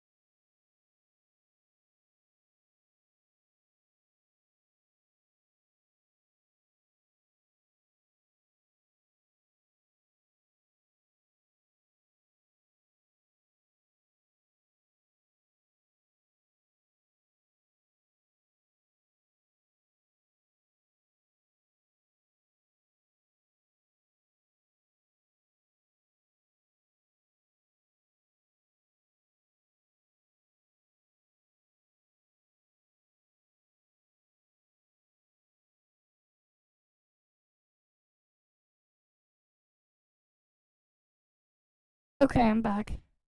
Yeah, BlueStacks crashed my PC. Somehow. It crashed and it knocked my freaking PC out with it. But we're back. Okay.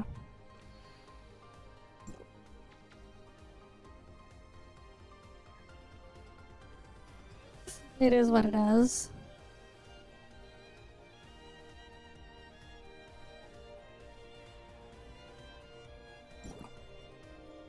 But yeah.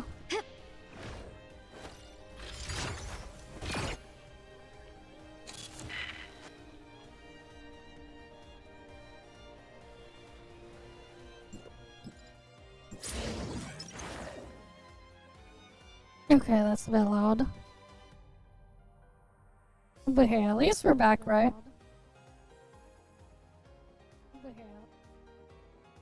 Alright, at least we're back.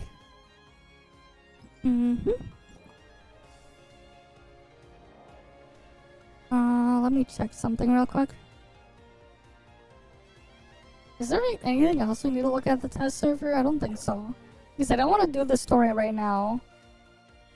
I'd rather save the story for when it goes live. Because then we'll have everything. Right. I'd rather save the story for then. But yeah, our gameplay is pretty simple and straightforward for the most part.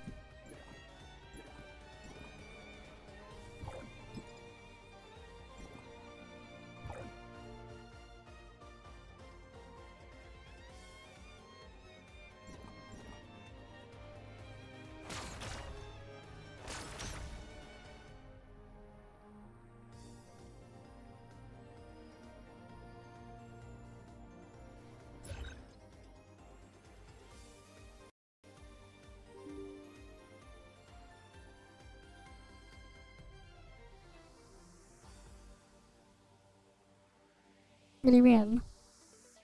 My problem was... No, BlueStacks crashed my PC. No, I just had it like farming, Oh yeah, let me get the bathtub back. Because it's just AFK farming stuff and thing.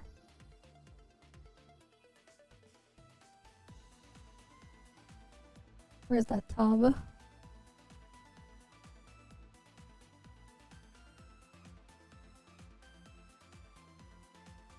It was just AFK farming exploration, and then BlueStacks decided to crash, and then, yeah. It is what it is.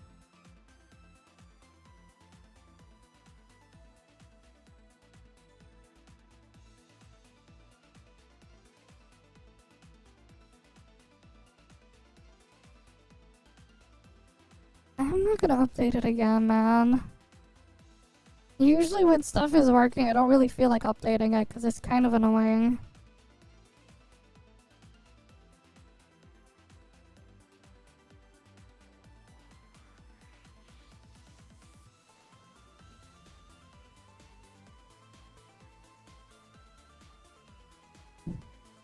AI things, yeah, all that vibe coding causing crashes. It's just the vibe coding things.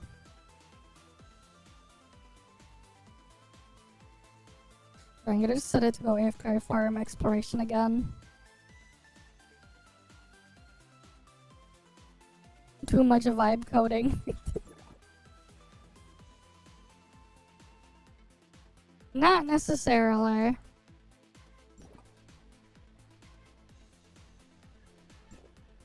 But of course, sometimes Windows is just a piece of shit. I sometimes time.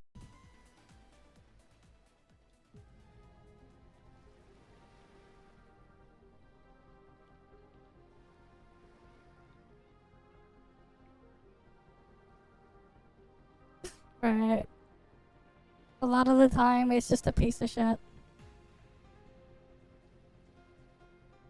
But like, yeah, it is what it is. I want to try all the new games and catch up on everything else I've missed over the years.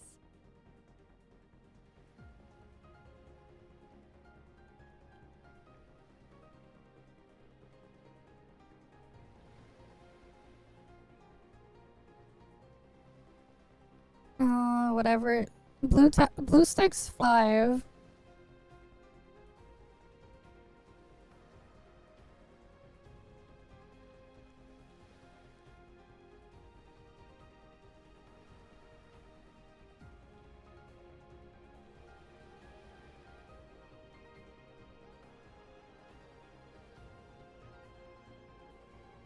I want to try all the new games and catch up on everything else I've missed over the years.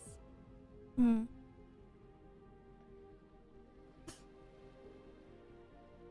After like Nox started doing some like Pepega shit like a couple of years ago, I stopped using them.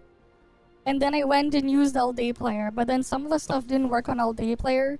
So then I went to BlueStacks because BlueStacks is working. But like, honestly, the older versions of their emulators were a lot nicer because they didn't have all the bloat and the bullshit that they cram into the emulators these days.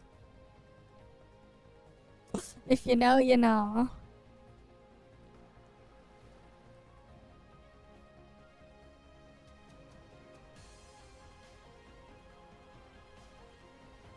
Want to team up together? I might be a bit rusty, but I'll give it my best shot.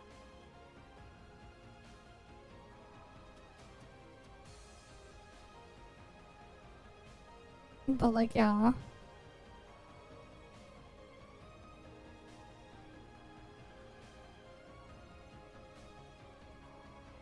This is the test server. Why would there be more players alive? There's not that many people on here because it's a freaking test server.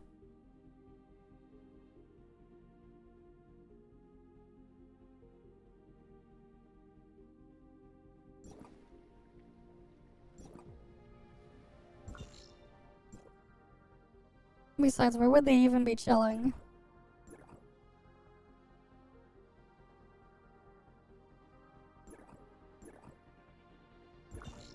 Where are they gonna be? Marori Cactus? We have Private Cactus. They're not going to be in Marori Cactus.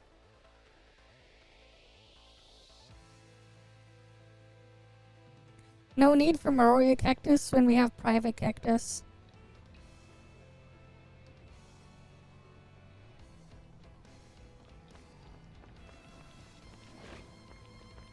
Oh, I know, there is one person.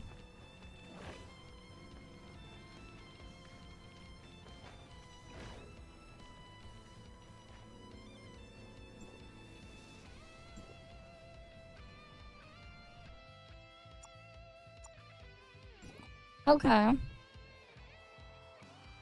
There is one person here.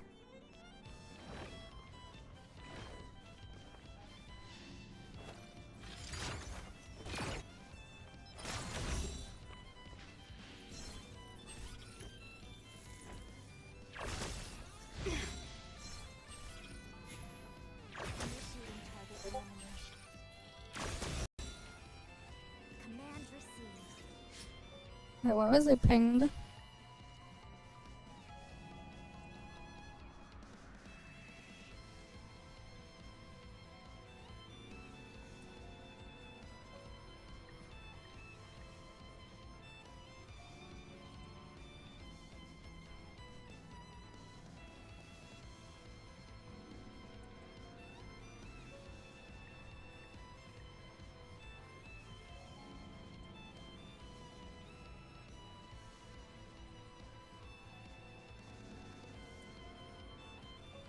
Also, I don't want to freaking upgrade my BlueStacks emulator.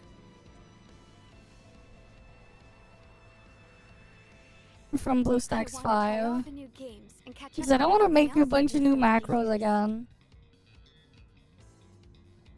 I don't want to freaking make a new set of macros for everything all over again.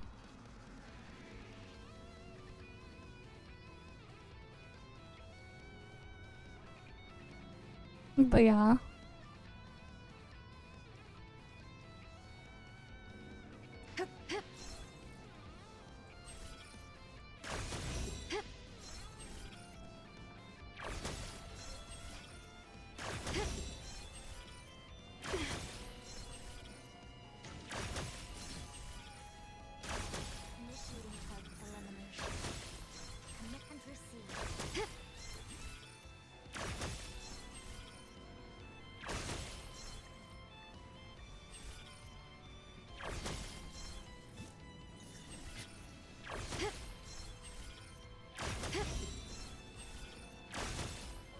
But yeah, the blinking thing around is kind of cool, I guess.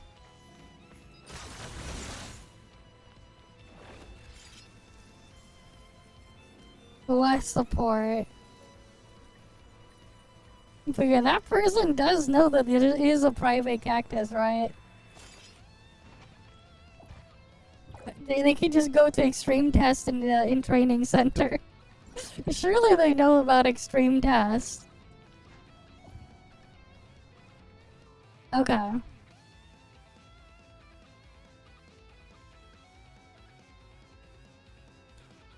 Did my model freaking crash? It did. VC faces crashed.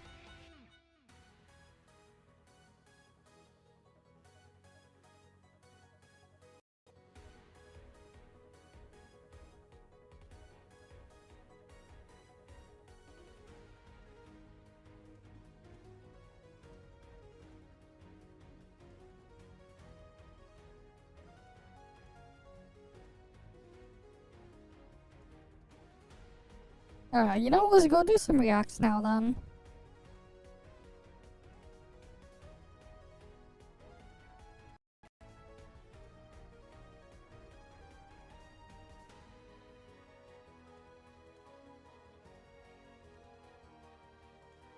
Right, well, we'll change category.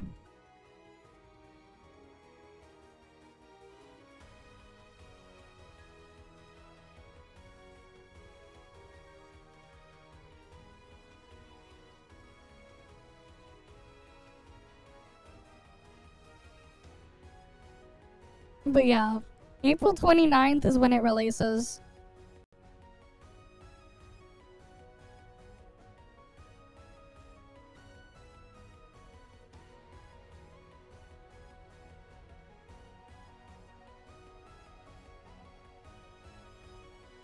Okay. I mean, I just make my own model and do whatever. The fuck is this? I'm complaining about how much they cost, but I'm just sitting here and wondering why it takes these artists months when one model it can be done. I mean, it depends on what they're trying to do. 2D model versus 3D model, they're very different than what you're doing there. Okay.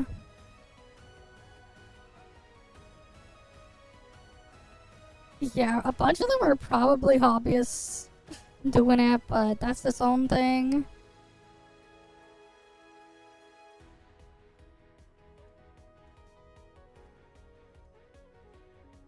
Okay.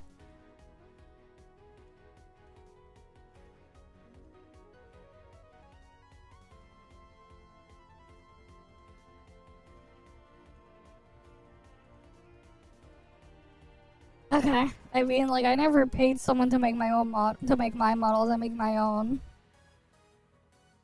Wait, what? What is this?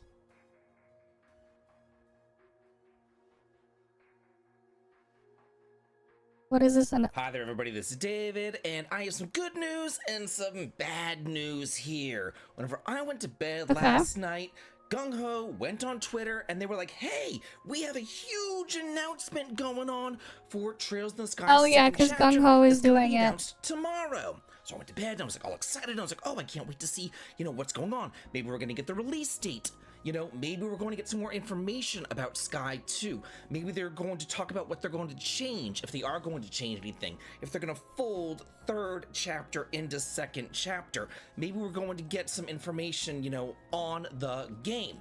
So I woke up this morning and I was like, what's the news? What's going on here? And they announced a Golden Wings edition, which is, a collector's edition for the game. We didn't get a release date. We didn't get any sort of information on the game. All we got was this Golden Wings edition, which is a really cool edition. Don't get me wrong. But again, I'm kind of conflicted on this right now. And I do want to tell you all about that because there's a lot going on here. So first of all, the pre-orders are available right now up until March the 8th. So the pre-order window is very short. We're talking like, what, 10, 12 something days in order to pre-order this thing. And it does come with a steel book of the game. It comes with a Glorious and Aerosol model diorama, which is just absolutely gorgeous. Yeah, that's It is a really nice insanely diorama. gorgeous. It comes with an art book, it comes with the collector's box, and it comes with the mini soundtrack CD. So looking at all this stuff, you're like, oh, okay, wow, this looks really cool. And whenever you are looking at a Trails Collector's Edition, you probably kind of have in the back of your mind, you know, NISA's Collector's Editions that come out for roughly $100. And they have pretty much the same stuff in it. They wouldn't have this massive airship model diorama thing, but they'd have everything else. It'd have a steelbook, it would have a mini soundtrack CD, it'd have a collector's box, it would have an I mean, sometimes they've given stuff like with Nisa. I remember one of them. I had a Mishi plushie with the Cold Steel 3 one. book. It would Wait.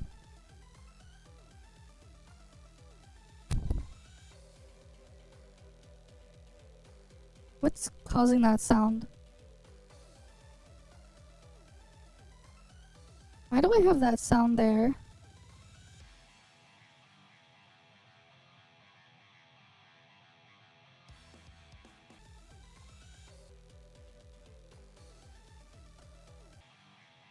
Okay, that was weird. probably have maybe postcards in there, Level up maybe gear some system, sort what of do you mean? acrylic stand or a clock or, you know, something else like that.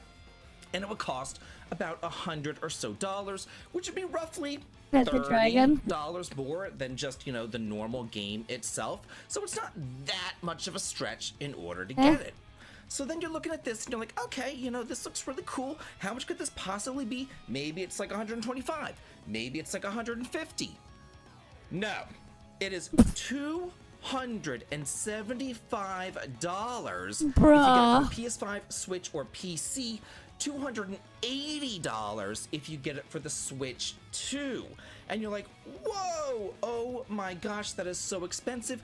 That's like more expensive than like the Final Fantasy collector's editions, more expensive than some of like the Dragon Quest collector's editions that we've gotten, which are massive and huge. And this is a very niche series, so I am very surprised about that. $5 more for the Switch 2 version because it is not a key card. And one good thing that came from this is that it's not going to be handled by limited run games. Because me, personally, guess who is still waiting on their Bracer edition from the very first game? Yeah, from the first game, I still don't have it. Like, that's limited run games in a nutshell. I still don't have my Bracer limited run edition games for are the first pretty game awful. from limited run games, and now they're trying to sell you know, this thing for the second game, but hopefully PM Studios is going to be, you know, more with it, more on the ball. This is by Panox Store at PM Studios, not by limited run games. And I was looking at my orders to try to like see if there's any kind of updates on it or anything, and the last update I got was on the 19th of February, where they're like, hey, it's ready, but it's not shipping yet. And I'm like, great, well, that doesn't tell me anything. We'll let you know whenever it's shipping. Then I went through and I was like, oh yeah, I ordered this thing as well. I ordered the Tensei no Uta Angelverse Collection, which is actually available digitally right now on the Nintendo eShop, but they're not going to be shipping this thing to me until either July 1st through September 30th. So that's a huge window, and they're still not shipping that to me. And I'm just like, oh my gosh, and I don't want to double dip. Like, I want to play the games, but I don't want to double dip and buy it on the Nintendo eShop, whatever I've already purchased it physically on limited run, but I don't want to have to wait a freaking year for these things to come in. It is just unbelievable to me. And then, if you think that it's, you know, a lot to be $280 for this collector's edition, you ain't seen nothing yet, because that doesn't include shipping. That doesn't include taxes. By the time that you're all said and done, you're pushing $400, and that's like the price of a console. That's like the price of like a Switch 2 console for one collector's edition. This is insanity. When did we allow collector's editions to become this expensive? You know what I'm saying? Like, they wouldn't do this if people weren't buying it, if people weren't supporting it.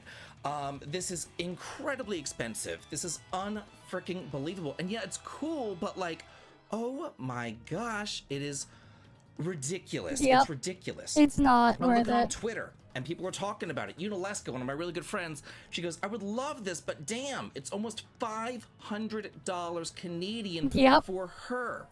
Then we have That's other how much people it would saying, cost for me, how is too. shipping to South America $420? Bruh. Yeah, it costs more Bruh. to ship it. If you live in South America, it costs more to ship this thing to you than it actually costs for the collector's edition itself. They're showing a grand total of $832 if they were to purchase it in South America. Like, that's unbelievable. Then they're talking about over in the European Union. It says, since when does 275 euros equal 275 United States dollars? Like, it doesn't. The euro is stronger than the dollar. You know, it shouldn't cost the same amount of money. And on top of that, there's an extra 20% tax for Europeans as well. Shipping in America, just the cheapest shipping option at all is $50.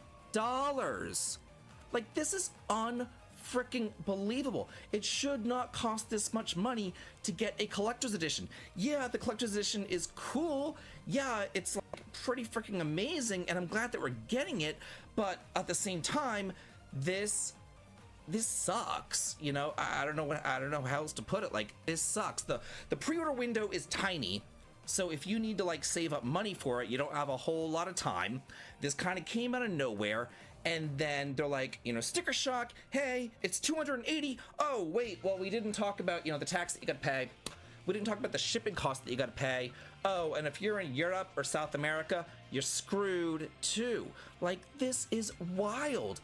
Hopefully they get this under control, because like, we are so, I don't know, I don't want to say spoiled, but I do want to say that I expect a collector's edition to be roughly $100 or so, because that's where NISA prices them, and that to me is a good price, and they keep it all together in this nice little box, and you get all sorts of really cool stuff. The only thing that you're really getting out of the ordinary with this particular collector's edition is the model diorama of the airships, and is that really worth another $180 plus the extra shipping plus the extra taxes? I'm curious though.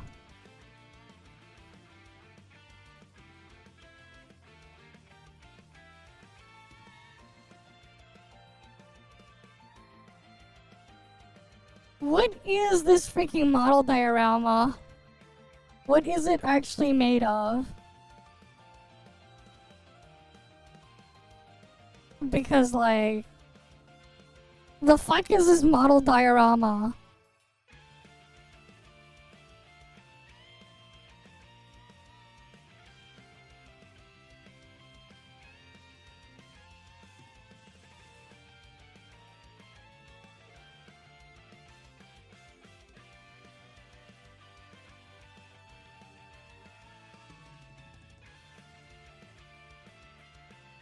And this is part of why we hate Gung-Ho.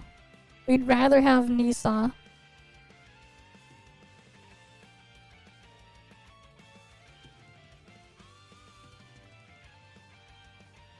It's mostly 2D with a couple like paper pop-out thingies, 3D pieces here. Is that it? With the plane coming out like that? Yeah, that's the plane, the airship there. That's the glorious one. Yeah, the glorious Narsil.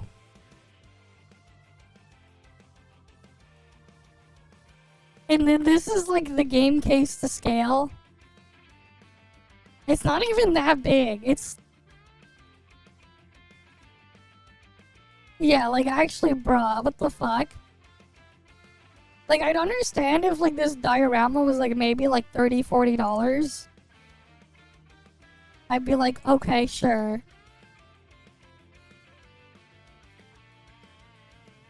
Because of like shipping it and stuff like that, I get it. But like, adding another $170 to it for this is just too much.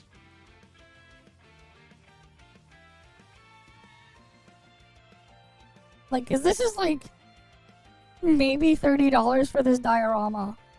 When you look at it per scale, like this is wood here, and the other stuff popping out of it and whatever. That's probably like $30 fine. But like, they're basically adding 170 for that. Yeah, it's probably not even real wood. No, I mean, it's probably not like... It is probably made out of real wood, but like... It's not an actual block of wood. It's like wood chips and then they put the other stuff on top. Yeah, I know, like this is fake wood grain. I mean, it's probably still wood, but like... You know what I mean. It's like IKEA furniture wood. But yeah. That's why I'm like, it's probably like, as a whole, maybe $30 for this. Not 170. It's too much. Yeah. Like, either way, it's too much.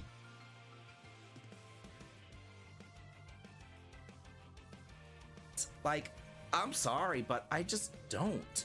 I will have links below if you wanted to get this, but I just had to make a video about this because I'm just like, I was thinking about this and I was talking to some of the content creators out there like Emily Orbology, and we were kind of going on about this and like, this is insane. This is wild to me. So I want to make a video about this. First of all, to let you know that this...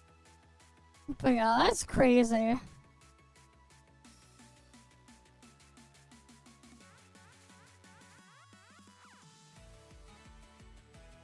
You know, here, let's look at something dumb here. 400 car batteries wired together. Wait, this is long. This video is sponsored by AnyDesk. Right, so you'll see him just like attaching them together.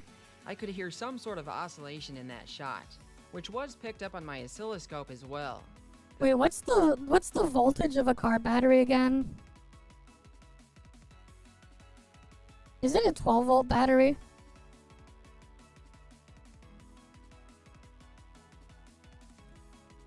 Yeah, okay, it's about 12.6 volts, okay.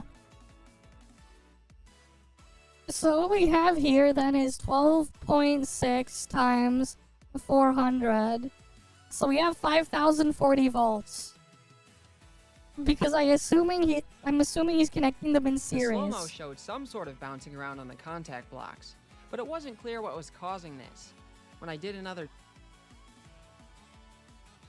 It's far scarier. The switch managed to launch a toroidal plasma vortex into mid-air before blowing open. I mean, that's a freaking 5,000 volt circuit. Well, it's more than 5,000 volts. Its resistance is high enough that it will only pass around 50,000 amps or so. I mean, Even yeah, the thing about series is everything is additive. at these limited currents, the coil windings are strongly attracted to each other and cause the coil to scrunch up. At 150,000 amps, which meant that it too began directly conducting some of the current. Well, yeah, it's gonna This conduct current it. welded all of the bolts together and around the pipe. That's a cool video, but not something I'd probably show on stream. Maybe I'll watch it on my own sometime. But like, yeah, I mean, that's what happens. This is why you don't play with anything high voltage. It's dangerous. Don't do it. Even if it's not car batteries, you can get the same effect if you connect enough, of a different battery. Let's say a AA battery. How many AA batteries would you need then?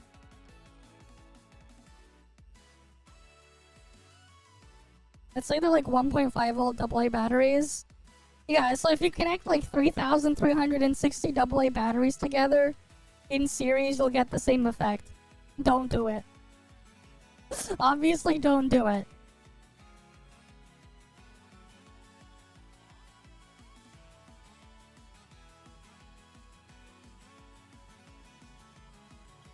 I don't know about you, but I'm sick of the entire gaming scene. I've become so tired of inauthenticity.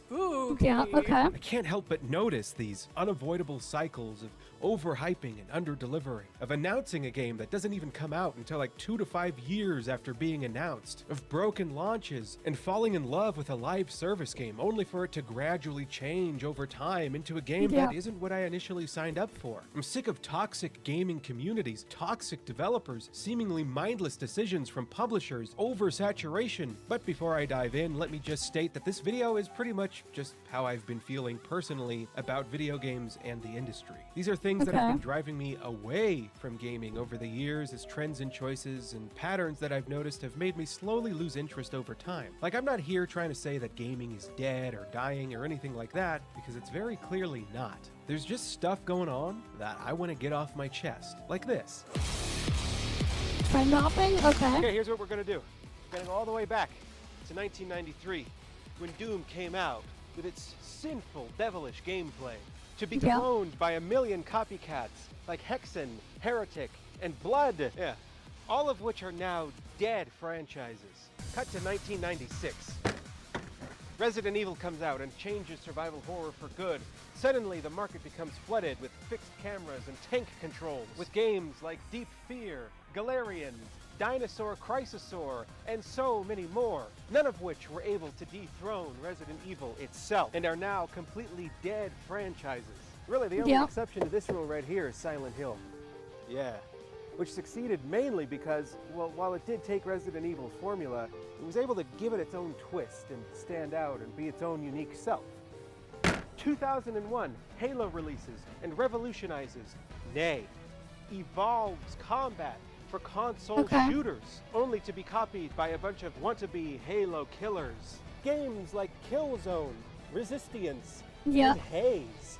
Yeah, but let's back it up a bit to And they don't exist anymore. This seems to be the only place where there is an exception to the overall pattern. So Medal of Honor releases and spearheads a seemingly endless cavalcade of World War II shooters. Hidden and Dangerous, Iron Storm, Sniper Elite, Brothers in Arms, Without Any Arms, and of course, who could forget a grand total of 10 whopping Call of Duty games?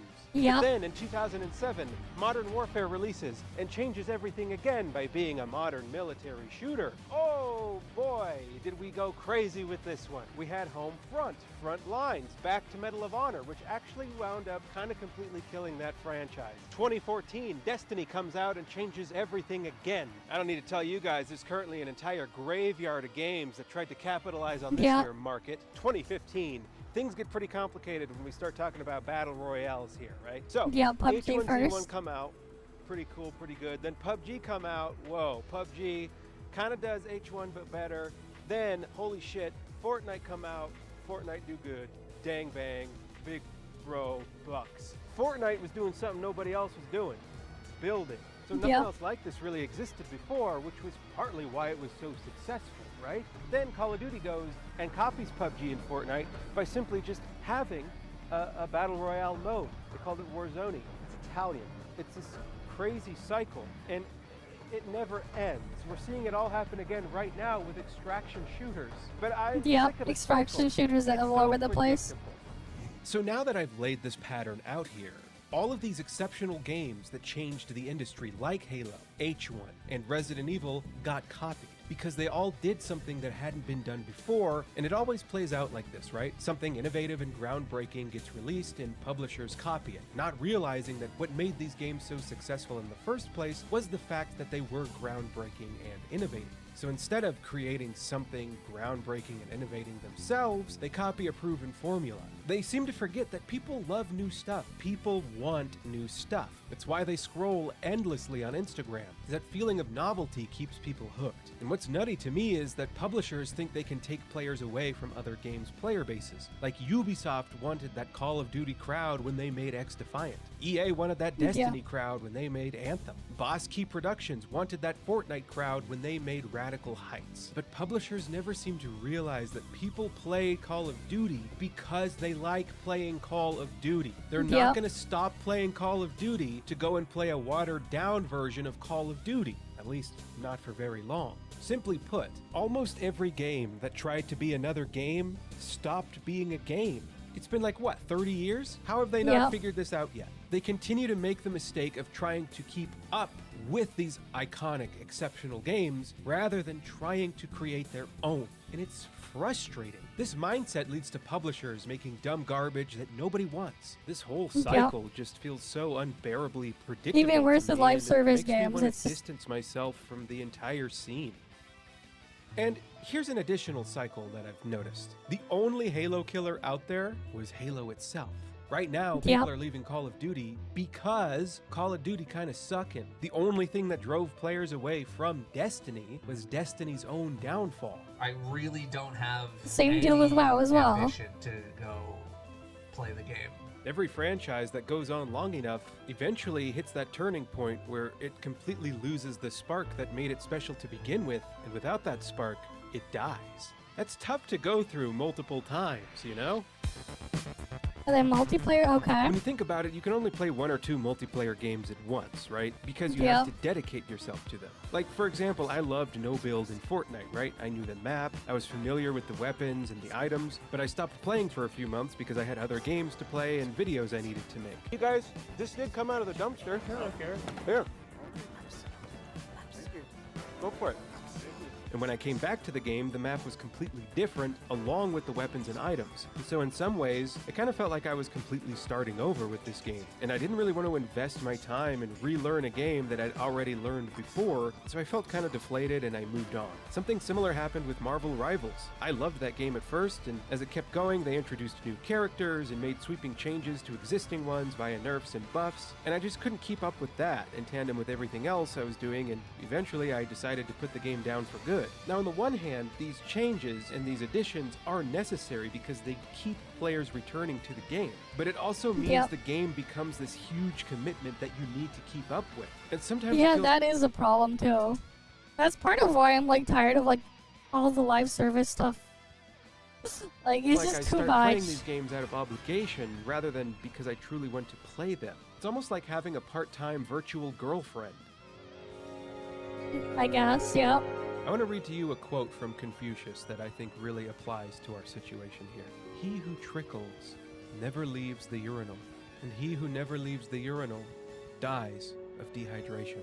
They trickle out content for years and years and years until the game eventually becomes a shell of its former self or something else entirely. And this has happened with a ton of games. Look at World of Warcraft and look at Overwatch. As profitable as it is, the live service business model is also a detriment, as it requires the game to become this revolving door of new users. And since different people adopt the game at different times, they carry different perspectives and expectations for how the game should be. And so the user base becomes more and more split. Fans who adopted the game at the beginning slowly trickle out as they get sick of it or don't care for the new changes, while newcomers are eager for changes that better suit them. But eventually, as the game's life cycle continues, they too will eventually be pushed away from the game. With Helldivers 2, this is actively happening right now. So like I started when Helldivers 2 was new, right? I loved how difficult and challenging it was. And so I naturally want the game to be harder. I want there to be a difficulty slider that doesn't stop at 10, but goes all the way up to 15 and beyond.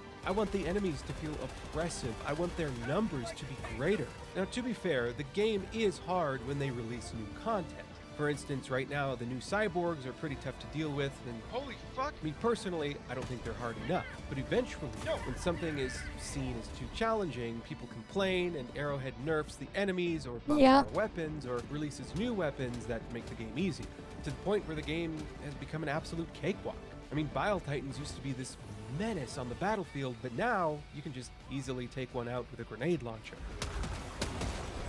But I think Helldivers 2 needs to remain a challenge always. To me, that's all Helldivers has ever been. And when it isn't, I don't play it. What the fuck? Now, I am aware that I am on what is perceived to be the wrong end of this argument. The balanced choices for enemies and weapons in many cases are ruining the fun and fantasy in Helldivers 2. Because if Arrowhead were to listen to me, they would probably go out of business because I am in the minority here with what I want from the game. But the point I'm making is, once the player base starts having a say in what happens with a live service game, it's only inevitable that that game is going to change into something that ends up pushing other players away. And not only does it feel like a betrayal, but it makes it feel emotionally unsafe to invest yourself within a live service game when it comes out. We did not make Helldivers for 6 million Call of Duty players. We absolutely didn't. But we do now have 6 million Call of Duty players who've bought our game. And they are interested in different things. Yep, and that's what happens. Now you see, part of the problem here is me. I've played literally thousands of games to where I've become too jaded and hard to impress. It's gotten to the point where I can play a game that I've never played before, but it feels like I have played it several times over already. It's so often where so many things come out and just feel so samey. I want something new. And I'm just so sick of these open worlds with their big checklists. I'm sick of being expected to grind, of studio closures and mass layoffs. I want to see more originality. I want to see more risks being taken. I'm also real sick of just the entire life cycle of a game, right? Of having something being announced, everybody loses their minds, people hype it up into oblivion, to the point where it's tough to not become overly excited. But then that game everybody was hyped about finally comes out, and within a week or two, people usually stop caring about it. In fact, it feels like we spend more time anticipating a game's release than we do actually playing it, which is kind of messed up when you think about it. And it's actually driven me away from the cycle. It's made me want to avoid trailers, avoid conferences, and avoid gameplay previews altogether, because I want to come into a game without any expectations and to live my life free of hype. Just think about other stuff. And so with all that being said, my hope is this, that by venting and getting all of this off my chest and putting this video out there can allow me to look towards the parts of gaming that I truly love, as video games will always hold a special place in my heart, even though lately they've kind of been taking a toll on it. I want to end this video here on a high note, so I'm going to go out with the wise words of Papa Jeff Keighley. Every year this show reminds us why video games matter. They are worlds we share, stories we live, communities we build, and experiences that challenge, inspire, and connect us like nothing else, especially when life gets hard. If you liked the video, prove it, click like. If you want to see more, subscribe. Alright, that's a good video though. Definitely agree with that. Alright, here's the thing here. The fuck? Why? Like, actually, why?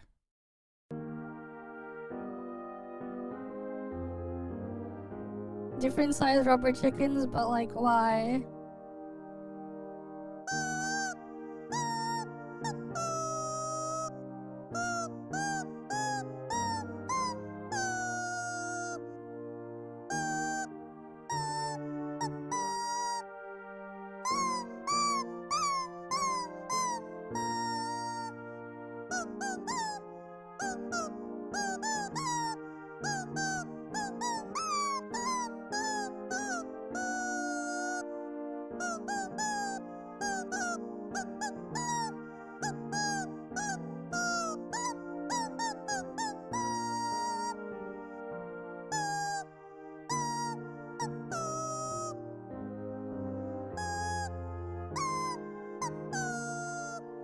You missed something there.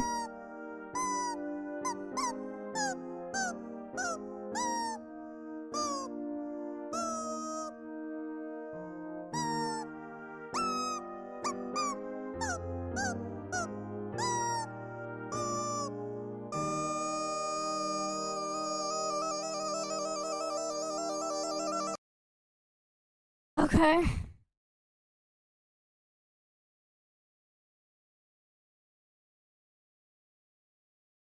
The person's dog got very excited about it. Okay. Yeah, 'cause squeaky toy sounds. Alright then. Sure. What is this? Dissidia Dilum Final Fantasy. What is this?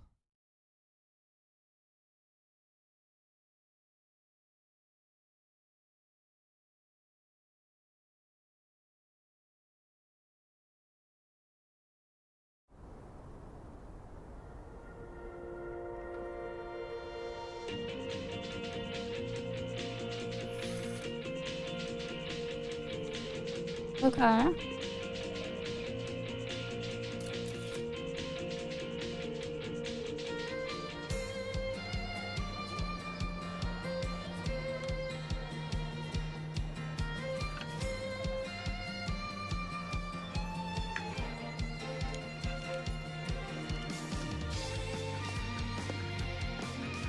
What's this game about?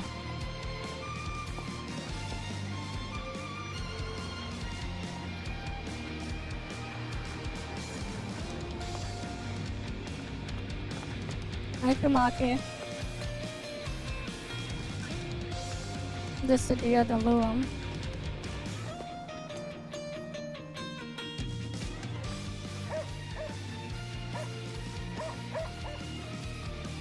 You missed the Agleia global test earlier.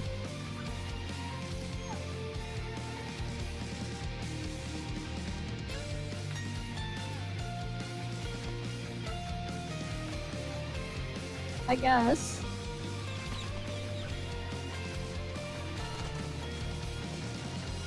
Yeah, what's the gameplay on this one?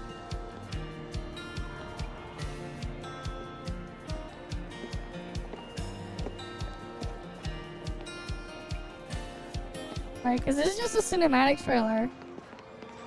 Or opening cinematic.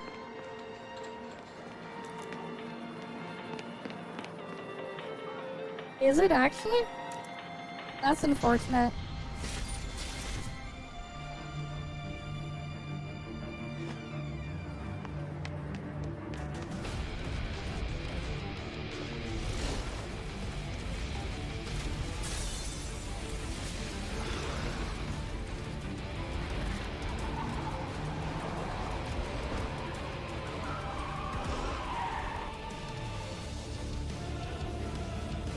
Like, it's a really cool cinematic, don't get me wrong. But, like, what's the gameplay here?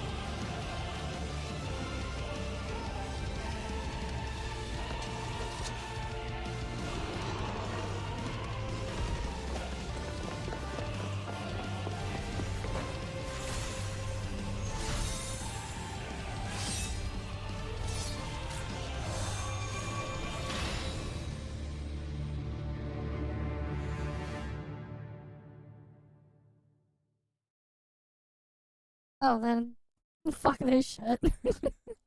If that's actually the case. 3v3 boss battle arena thingy. Oh, yeah. Okay.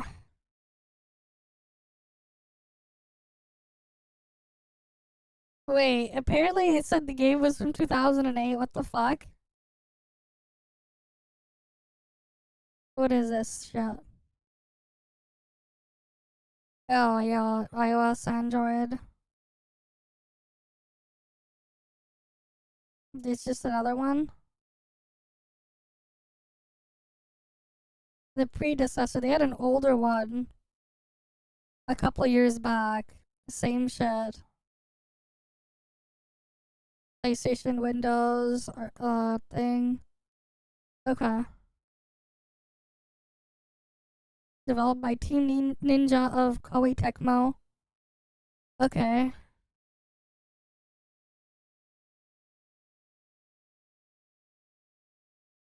Oh, it's just this.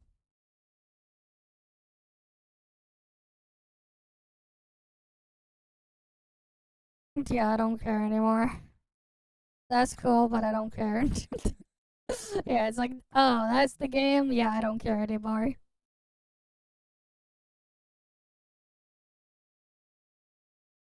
I see. Obsidian Entertainment Alright, what's has this been a one? company long known for their narrative gameplay, player freedom, and complex RPG system. Oh yeah, and also Fallout New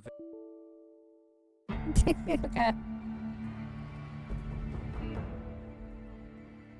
a game widely considered as one of the strongest Western RPGs ever made, with a fan base practically foaming at the mouth for a chance to pay for the exact same game, but just with a graphic enhancing mod. A game where you can literally get fisted by a robot named Fisto. This game is considered one of my and many people's favorite Fallout games. And the best part, Bethesda didn't even develop it. A title to one of their most popular series, and they didn't even get the credit for making it. So Color Me Excited on December 6, 2018, when Obsidian Entertainment said that they were in the process of making another game with a similar formula to Fallout New Vegas, The Outer Worlds. A game that attempts to recreate that feeling of first playing Fallout New Vegas. Practically the exact same game. You know, besides the fact that they had like 5 times the budget to do it. So that means the game has to be better, right? Right? Despite their best efforts, The Outer Worlds definitely feels like an outer world, so much so that you bypass all of the worlds and just float into space where nothing fucking happens. Rip. The story of Fallout New Vegas is a tale as old as time. Trying to deliver a package, you get shot in the head and killed by a gangster named Benny. You get found by a cowboy robot and are resurrected with a mission to find the man who killed you. Along the way, you get thrown into a territory war between another robot, this time he's fancy, a salad dressing, and some park rangers. What the fuck are you doing? Into controlling the only small section of the map that anyone really cares about. But between those events, you encounter some like minor side missions. But the best part about Fallout New Vegas is that the main storyline pretty much plays a backseat to everything else in the world. It doesn't aim to prioritize it, and the game has so many bigger side missions that can either make the final mission easier or harder for you. Really, it's better to save the final mission for when you're pretty much done with everything else in the world. Fallout New Vegas' story doesn't tell you how to beat the game. It simply gives you an objective, and it's up to you to figure out how to do it. If you played the game before, if you know where to go, you don't even need to necessarily do all the side missions in order to find Benny. You can literally go right up to New Vegas and find him and bypass everything else. What in the goddamn? The main storyline can probably be beat in less than an hour. And that's because compared to the Outer Worlds where the game was reliant on the story, in Fallout New Vegas, the story was more there to structure everything else you do while exploring the world. And if you really think about it, Fallout New Vegas and the Outer Worlds story is primarily the same. You as an outside entity get to affect and shape how the future of the world is going to be led. Except Outer Worlds leans heavily on the corporation bad, destroy corporation concept. While I was playing the story, I didn't really find any side quests that I did that related back to the final mission. The closest thing I can think of is the narration sequence at the very end of the game, which is just straight copied from the other Fallout games. And even somehow they managed to do it worse here than in Fallout. While their stories may be the same, the way they go about telling them, Fallout New Vegas just does a better job fundamentally. Each faction in Fallout represents a different ideology. The NCR is based on the old government and how things used to be ran before the nukes were dropped. Khazar's Legion is authoritarian, obviously mimicking the old Roman structure of government. The entirety of the factions, and I say that in quotes, in the Outer Worlds, is essentially just the options of Mr. House and Yes Man, either having everything be ran by an industry or self-ruled. Only having these two options limits the player into choosing between what they think is the least worst option, compared to Fallout where you have 4 different options, and by doing missions from each of the factions, you can better determine what their morals are and how you think they're gonna rule Vegas. The game gives you the opportunity to get to know each of them and their way of thinking, versus only having you do Phineas's and the corporation's missions. And let me tell you, I'm all for silly and quirky dialogue in games. I mean, Fallout New Vegas had a lot of it, but when they make the characters representing the corporation so cartoonishly over-exaggerated, it just turns cringy and sucks. Like, can you imagine that the people who made this— Mark my words, you piece of shit. This is the last time you will ever refuse to perform an order I've given you.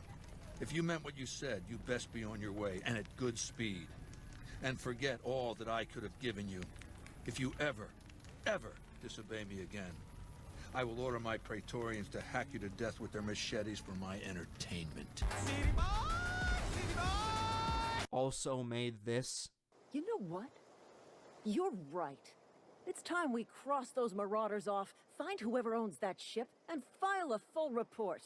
then it's gonna be fucking laminated. Okay. The biggest issue of the Outer Worlds is its world building, or may I say, lack of world building. Oof. Compared to Fallout New Vegas, which encourages the player to explore all of New Vegas and celebrates dense environmental storytelling, each building you went into had some kind of story behind it. Bodies lying throughout the building, the decaying environments and the destruction, and even just the noises you'd hear in the atmosphere.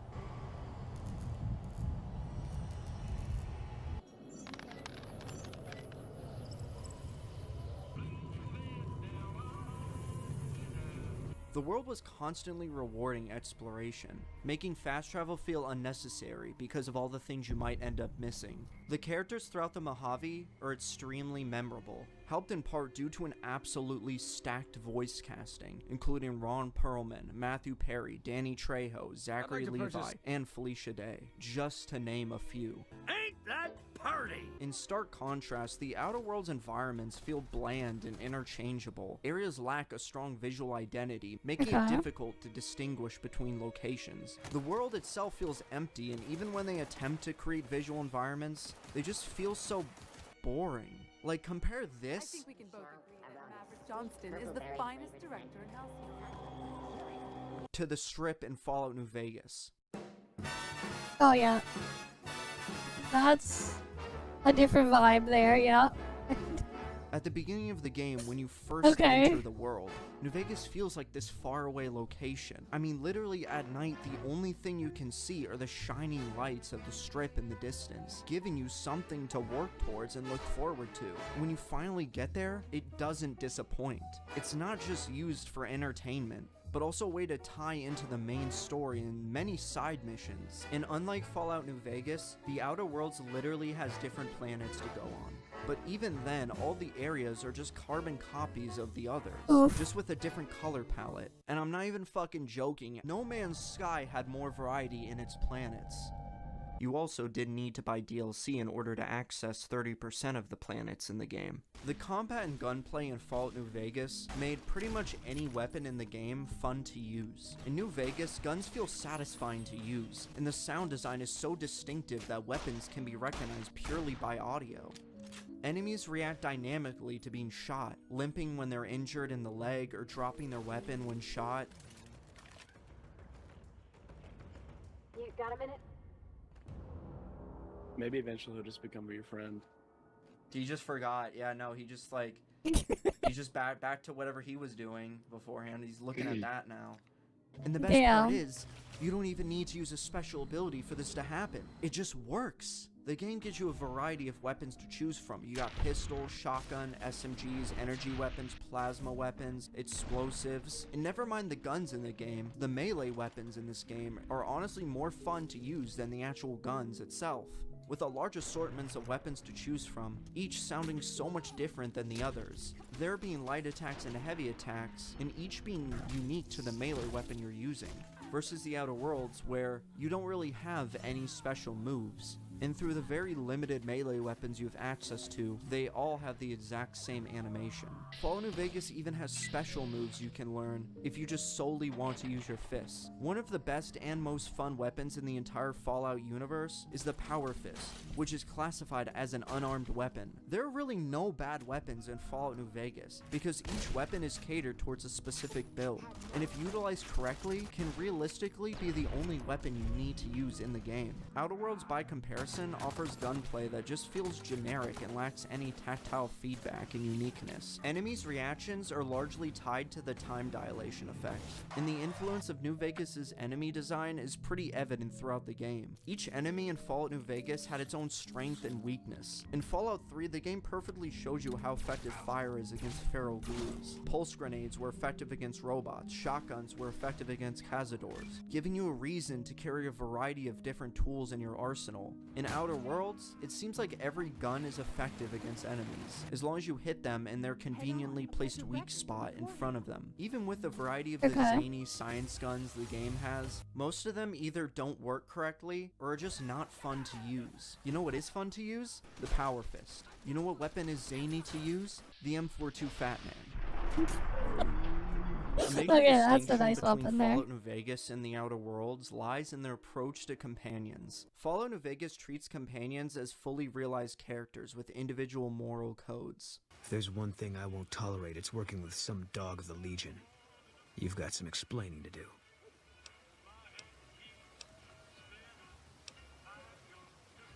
Then this is over. Next time I see you, it'll be through my scope. Any Legion with you and I'm pulling the trigger.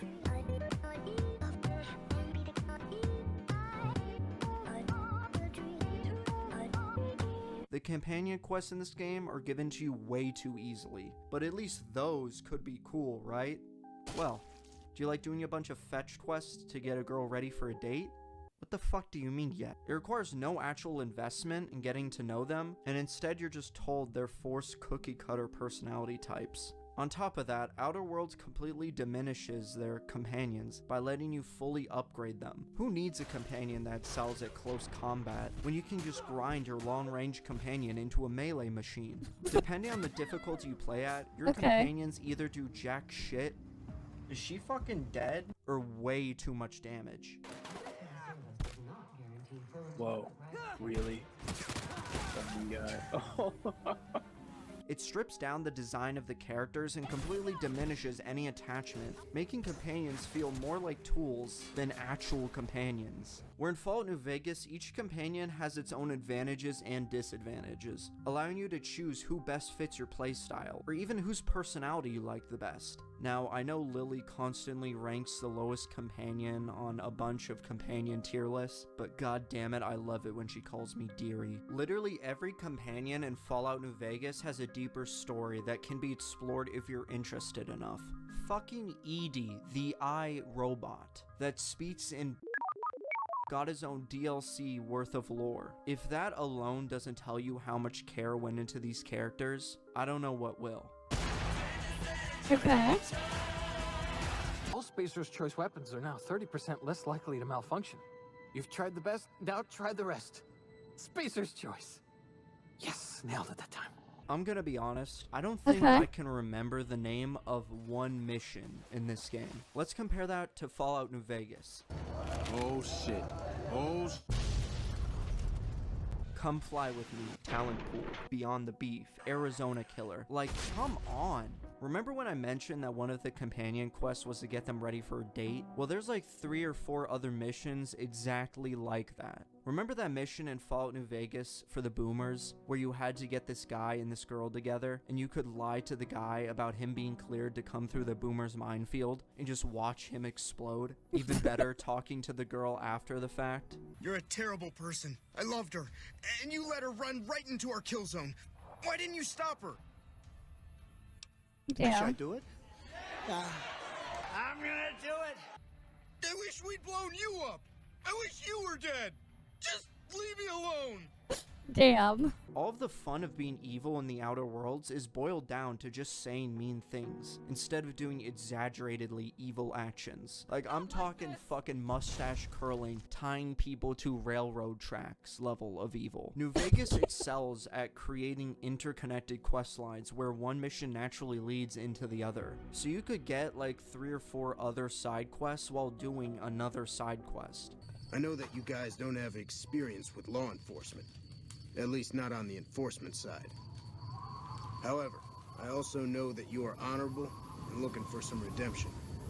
This is our chance for redemption. Now let's head down there and bring them some law.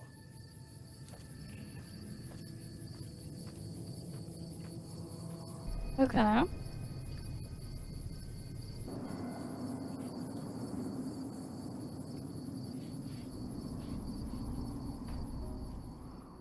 The game also offers creative solutions to completing these quests. These choices reinforces the game's identity as an actual role-playing experience, where the player's integrity matters. The Outer Worlds, however, reduces the quest to a narrow range of outcomes, typically defaulting to either killing someone or following the quest instructions to a T. The game doesn't even bother letting you try to figure out what to do, and turns more into an MMORPG style quest. And many of the missions in this game just end abruptly without connecting to a broader storyline. Half the time in this game, I'm not joking, I would just be exploring the same towns looking for people to talk to in order to start a separate quest. And even when they go back to stealing from Fallout New Vegas and other games, it just doesn't work as well. In Outer Worlds, there's this tucked away house called the Mather's Residence, where within the first 30 seconds of starting this quest, you know exactly the twist, and I say that in quotes. Let's compare that to the exact same setup, but this time in Fallout 3. The town itself doesn't draw any attention to it. You're just drawn in because out of all the houses that are blown up, there are these 3 houses at the end of this block that draw your attention to them. So already you're asking yourself, why are these houses the only ones still standing? If you talk to the residents, they'll act and look like any modern family you'll see. And as you talk to them more and more, the game slowly reveals new information to you, and you start to understand what's going on. As you keep digging, you're rewarded with some truly discomforting scenery that the game doesn't feel the need to throw in your face. Oof. Well, damn. Now, I know Obsidian didn't work on Fallout 3, but when you're pretty much making a carbon copy of a quest, and you do every aspect of it worse, I think that says a lot about the quality of the game you make. Hey there, stranger. I got something I want to talk to you about. I couldn't help but notice that you were poking around in Bill's shed. So, did you find what you were looking for in there?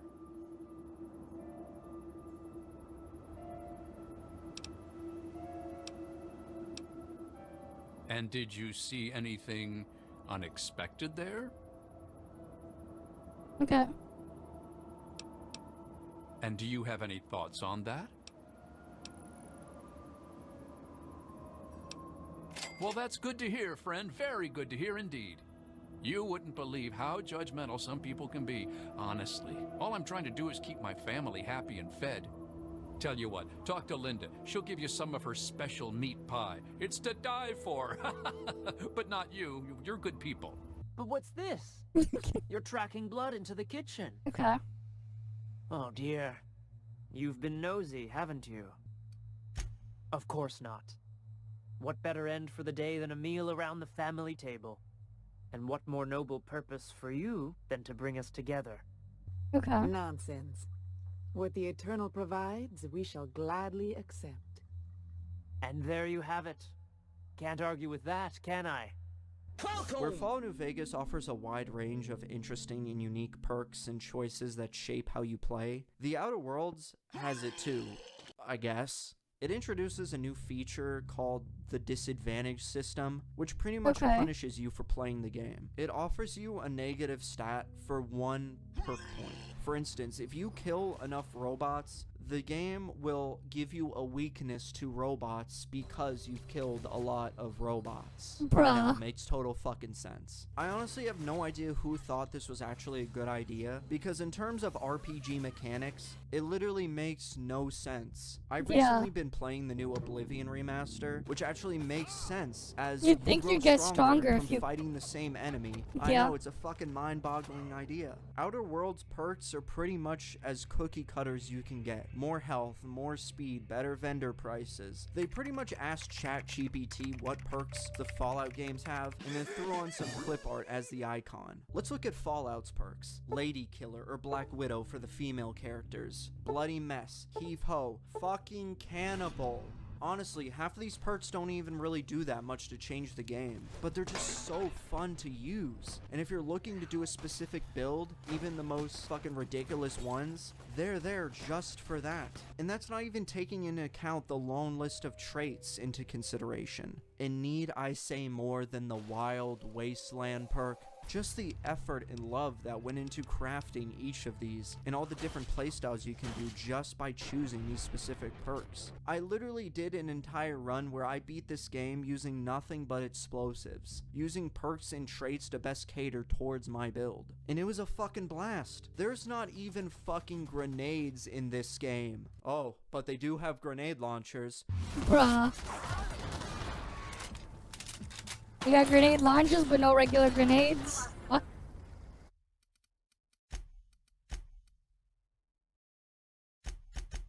In every major category, from companions, combat, world building, quest design, exploration, perks, Fallout just overall presents and implements them much more effectively than this game, as well as just little things like being able to use console commands.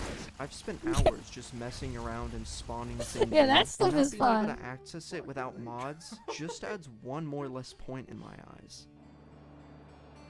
Look at him go. Messing with console commands are always fun. The Outer Worlds aims to present a streamlined, superficial version of what made Fallout New Vegas work, and while it tries to take good elements of New Vegas, it ultimately just represents a diluted interpretation of Obsidian's own design. Instead of expanding upon the strengths of their previous games, it removes any uniqueness of the complex choices and creativity, making the comparison of the two like night and day. Now, I haven't played much of the Outer Worlds 2 yet, but from the reviews and gameplay that I've seen, it doesn't look like it deviates much from the first game, just enhances graphics and adds more saturated colors. Now, I know Obsidian has more games than just Fallout and the Outer Worlds, but Fallout New Vegas is what made them a household name. It built the standard of passionate developers who know what their fans want. And that's honestly the main issue. A large majority of the developers that worked on Fallout New Vegas either left or got let go. As a result, only about 5 people from the dev team that worked on Fallout New Vegas ended up working on the Outer Worlds. And to give credit where credit is due, the previous dev team had the luxury of having the Fallout IP behind them. The Outer Worlds dev team had the goal of introducing people to a completely new universe, which relied heavily on elements that were completely different to Fallout's. But that doesn't give them the excuse to make a downgraded version of a blueprint they already had perfectly laid out for them. Entire channels purely dedicated to exploring the lore of this game. The fans desperately want to relive the experience that Fallout New Vegas gave them, and unfortunately, the Outer Worlds just doesn't do it. One of my methods of background research was a little mini doc from a channel called NoClip about the development process behind the Outer Worlds, where he goes to Obsidian's office and interviews a bunch of the devs about the game. Luckily, much of what I already talked about in this video is discussed in the doc, so if you don't believe the things I've said thus far, let's hear it straight from the devs. We had to cut some chunks out of the main story, but we did it early enough so it didn't feel disjointed, but we felt we could have built to the end a little bit better. And then we realized, well, the game's actually a bit smaller than we want it to be. So yeah, basically there was a lot of things that were on areas that were cut from the game. And Scylla was a place that had no crit path content going through it. It was just side quests. So a lot of the companion quests just managed to be relocated there because nothing really required you to go there other than the companion quest. Like Pravati, for example, there was a point where we were afraid that her actual companion quest was going to be the worst one in the game because it's crazy just how many excuses the developers give this game. Like, listening to them talk about it, it's almost like they knew it wasn't ready to be released. The two most common words I heard in this doc were Fallout, and cut. Cuts, several rounds of cuts. It's almost like they knew they weren't putting their all into this game. Listen to how the developers of Fallout New Vegas talk about their game versus the Outer Worlds. Hoover Dam plays a massive role in the game. Hoover Dam is like the pot of gold that everybody is fighting over, because in this post-apocalyptic age, to have something that can produce electricity and also water is worth, everything. When you go into the Groundbreaker, you enter that main promenade room, we just wanted you to feel a little bit like almost overwhelmed. I'm now stepping into like Times Square or something along those lines, where you see all these billboards, all these advertisements, all this color, all this movement, and you're not quite sure where to settle your eyes, and you're just trying to take it all in. They use the excuse of using Unreal Engine 4 to make this game as a reason to why they had limitations. And to be honest, I'm not gonna harp on them too much on this point, considering compared to Fallout 3 and New Vegas, that use Gamebryo, which causes the game to crash 10 times fucking more than Unreal. Think fast, Chocolate! Honestly, it's just a shame because I can tell that these developers are passionate about their ideas. It's just apparently they costed more than $40 million. Luckily, we've got a lot of failures under our belt. A big thing they talked about was how environmental storytelling was a crucial element in the development of this game, and I personally couldn't agree more.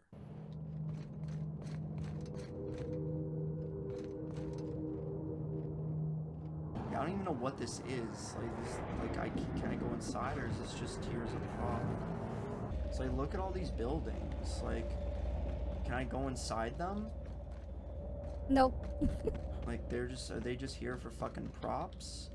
Let's compare that to the environmental storytelling from Fallout 3. In the Museum of History, there's this door that requires you to be at a level 100 lockpick. Obviously, depending on your pathing, you're not going to be able to open this door. However, just 10 feet away is this giant hole in the wall leading into the other side of the door. Now on the base level, this just seems like Bethesda made an oopsie, just another unintentional mistake in their games that they've been known for. On top of it just being funny, it gives you a visual that someone before you saw this door, noticed that they weren't going to be able to open it, and instead of just blowing down the door, they blew open a solid concrete wall right beside it. This is what Obsidian thought they were doing with the Outer Worlds, but instead we got this. Dead body, dead body, dead body. Oh look, what's over there? Oh, another dead body, dead body, dead body. Dead body with a leg missing, dead body. Obsidian, environmental storytelling takes a little bit more effort than just a dead body next to an enemy. You need to actually show that there was a story, an interesting story that took place before you even arrived. And this isn't to say that there's zero environmental storytelling, because there is some in the game. It's just what's there is not interesting.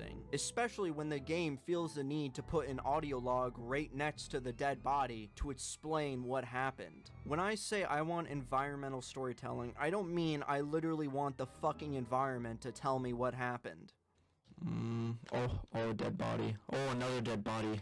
Oh, please be an audio log. Please be an audio log. Yes! If you're trying to make a game like Fallout New Vegas in mind with your game, and you deviate so far from what made Fallout New Vegas actually work, then people are gonna hate it. Everything's very corporate, from the buildings. I mean, the road is literally paved for you to go literally anywhere. Versus Fallout New Vegas, where you were going off the beaten path many times, looking through caves and mountains to find secret areas. But in the Outer Worlds, there's none of that there. Everything's all out in the open and laid out for you. There's no sense of exploration because everything has already been discovered, and it feels like you're just visiting it rather than finding it. I feel like if they would have marketed this more towards Borderlands, then a lot more people would be willing to forgive it a lot more than if it was marketed as Fallout New Vegas. But they didn't. It's clear that they wanted to make this like Fallout New Vegas, but they just failed, at least in my opinion. That's unfortunate.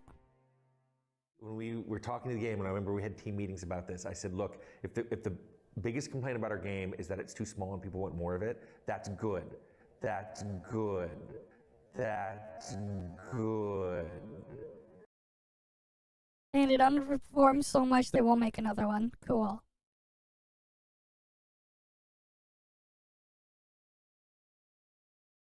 And yeah, that's unfortunate. Anything else to look through? Are we basically like caught up with everything? I think we're basically there then.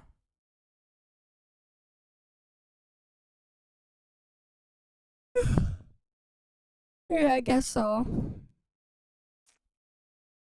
Right, it seems like we are. For the most part, yeah. Alright then. I do think then this is a good place to end it off here for the night as well then. Right, we got to mess around with the test server for Agleia, like Gray Fox, whatever. The newer version of that. Right. So we got that stuff done. We did our stuff on the other things and we got more caught up with Reacts. So I guess then this is where we'll end it off here for the night then. As usual though guys, thank you all for stopping by. Hopefully I can see you guys again next time, and I'm gonna go get some sleep. But yeah, I'll see you guys. See ya.